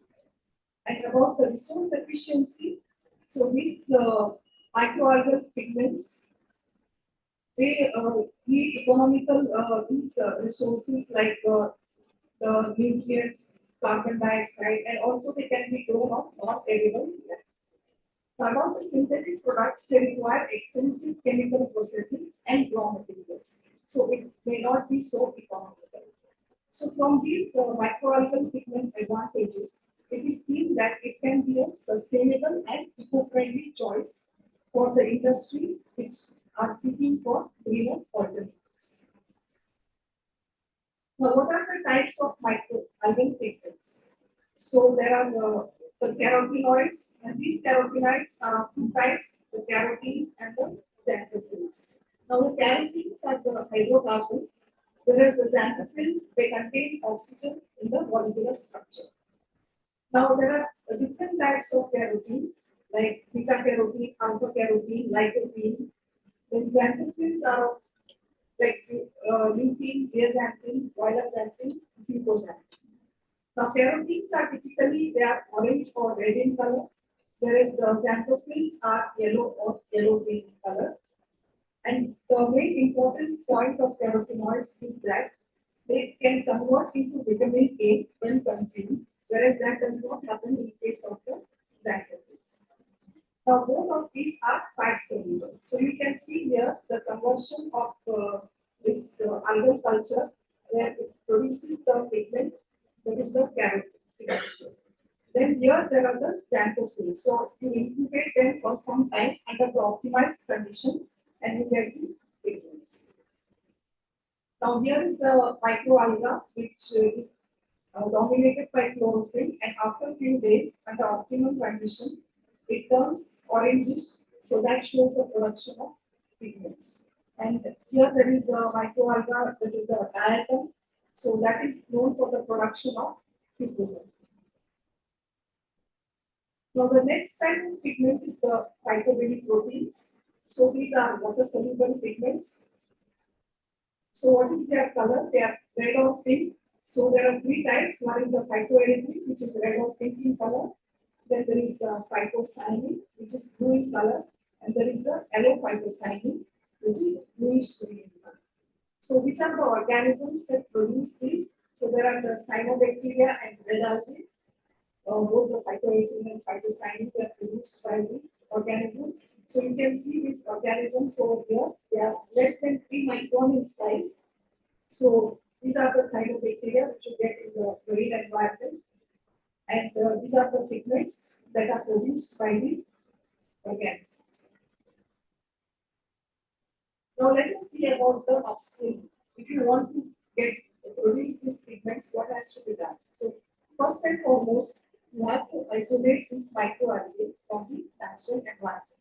And the natural environment microalgae is better because you know the conditions from where they are isolated. So you know what is the temperature, salinity. So it is better for you when you are optimizing the conditions in the lab. So you have to isolate the species of your interest. So before that, you should know which pigment you want to produce. So then you have to culture it in the liquid medium. So here we have a multi-cultivator. So we can optimize the temperature, we can control the temperature and also the light intensity. So under a particular temperature and light intensity, we can culture this microalgae and also we can give the nutrient media and the aeration because CO2 is very important for culturing the microalgae. Now you can see here some of the organisms that we have isolated. You can be from the salt pans or the estuaries. So once you have isolated and grown a particular species, then you can screen it for the value-added pigments. So you can see these organisms, what kind of pigments it consists of. So like here there is a green algae which is tetracennis. So it is rich in the pigment lutein. Whereas the diatom which is rich in the pigment fucoxanthin. So these are having various activities like anti-cancer, anti-obesity. So now, after increasing the biomass production by giving the proper light condition, temperature, salinity, it is usually seen that the same factors do not increase the pigment concentration. So we have to optimize for the pigment concentration. For this, we should know about the biosynthetic pathway of the particular pigment. So here I have given an example of the fucoxanthin. So you can see here how the biosynthetic pathway proceeds. So there is the carotenes, then it goes to the viloxanthin cycle, and this is the diiminoxanthin cycle. So in the viloxanthin cycle, you see zeaxanthin gets converted to anthoxanthin, then gets converted to viloxanthin. Then this viloxanthin forms the diiminoxanthin, and this is the precursor for fucoxanthin. So if you want fucoxanthin, so what you should be doing is you have to expose it to low light intensity. So actually fucoxanthin is a photosynthetic pigment. So when you give low light, then the diiminoxanthin gets converted to fucoxanthin, and if you give high light, it gets converted to diiminoxanthin because that is a photoprotective pigment. So under high light, it forms the photoprotective pigment. So that's why you should know the pathways of the pigments that you are interested in. So now, if you have got the optimized conditions for the culturing, then next comes the downstreaming. So for downstreaming, it has to be economical. So here we have got a species which just settles to gravity. So we don't have to centrifuge. It just settles with gravity once you stop the aeration. And then you have to separate out the supernatant and just concentrate the lower portion which you have got and then get it extracted in the desired solvents. And then through silica gel chromatography, you can emit the different pigments that are present in the biomass of a particular species. So you can see the different colors. So this is the chlorophyll A, chlorophyll C, the fucoxanthin, and the diiminoxanthin. So now you have to get it identified, then you can run in HPLC. Then you want to know the concentration also, then the structure and the mass. All this can be done with the LCMS analysis and the NMR analysis. So this will give you all this information about the pigment of interest. So now next is about the upscaling the biomass. So this is the most difficult part. So the conditions which we have worked for the lower biomass may not work for the higher lower volume may not work for the higher volume. So we have grown this culture. Now this is a very common one. So we have grown it, that is the Tunaniella salina, and then we have exposed it to sunlight or very high light in the laboratory. So you can see the green color changes into the orange one. So that is because of the production of beta-carotene pigment. Now, as I showed you earlier, the particular alga, it was settling to gravity. But this one, it doesn't happen. So you can give some coagulants so that the biomass settles down. And then you can separate out the biomass and you can subject it to spray drying, and then you get the biomass powder. So that will be rich in the pigments. So now the earlier one we could also dry it in the microwave. So there are different ways you have to see so that the pigment doesn't get degraded. So this is also a lot of trials you have to do to see what is the concentration of the pigment that you get. So that is also very important. The yield of the pigment should be very high. So now let us see why do we need these pigments? What are the applications? So first of all, these pigments are rich in antioxidants. So antioxidants means they can scavenge the reactive oxidant species. So it can protect us from various diseases. Then the skin health. So it can protect. Some of them have these carotenoids, so it can protect from skin damage, UV damage, and also the premature aging, and of course eye health. So there are pigments like lutein and zeaxanthin which filter out the blue light, and that helps in the eye protection. Then also the cardiovascular health, so it manages the heart health, like blood pressure, and that manages the heart health. Then there is also the detoxification. So some of the pigments like the chlorophyll P that you get in green algae that can bind with the toxins, and these toxins can be removed from the body. Then also it has anti-inflammatory effects. So these pigments can control the inflammatory conditions like arthritis, and also it helps in building the immune system. So like I told you about beta carotene that converts into vitamin A when you consume it. So that's how it helps in improving the immune system. So what are the applications in aquaculture? Now in aquaculture we see that it can help in enhancing the pigmentation of some of the fish and shellfish. So that will increase the consumer sale also it will increase. Then it will improve the immunity. So immunity will be improved. Then also the reproductive health, like the eggs will be of better quality, and also hatchability will be higher. Then these pigments they can be used as free additives. So instead of using synthetic additives, you can use these pigments. So that will add value to the fish. And also the microalgae biomass that can replace the fish meal because it is rich in PFAS, so polyunsaturated fatty acids, omega-3 fatty acids. So all the origin is from the phytoplankton or the microalgae. So now let's see what is the demand in the market for these pigments. Now consumers are then becoming aware that the synthetic pigments are harmful or they are causing they are toxic. So as a result, the demand for these natural pigments is increasing. Now, to meet this demand, because in India there are not many manufacturers of the different kinds of pigments, so India imports these pigments. Now, what is the value of these pigments? So if you see this graph, this was in 2010 data. So the beta carotene is around 250 USD per kg.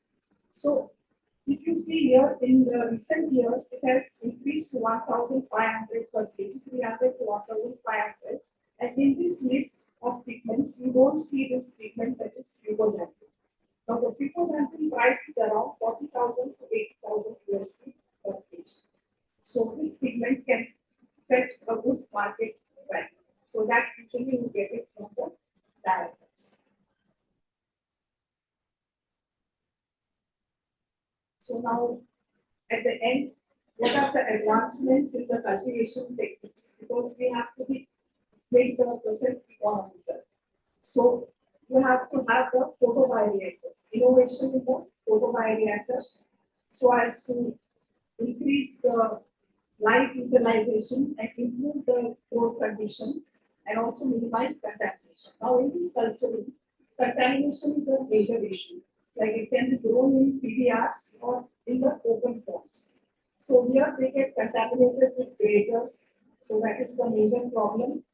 Or yeah, that is the major problem. Or they can collapse because of the changing climatic conditions when you go them outside. Next is the co-cultivation system. So usually we think that microalgae in the extended condition, like there should not be any other organism going with it, then you will get a better productivity. But that is not so.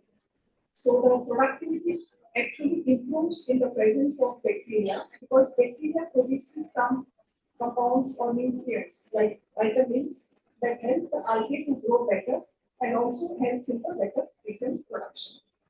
Now about the omics technologies, we have this genomics, proteomics, metabolics. So we have to use these techniques to understand the microalgae metabolism better.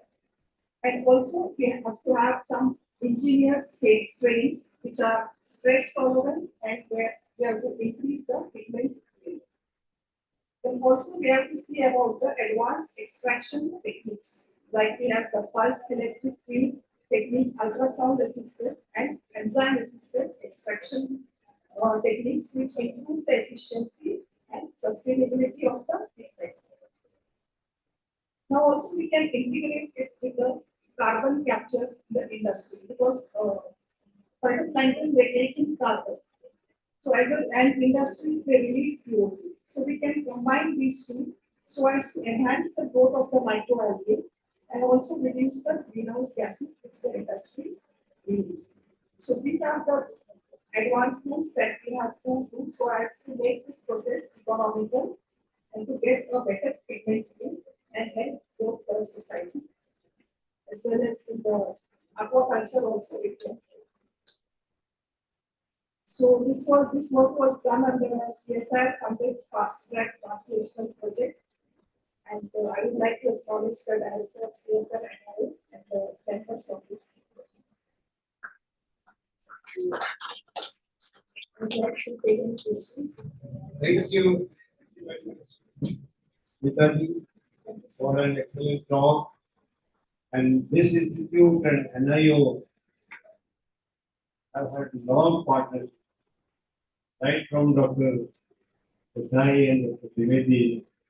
They used to be great friends.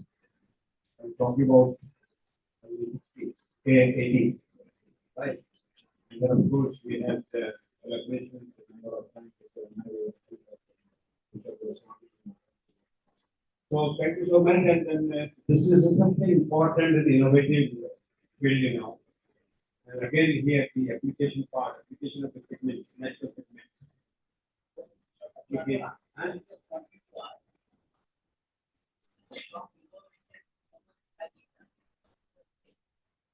yeah, we are working with the industry. We have given the actually we have filed for a patent also. So I have not disclosed much. And we are working with the industry to increase the biomass and the pigment production.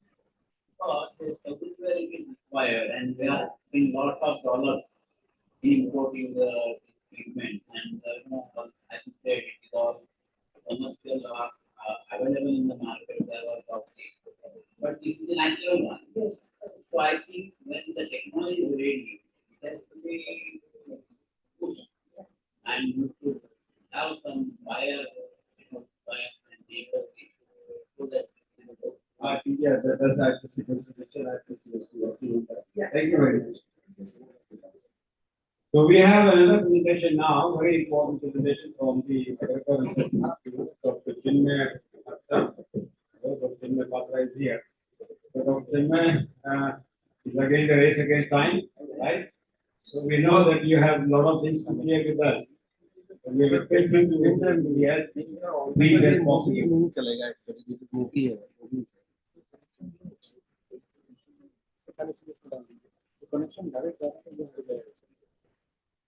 Dr. Chinmay Bhatta is an agricultural research institute in Pune.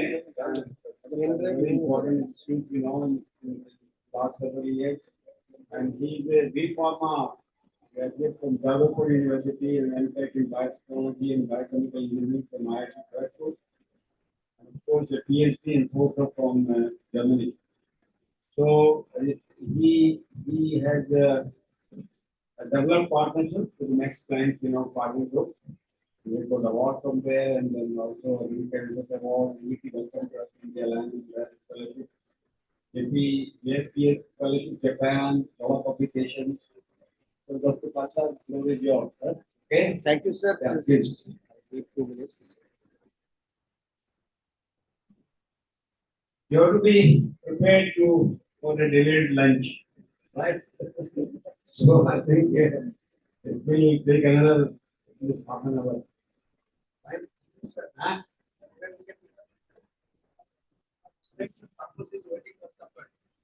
So we have 10 minutes, 10 minutes.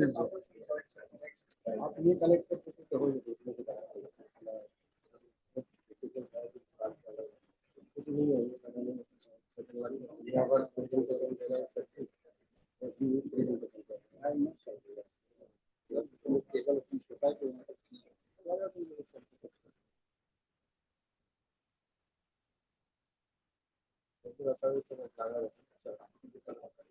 मुझे मैं कभी नहीं लगाता है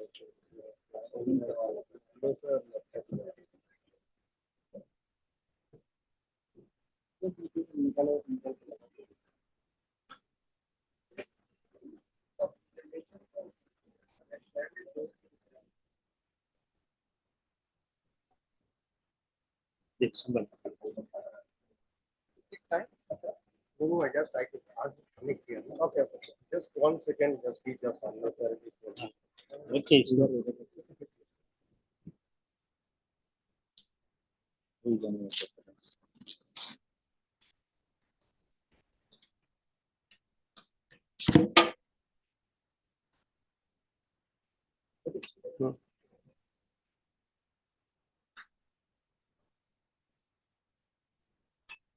ये पूछ उठेगा हाँ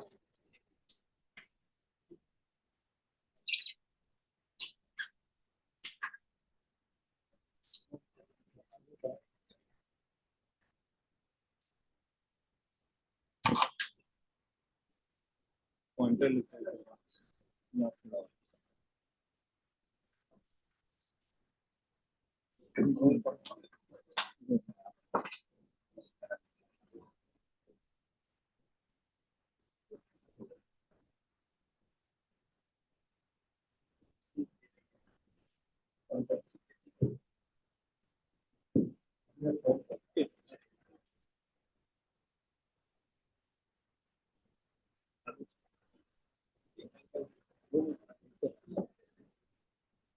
Good afternoon. I think all of you are hungry, but I will try to finish in 15 minutes. Okay?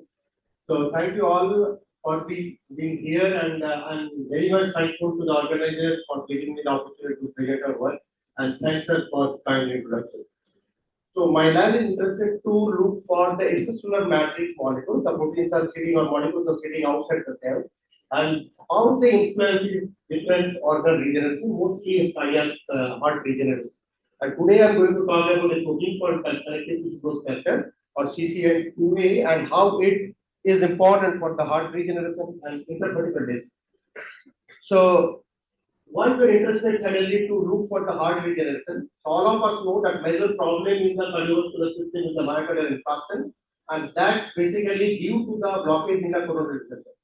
So what I'm showing here, this is the geographic heart having all the blood vessels or coronary vessels inside the cardiac ventricle, and blockage happened like if you imagine this is the main vessel giving the blood and all the oxygen and nutrients into the tip of the cardiac ventricle. If there is a blockage, the whole tissue will be damaged. What will happen? That basically start the tissue to become the cyanosis fluids because of the lack of oxygen. Then you get this kind of damage, and then ultimately, if this all the dead cells get replaced with the fibroblasts.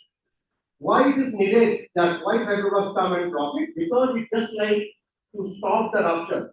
Because if there is cardiomyocytes, no cardiomyocytes are alive, so heart cannot pump anymore and heart cannot protect the blood to get out. So there's a lot of scar happen or the fibrotic scar, collagenous scar happen. It basically block this, the cardiac rupture. But this tissue is not contractile. So what happens is whole muscle basically contract for this also. And if we message cardiac attack, 1/3 of the muscle get damaged. So that imagine that the cardiac performance get down to the 1/3. But if you look at, people believe that the scar tissue is a problematic. But if you look at the genomic chart, it within 30 days or in case of the massive injury that takes 60 days to heal. But it also goes through the process of the fibrotic scar. So what my lab interested there that we who have also fibrotic scar and also genomics having fibrotic scar, it can regenerate but we can't.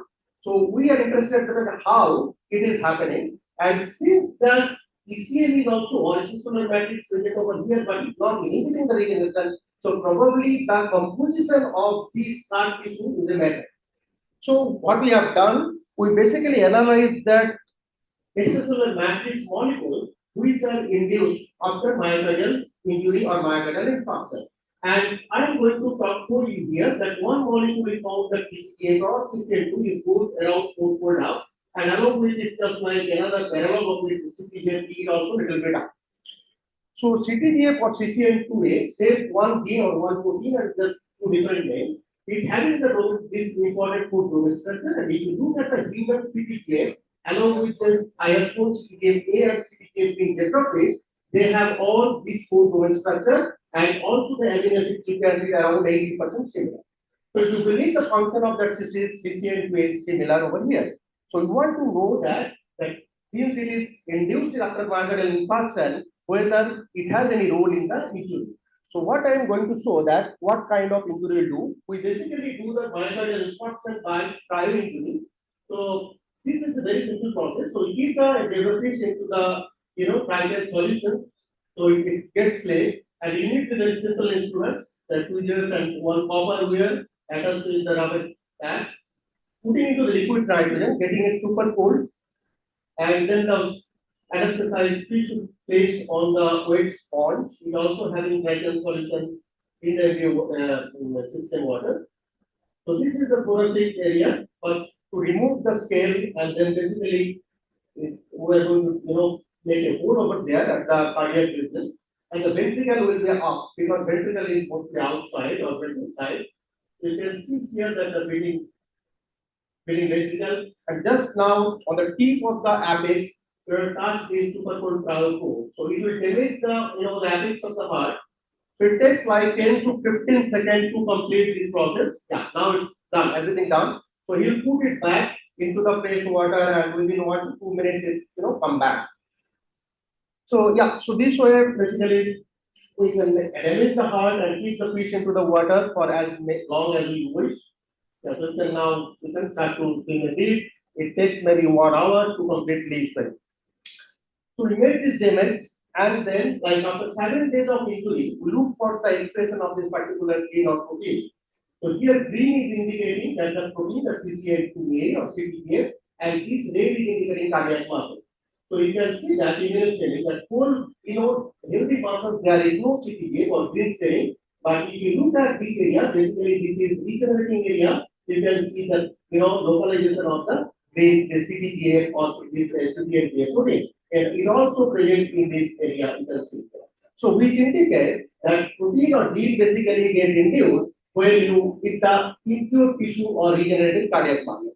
So now we want to know that what is the function of gene. So what we have done with the help of CRISPR-Cas, we make the mutant of this CCN2A over this domain structure.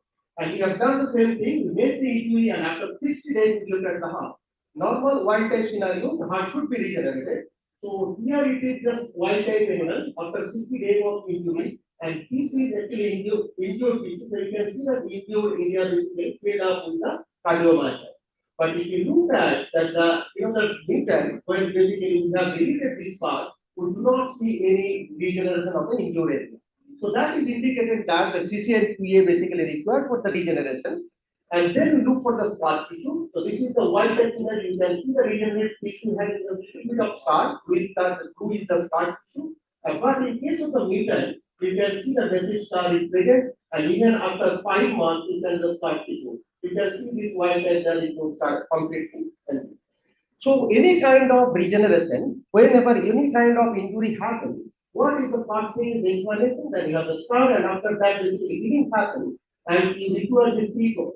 blood vessel has to go there, which takes the all the debris from there, and the cell has to proliferate.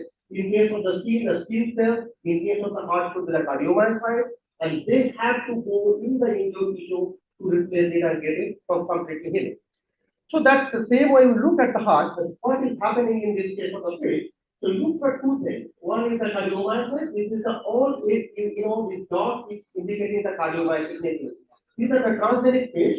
We level two things. One is the blood vessel. This is green, and this blue red is the cardiomyocyte nature.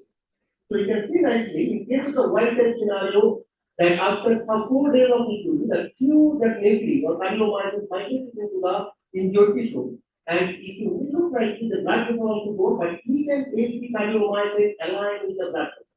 So which we discovered first time that after injury that cardiomyocyte migrate along the blood vessels to fill the place. But in the meantime, there is another surprising thing. You can see nicely to that blood vessels, but not a single cardiomyocyte over here.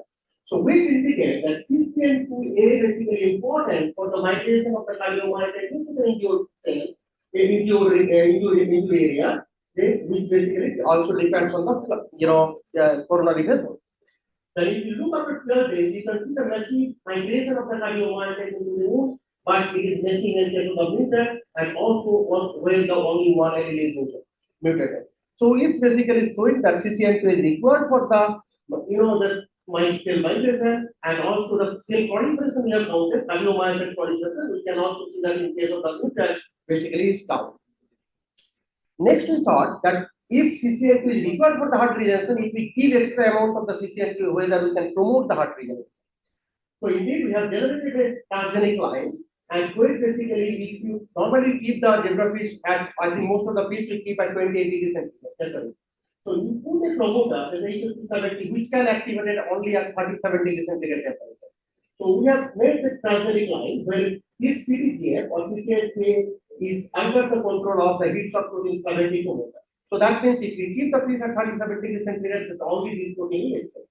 So what we have done that every day after the making injury, every day we keep the fish at 37 degrees centigrade to gain extra amount of CCN2.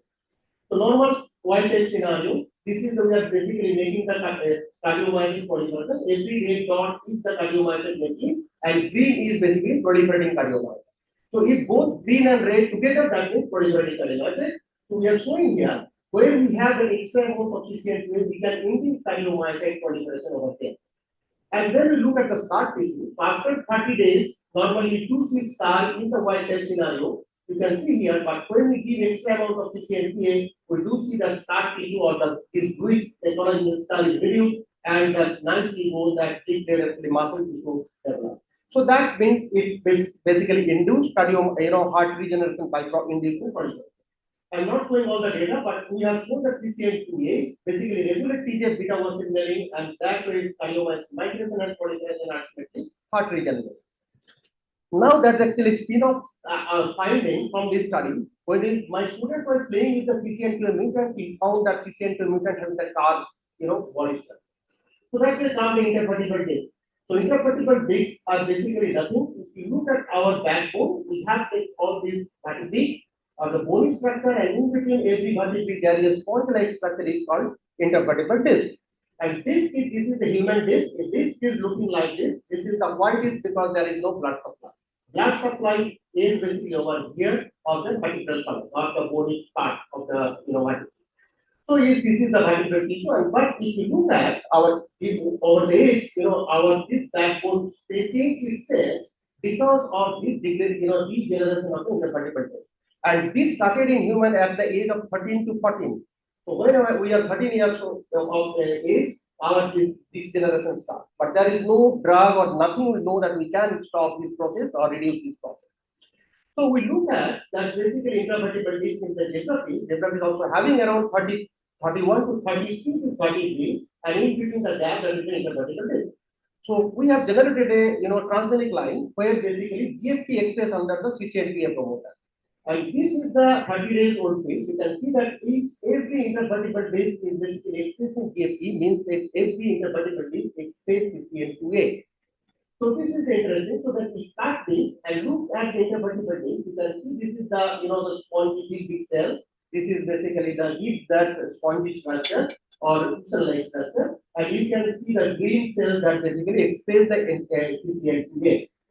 So now the question, what happened in the mutant? So normally this is the white type at the age of 12 months or 1 year age, but when you look at the mutant, they have marked structure, as like we have in the older age, like scoliosis.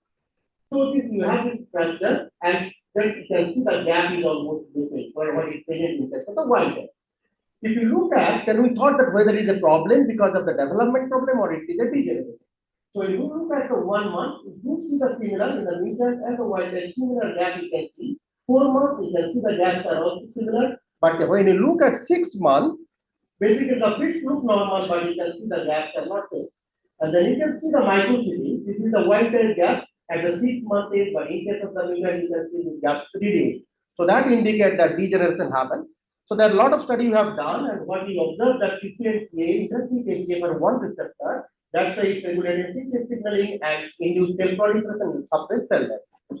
So I give you just only one data. So what we have done that since we have found that it's regulated through the AGFR1. So we, in the absence of CCNTA or CCNTA mutant, if we activate that AGFR1 signaling, whether we can stop this degeneration. So this is the white type scenario. You can see the gaps are there. You can see CCNTA mutant. That in the particular leaves are almost missing. But when we give activated AGFR1 in this mutant background, we can stop this process. So we again saying that CCNTA regulates with the FGFR1 signal. The last slide I will show that here I have shown that CCN2A is required for that. Now we want to set if we give extra amount CCN2A, whether we can stop the degeneration, because we have also identified that in zebrafish, in similar like humans, this degeneration happens. So it is that what we have done. We took 12 months old fish and that give the head shock or CCN2A treatment for 3 months. This is the young one. You can see the gaps is normally present. This 15 months old wild type also their base is not very thin. This is the wild type, but it is the old animal. But when we treated with this animal with CCN2, we can basically maintain the base over there. So this is the, you can see that if you look at, this is the 6-month-old young one.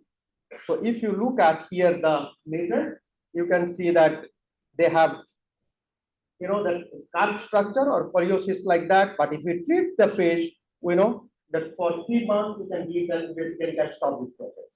So altogether, what we have identified that is basically disc is looking like that, which is also similar like us. We have this population of cells that is outside of the disc, and then they have a longer cell, and then you have the spongy cell forming cells in the middle. So these cells basically proliferating cells, and those cells basically lying cells. What CCN2 does, they basically induce the proliferation over there and stop the death of this cell, and this way it maintains the intervertebral disc. So with that, I would like to thank you all and thank for my collaborator and the funding agency. And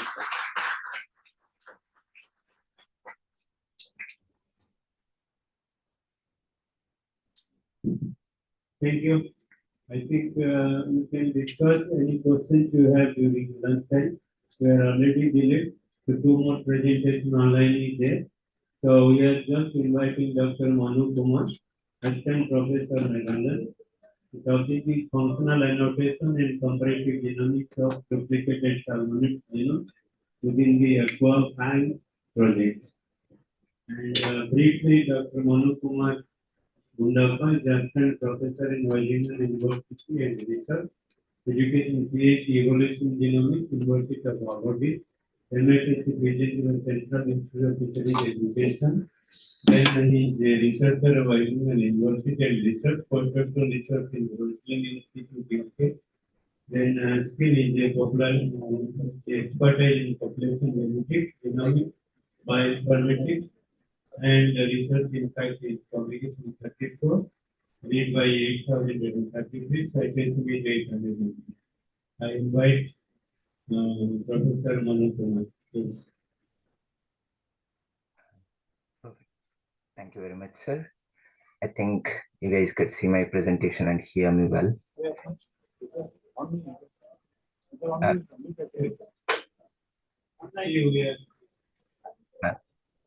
Can you? I can hear you, but I cannot see your presentation. Oh.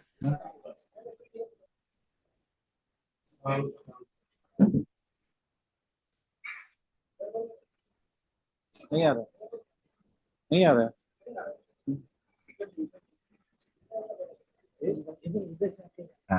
Can you see my presentation now? It's in the normal mode. You can change it to, yeah, now it's okay. Perfect. For me, it's okay. I don't know about CIF main bench. I think they can see it all right now. Yeah, I see the logo on the screen. Yeah, perfect. Thank you. Good afternoon, everyone. I'll make sure I keep it simple and short for the next 10 minutes. So my name is Manakumar Gundappa. I'm currently working as an assistant professor within the Animal Breeding and Genomics group at the Wageningen University and Research in the Netherlands. First of all, I'd like to thank the organizing committee for inviting me to present at this wonderful conference, and my heartfelt gratitude towards my teachers and my supervisor, Dr. Srinivas Jahagirdar sir, who have been pivotal in supporting me throughout my career and beyond. So over the next 10 minutes, I'll give a brief introduction about the Aquafang project, and following that, I'll present a few results of on the functional annotation and comparative genomics of duplicated salmonid genomes. So Aquafang was one of the Horizon 2020 project that ran from the year 2019 to 2013. So the project was coordinated by Sigbjorn Leon from NMBU and Dan McQueen from the Roslin Institute. So the main objective of the consortium was to generate genome functional annotations for 6 species of global commercial significance. And out of these 6 species, I was particularly interested in the genomics of Atlantic salmon and rainbow trout. And it's also interesting to note that one of the 6 species is a common carp, which also has significance in terms of the Indian aquaculture context. So more details about the project and the resources are posted in the website, for which I have pasted the link here. So to briefly introduce to the concept of functional annotation, I would in simple call it as the process of mapping the non-coding universe in the genome. So all this time we have been focusing on the genic regions, but functional annotation is a process where we start looking into regulatory elements, which include long-range regulatory elements like enhancers or repressors or insulators, as well as short-range regulatory elements or cis regulatory elements like promoters or transcription factor binding sites, as well as understanding how these elements contribute to shaping trait variation within and across species. So with this introduction, I would say the last 2 decades in genomics has sort of enabled us develop a lot of interesting genomic assays that could now efficiently capture all these regulatory elements across the genome. And the objective of the Aquafang project was to use these genomic assays to develop functional genomics map for all the 6 species of commercial significance. So moving on to the species of my interest, Atlantic salmon and rainbow trout. Over the course of the project, we were able to generate around 883 sequencing data sets, which included around 137 ATAC-seq libraries, which could help us map the open chromatin regions in the genome. We also generated around 488 ChIP-seq libraries across 4 histone marks. So as we can see here in this figure, combination of different ChIP-seq marks could help us identify enhancer elements in the genome, or even promoter elements in the genome based on the combination of different histone marks and ATAC-seq data. We also have generated around 258 RNA-seq libraries across 6 key stages of embryogenesis, which we call as DevMap. Also tissue panels from mature and immature stages from both the sexes, which we call as body maps, and head kidney that was subjected to immune stimulation that was called as immunomap.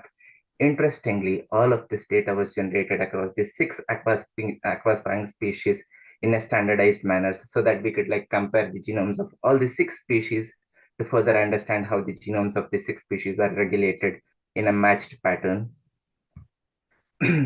So moving on to how we used all of this data to map the regulatory element landscape within the salmonid genome. So we used the data from DevMap and BodyMap, put it through a Chrome HMM-based machine learning approach to identify open chromatin regions, promoters, and enhancers. We were able to identify around 300,000 open chromatin regions within the Atlantic salmon genome, out of which 46,000 were active promoters and around 200,000 elements were active enhancers. And what does it look when we map it against the salmon genome? So this is a circus plot representing the salmon genome, and every rectangle here depicts the Atlantic salmon chromosome. And this is what the density of open chromatin region looks like across the Atlantic salmon chromosomes. So there's no particular pattern with regard to open chromatin regions.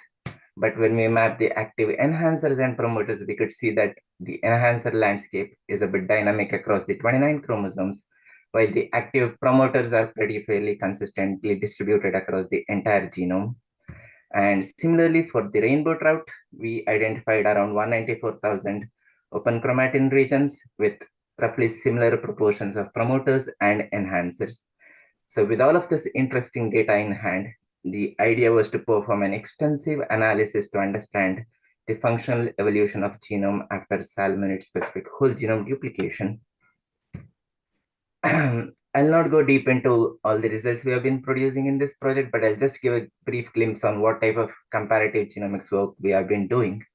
So we actually extracted all the enhancers within the Atlantic salmon genome, mapped them against the duplicated chromosomes to identify enhancers that were present on both the duplicated chromosomes and were active in function, and called them enhancers with conserved activity. Similarly, we went into the Atlantic salmon genome to identify enhancers that were just restricted to one of the duplicated chromosomes, but completely absent in the other chromosome, and we called them singleton enhancers. And then what we looked is the ratio of duplicate to singleton enhancers through DevMap and body map tissues. Interestingly, we could see that the duplicated enhancer usage is consistently increasing through embryogenesis, reaching the peak during late somatogenesis. So the results suggest that the highest constraint on duplicated enhancer activity is during the phylotypic period and in the adult brain tissue. And the results correlate very well with the typical hourglass model of development that was proposed 3 decades ago, which suggests that the highest constraint on development is during the phylotypic stage in all the organisms on the universe. And this is the first time we have been able to prove this analysis in a species with genome duplication and using regulatory element data. So with this brief glimpse on the type of analysis we have been doing, I'll straight away jump into how all this functional data could be used in aquaculture to enable precision breeding. So over the course of the project, we have been able to identify millions and millions of novel functional elements across the genome of these 6 species. And this has enabled us to generate a greater sample diversity. We've also been able to identify variants that alter transcription factor binding sites. We have been able to identify functional variants that have been residing within conserved non-coding elements. We could use this data to support expression QTL studies or TWAS studies. And I'd also like to mention that all of this data is now publicly available on public databases for anyone to use it and uptake in their research. So the next step would be looking into how we could apply this data in understanding the crosstalk between genotype and phenotype. For example, we could use the data to develop novel genetic tools, for example, SNP array that could include all these functional variants within those SNP arrays, or we could even think of developing novel genomic selection models that have increased accuracy across generations and populations. And for those who are interested in genome editing, all of this data would provide us with more target regions that we could target during editing. So all of this is carried out with the sole goal of enabling sustainable and profitable aquaculture and also realized increased genomic improvement for traits of interest that are not being targeted at the moment. We could also look into how we could enhance disease resistance using this data, as well as think in the direction of improving animal welfare, which has not been touched in detail so far. So with that, I'd like to present the take-home messages. So the AquaFang project has definitely helped us enhance the genomic resources and expertise for farmed fish production, particularly in helping support research and innovation in the sector of aquaculture. And we all agree that genomics can help accelerate genetic gain, but considering the aquaculture sector, the practical application ranges widely across various species. For example, it's highly uptaken for salmonid species, while it's still in its initial stages for certain other species. And I'm sure that the full benefits of this project would take at least a few years before we all realize the importance of this data set. However, it's also interesting to note that the most advanced species sector have already started uptaking the aquafang dataset, and they've started implementing them in their breeding program and genomic selection models. So with this, I would also like to conclude by telling that the students in the Indian institutes could start like taking a look at this data that's available in the public databases. For example, the common carp dataset could be sort of like mined for interesting signals, or they could even start thinking about producing such data for their research and help achieve the goal of blue revolution. So I'd like to thank the Aquafang Salmonid team who were like pivotal in generating all of this humongous amount of data. And I would like to thank all of you for listening to me for the past 10 minutes. If you got any questions or if you would like to discuss any part of this topic, I've pasted my email ID in the bottom, and I'd be more than happy to discuss this with everyone. Thank you.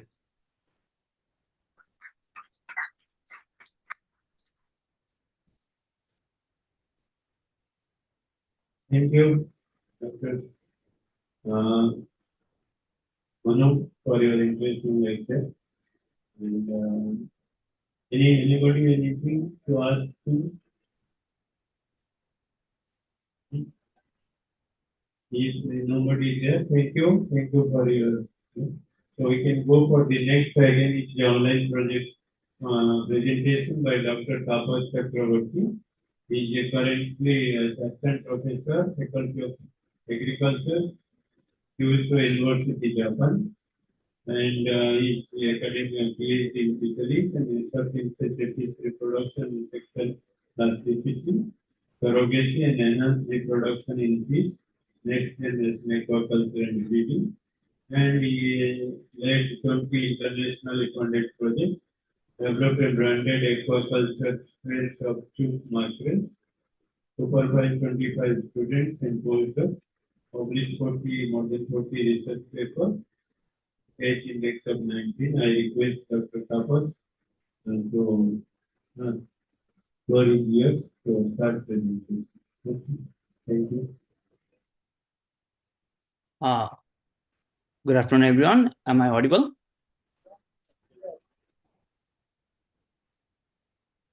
Okay, I hope, I guess I can see my presentation slide over there on the screen.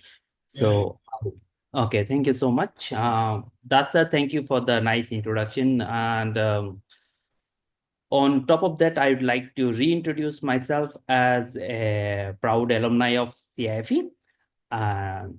Thanks for organizing this conference. It shows that we are progressing further.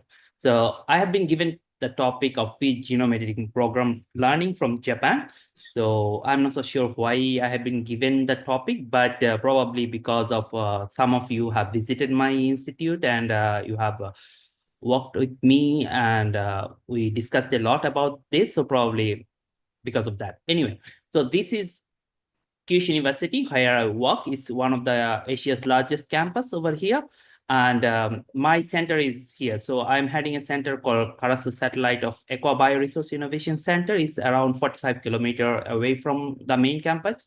And we are working on various freshwater and marine species to support the blue economy, which is an industry of $1.5 trillion at this moment and expected to be $4 trillion by innovations for security and environmental sustainability, as Bikida sir as well as Lakra sir was mentioning over there, and created a brand for $3 million US roughly in last couple of years with only with one species, that is the chub mackerel, Japanese chub mackerel, which is quite have a commercial value. Specifically, this is specific pathogen-free strain, and we are creating an aquaculture system. But apart from that, we are actually diverging a lot of resource of our institute to prepare ourselves for the future, which means how we can improve the productivity of aquaculture systems. Specifically, if we look into the whole agriculture or farming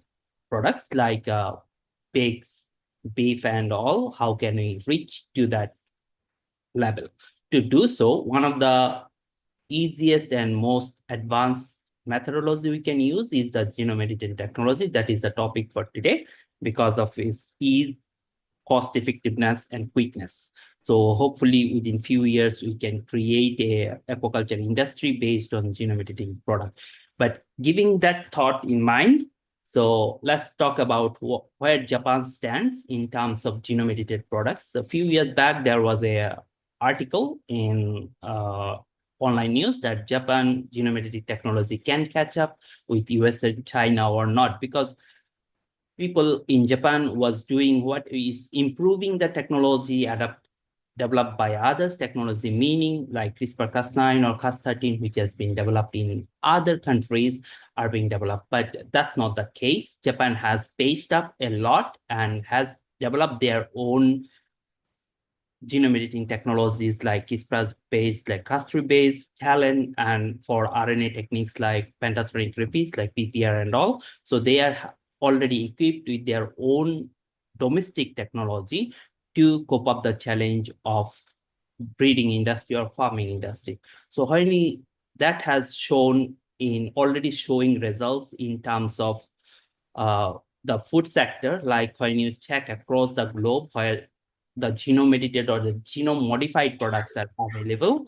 These are few products which are already marketed as a GMOs, but in Japan, you can see whole variety about that, starting from like fruits, vegetables, or even crops and some ornamental plants. Has created an industry or boosted the industry a lot. And because of the pro-G food governance, the Japanese government has changed the law in 2020 for genome edited fruit, which has created an avenue and pushed the government to approve the CRISPR or the genome edited products to be, specifically fish products, to be approved for commercial ventures or commercialized product can be available for local customer or the normal customer. Those two changes had created an avenue for a lot of individuals as well as entrepreneurs, and thus created a huge amount of private ventures, and most of them are here. I have listed few of them which are only focused on fish, specifically this one only working on genome edited fish products, doing recirculatory aquaculture for genome edited fish product, which is marketable and commercially utilizable. So if I see globally, out of 4 genome edited products which are almost ready to be marketed, 3 of them are from Japan. One is pufferfish, red sea bream, flounder, and the salmon, which is from Norway, are still awaiting approval for being utilized for commercial aquaculture in Japan. So in that aspect, we are also not lagging behind in terms of genome edited product. Our lab is working on developing a modest mackerel, which to cater the juvenile cannibalism needs of, or the counter the juvenile cannibalism needs of scumbroid fishes, where because of cannibalism, almost 90% of the fish dies. And we have already successfully in developing using our own genome editing technology based on TALEN to reduce the cannibalism. And just to tell you, this mackerel, apart from being a cannibalistic, they are quite fear-free. I think it's not working on this one. And as well as they are very docile in nature. That's why we named them a modest mackerel. And if we consider the recirculatory aquaculture system for that, we can culture them in high intense condition, as well as they have higher growth and hence can has a less carbon emission for them. Okay, sorry. So these are the fear data we collected. Anyway, So to market this product, we need to understand how to, in terms of legislation or regulation, we have to have the safety measures to be taken care of. Here, all the bioinformatical or the biotechnological tools comes into picture or comes handy.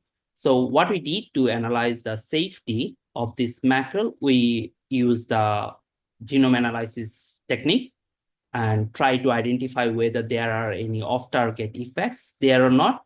If off-target effect, that will be automatically reducted from the commercialization, but we couldn't find any off-target effect, obvious off-target effect. But if we go for 11 base mismatch, we could see one position where there is a change in open frame, not the open frame, open region, but there is no amino acid change.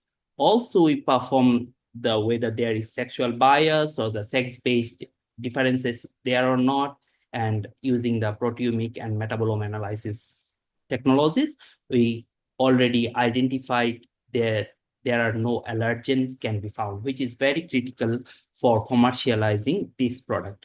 But my concern is not only about commercializing the genome-edited product, but also how can we utilize the genome-edited product to bring our research and make ready for our future. For example, this genome-edited product is pretty costly when we are developing them. We spend a lot of money and energy, and if we cannot regulate them properly, there is a chance of genetic pollution or even intellectual property outflow. So what we can do, we should make the genome-edited product like this, that they should be sterile when they are cultured for commercial purpose, but we can regulate their fertility to produce the next generation. So how we can do that? That's where the biotechnological interventions comes. We can do by two methods, like producing the infertile fish or making totally germ cell-less fish, where the obvious outcome should be there should be no progeny.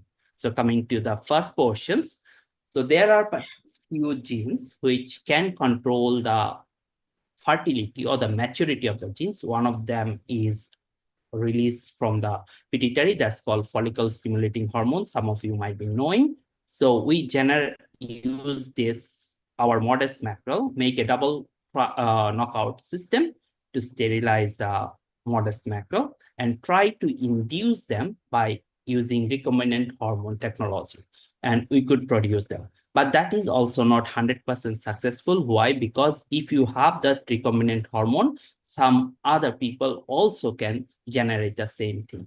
So that brings to the next topic, where we can remove the germline totally. But if we remove the germline totally, we cannot have the progeny, or there will be no strain maintenance. To avoid that, I introduce a different technology, which is called which is based on stem cells. So these specific stem cells are known as germline stem cells, which are basically available in all of the fishes at this moment, what we have analyzed, and they are the precursor for producing both sperm and egg. So why we choose this? Because the germline stem cell compared to sperm and eggs, the preservation is easy, handling is much easier. So we can preserve them for our long-term purposes, as well as we can utilize them. So on top of that, over the years, we have developed a technique to culture them in cell culture condition, what Dasar was telling previously. So almost same kind of techniques, and we can preserve them in a bank and try to produce different kinds of marine fish from there. So that's how we are trying to apply the fish. So just giving a glimpse of our research. So it's like we are taking the modest mackerel germline stem cells, culture them using a different knockout line where the germ cells are being completely depleted. So that's based on we using DND, that's a deadened gene, where we can remove the germ cell if you knock out them and try to transplant that into the adult cells, these cultured cells, and then get the next generation. After getting the next generation, we tag them and try to check the progeny performance, what kind of progenies are coming. So when we trace them, we could see that all the progenies are more developed from this GLC, almost all the progenies, 96%. And the whole process only takes 3 to 6 months. Whereas in case of submackerel, the process is process for maturation, it takes almost 2 years. So we can produce the progeny in a faster way, and also we can utilize this technique for strain maintenance. So given the short time, I am urging you to hold hands for future of aquaculture, where we can utilize this genome edited system and combine with any other technology, be it as a genomic or metabolomic studies, or the discussion of whatever going on at this moment in this program, or other sectors like digital transformation or any other intellectual properties strategy, etc., to make a sustainable aqua food supply and blue economic security throughout the globe. With this, I would like to thank all my contributors, specifically my lab members, as well as I would like to thank specifically to my teachers and mentors at CIFE who had helped me to shape my career back almost 20 years back. Thank you so much. So I'll be available for questions if it is. Sorry, I quickly spoke. Thank you, Dr. Tapas, for your nice presentation. Anybody quickly any response? Because all are feeling hungry, we have delayed. We'll take 5 more minutes. Thank you, Tapas. We are not asking you any question. If anybody any query, they will contact you through email for the clarifications and help from your side. Thank you once again for giving your time and delayed for your presentation because you no issues, sir. Thank you so much. We have, I think, 2 more digital poster presentation, and quickly we can take the digital posters and we'll break for lunch. And you can display the poster and briefly tell within 1 minute. Ashutosh Ranve, poster 1.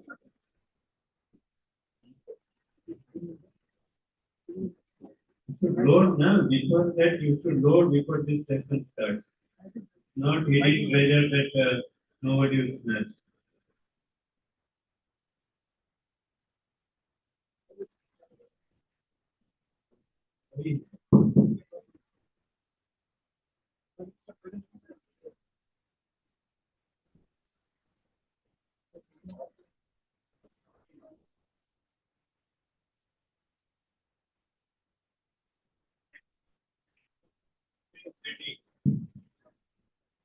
Nitin Vasmi.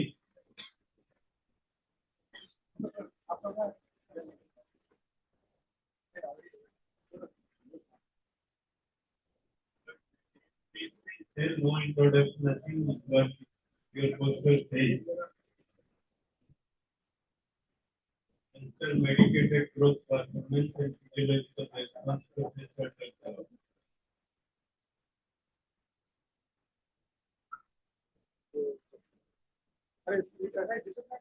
Right.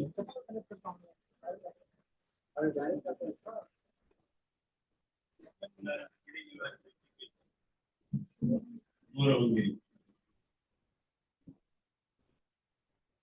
No, I'm getting more of because best will be.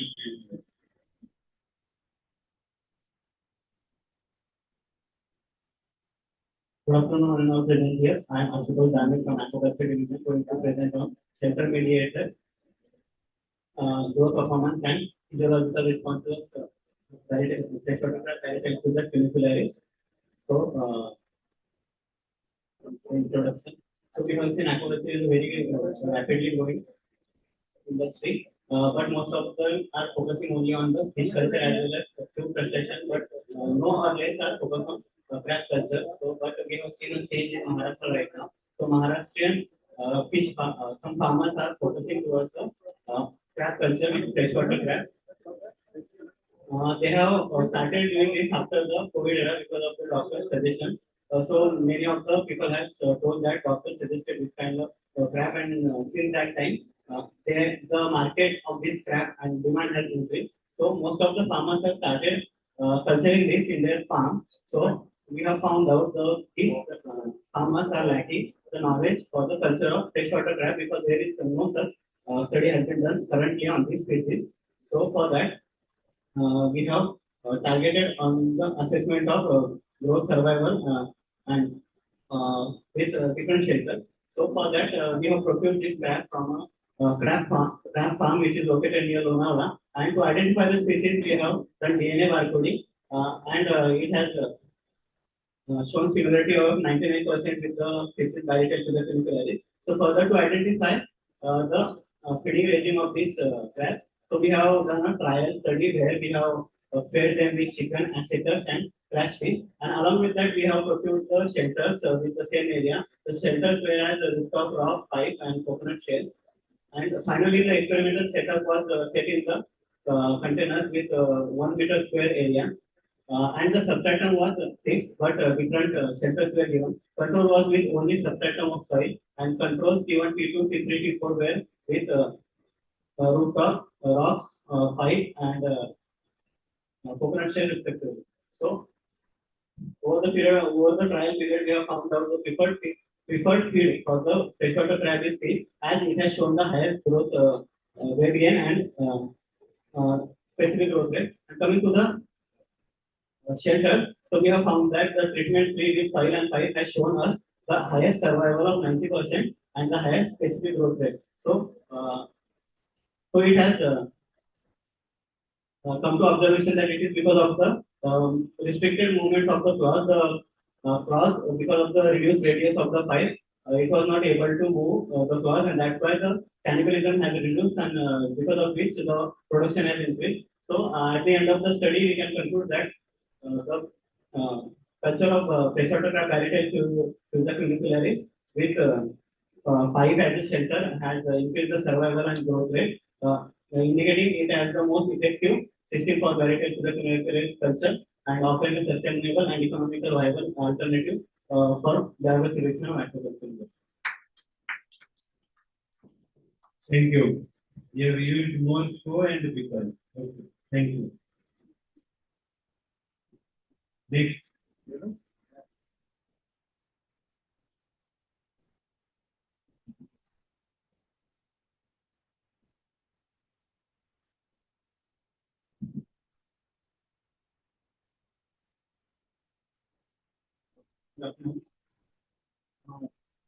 My poster gives that in case if somebody wants to do a systematic review or a scoping review, so what would be the possible initial steps for that?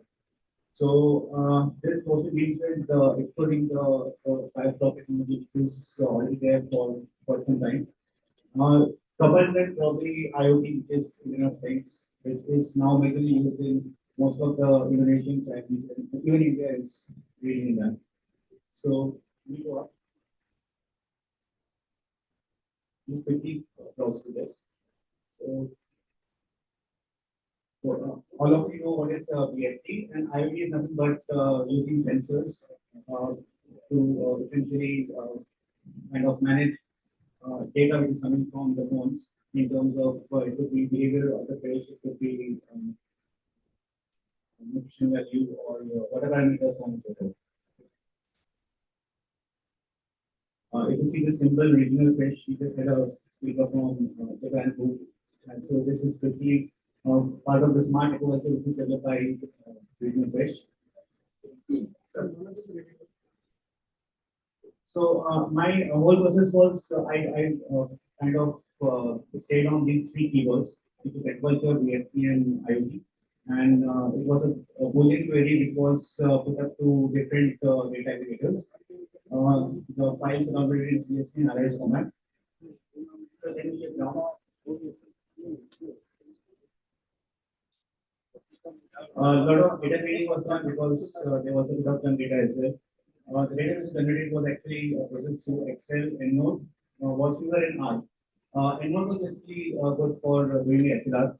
So I could actually categorize the references or data source. Resume from there. Up. Okay. So coming to result discussion, on the graph shows the total publications which are available for period of 2024. I'm going to get to the 25 as of now. The reason why we are seeing less number of publications because most of them are behind paywalls. So most of journals, most of papers that are available are actually the open access is closed. So that research is not coming down to it's not being open, so it's not accessible to a lot of people. If it is a global culture and biopsy publications, a lot of countries are involved in that. But on the right hand side, you can see. On the right hand side, we can see agriculture plus the IoT publications.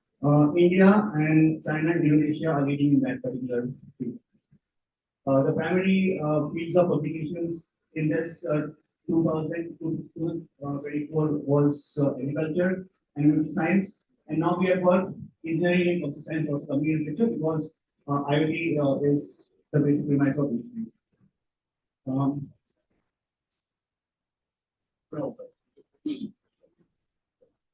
Okay, so you can see all the SDGs system development goals which are covered by these publications over a period of 22 years, out of which SDG 12 is the highest. This worked out where you can see sanity, water temperature is basically the properties of IoT which is monitored in the font. And the heat map also what you see over here is the Asia is leading in terms of publications. Next is Europe, and then we have got Africa and North and South America. The fish image which you see is the trending keywords found in these 24 years of publication. To conclude, so Biofloc and IoT is actually augmenting a kind of actually initiating sustainable development of agriculture, and probably it will be getting more traction years now. And computer science and engineering are getting traction in the field of agriculture. Thank you, Dr. Thank you. So already we have left all questions we refer to your lunch time. Thank you. I think we have completed this session, and this session was a diversified session, starting from genomics to molecular breeding, then cell culture, then algal biotechnology. So these are the sessions, and we have like two poster presentations, and this is all about this. And so we have like pressure was handed over to continue. So we have completed I think end of this session. Now you have your plenary session over to Arvind. And we have the director and both the joint director on behalf of the committee. Yes, Thank you so much, sir, for this nice technical session. And opening batsman was Sir only, Dr. B.K. Sir, keynote speaker. It's a really, I think morning 3 o'clock onwards, he is on the way. And then it is. Thank you so much, sir. And sir, now I request Dr. B.K. Sir to honor our two invited speakers. They are coming from two distinguished institute, Dr. Smita Deepak Madam. The madam is the senior principal scientist from NIO, Goa. And then Madam talk was very interesting.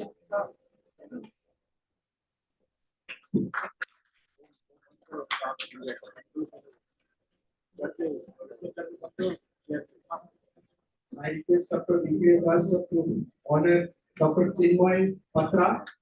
And he is from again, it's a very reputed institute, DST, Agartha Research Institute. And his research work was on the news recently. And for the news only I called him and he accepted. And then I was making lecture for students. And then I was talking, and he is doing very marvelous work.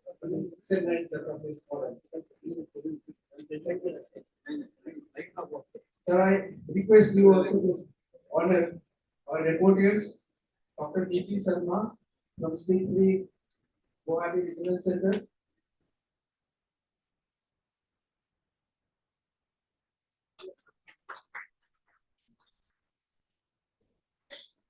Sir, I request you to honor Dr. Lenin. Please, Lenin. So they are doing all this building, batting. Thank you, sir. Thank you so much.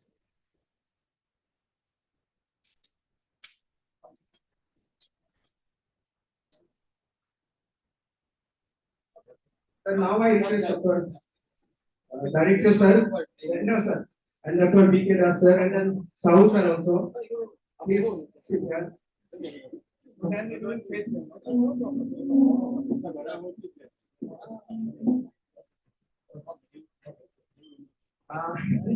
It's very interesting. Sir, actually, as I said also, our students are our staff. Without students, you can't do any research. Without students, whatever we are teaching them, and they are converting them into research, and they are coming up with very marvelous ideas. And then we are very happy that they are contributing to a biotechnology, so I am going to announce this one, the oral presentation that is presented by faculty members. Again, these whatever it is our alumni. So first one is the theme biotechnology for development of cultivated seafood, prospects and challenges. The oral presentation, Dr. Iswan DS, scientist CMLI, congratulations to him also. Recently, he got job in out of ICR system, the Ministry of Art Science, and he's our student. He's our student.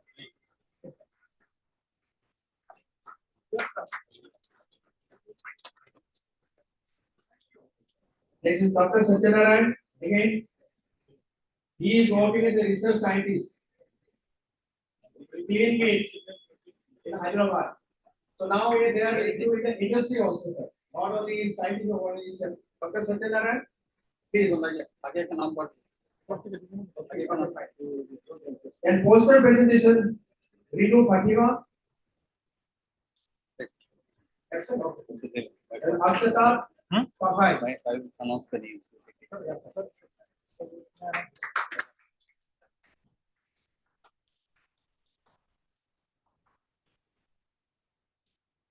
Akshata Tarvi.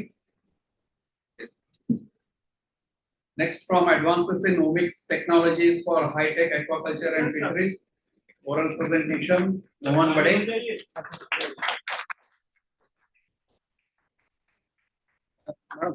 Mohan Bade का certificate ले लीजिए, please. Madam. Please. Niti Sharma, student. Colleague, student, colleague, everything. Next for poster presentation in the same session, Rishma Patil and Patel Yashasvi. Please put your hands for both some claps. Next one, advances in fish genetics and improvement program. Dr. Mujahid Khan Pathan.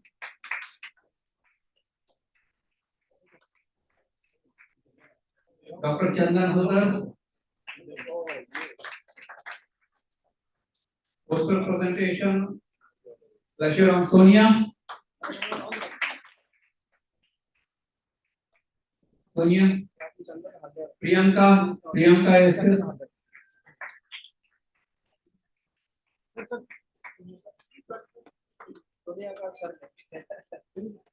Sir, please come.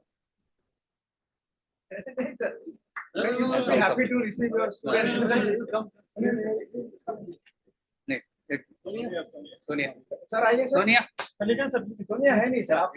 Sir आप ये छोड़िए, ले लीजिए. नहीं नहीं sir. ले लो, हाँ लीजिए सर, लीजिए सर. जल्दी ले लो भाई. सर हमें पीछे कर देते हैं. नहीं ना, कम ना. आपकी बोल. इतना जल्दी Yes, sir. Sir, आप लीजिए तो।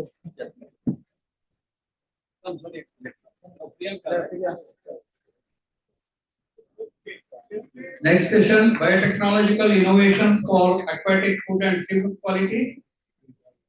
Harshavardhinium and Lina P. Poster presentation. Sanjeev K. Singh. Infant Campbell.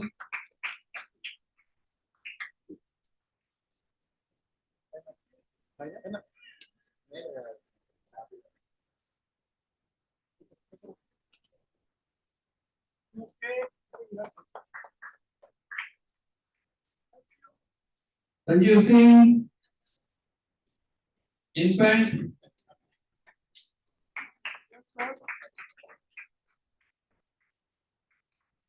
Next one, population and conservation genetics, genome editing, Madhuri Pathak.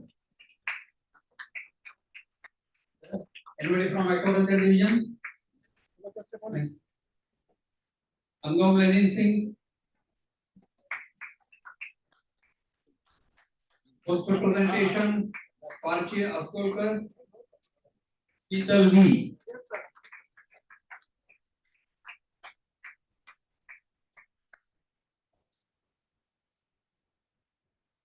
Parchi Askolkar. Sheetal V, please clap for them. Next one, biotechnological innovation in fish health management and cell culture. Dr. Saurav Roy.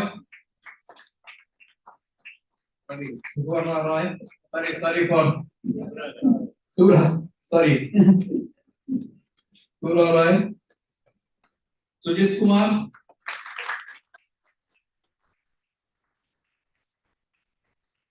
Poster presentation, Kamalia Tamanna. Gautam.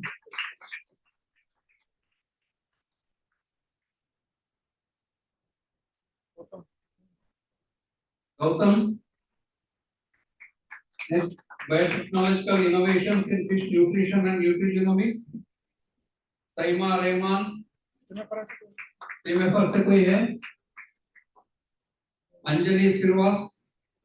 उपोस से कोई है? Poster presentation Bano दर्शनी.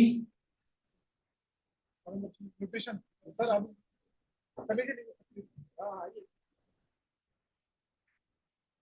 महावाड़िया TR.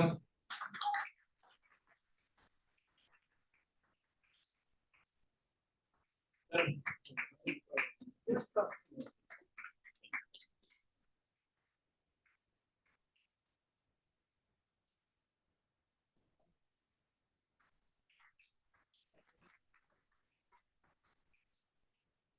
The next one of the very important this one, sir. These are actually the students' competition. There were altogether 13 presentations. The first one, Shubhra Singh.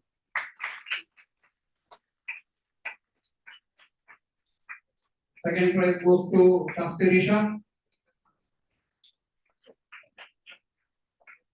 And third one, it is a tie, so it has been given to two. Suraj Young, Suresh and R. Rajsekharan. Please come both of you. Rajesh Kannan. Suraj Young, Suresh and R. Rajesh Kannan.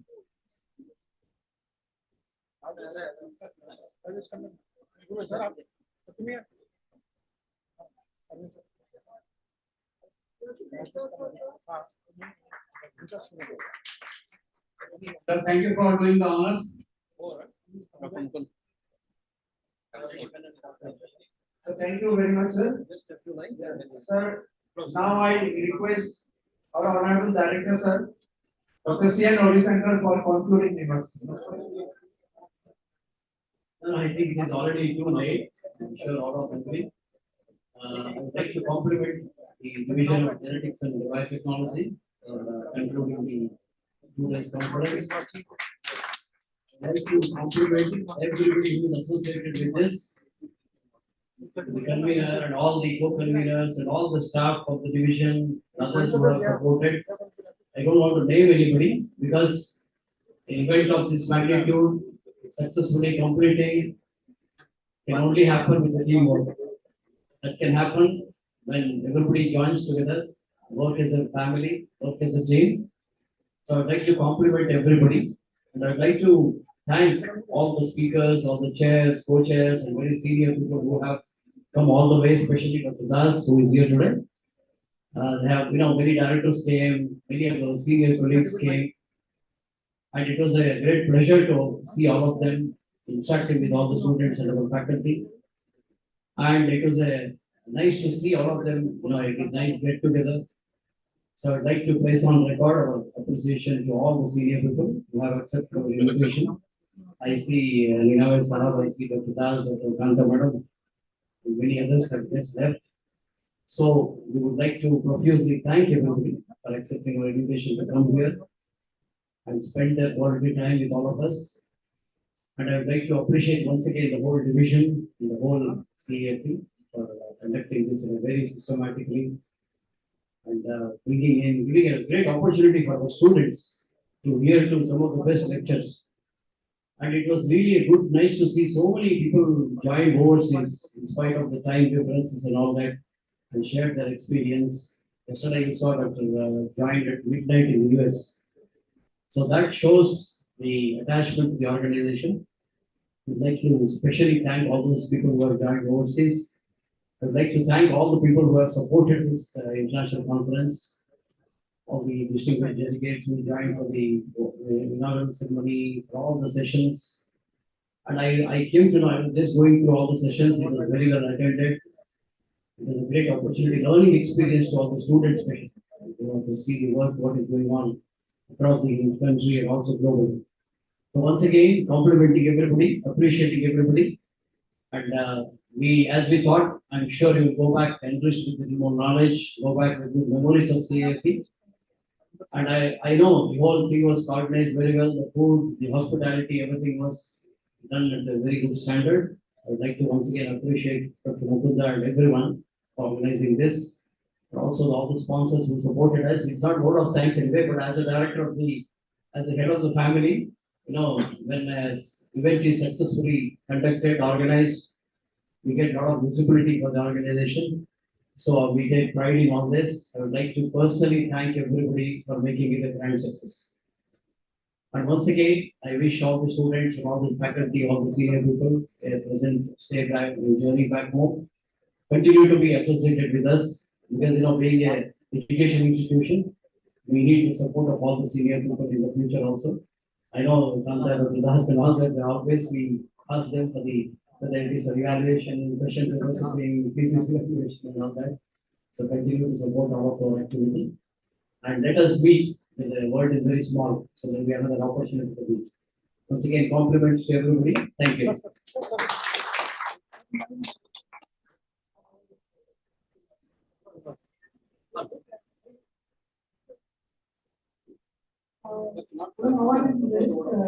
In last session, that is biotechnology, award goes to Mr. Nitin Vasni. So,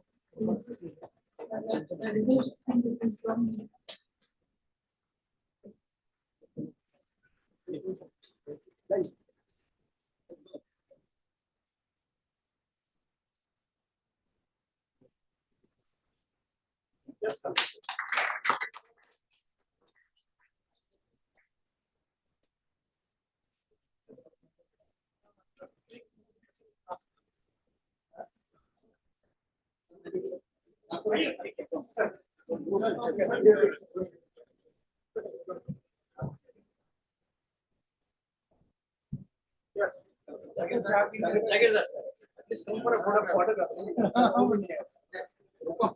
Rupam, come. Rupam, come. Hey, Lenin. Vijay, come. Okay. Yes, sir. Let's make it. Sunil, second transport.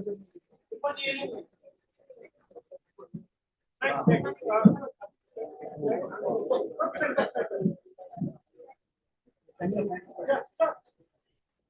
Okay, okay, no problem. Yes, please, sir. Okay, yes.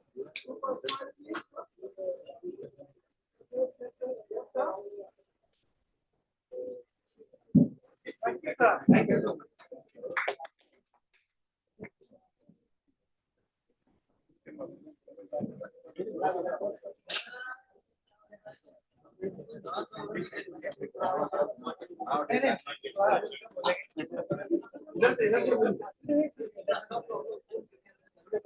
Sir,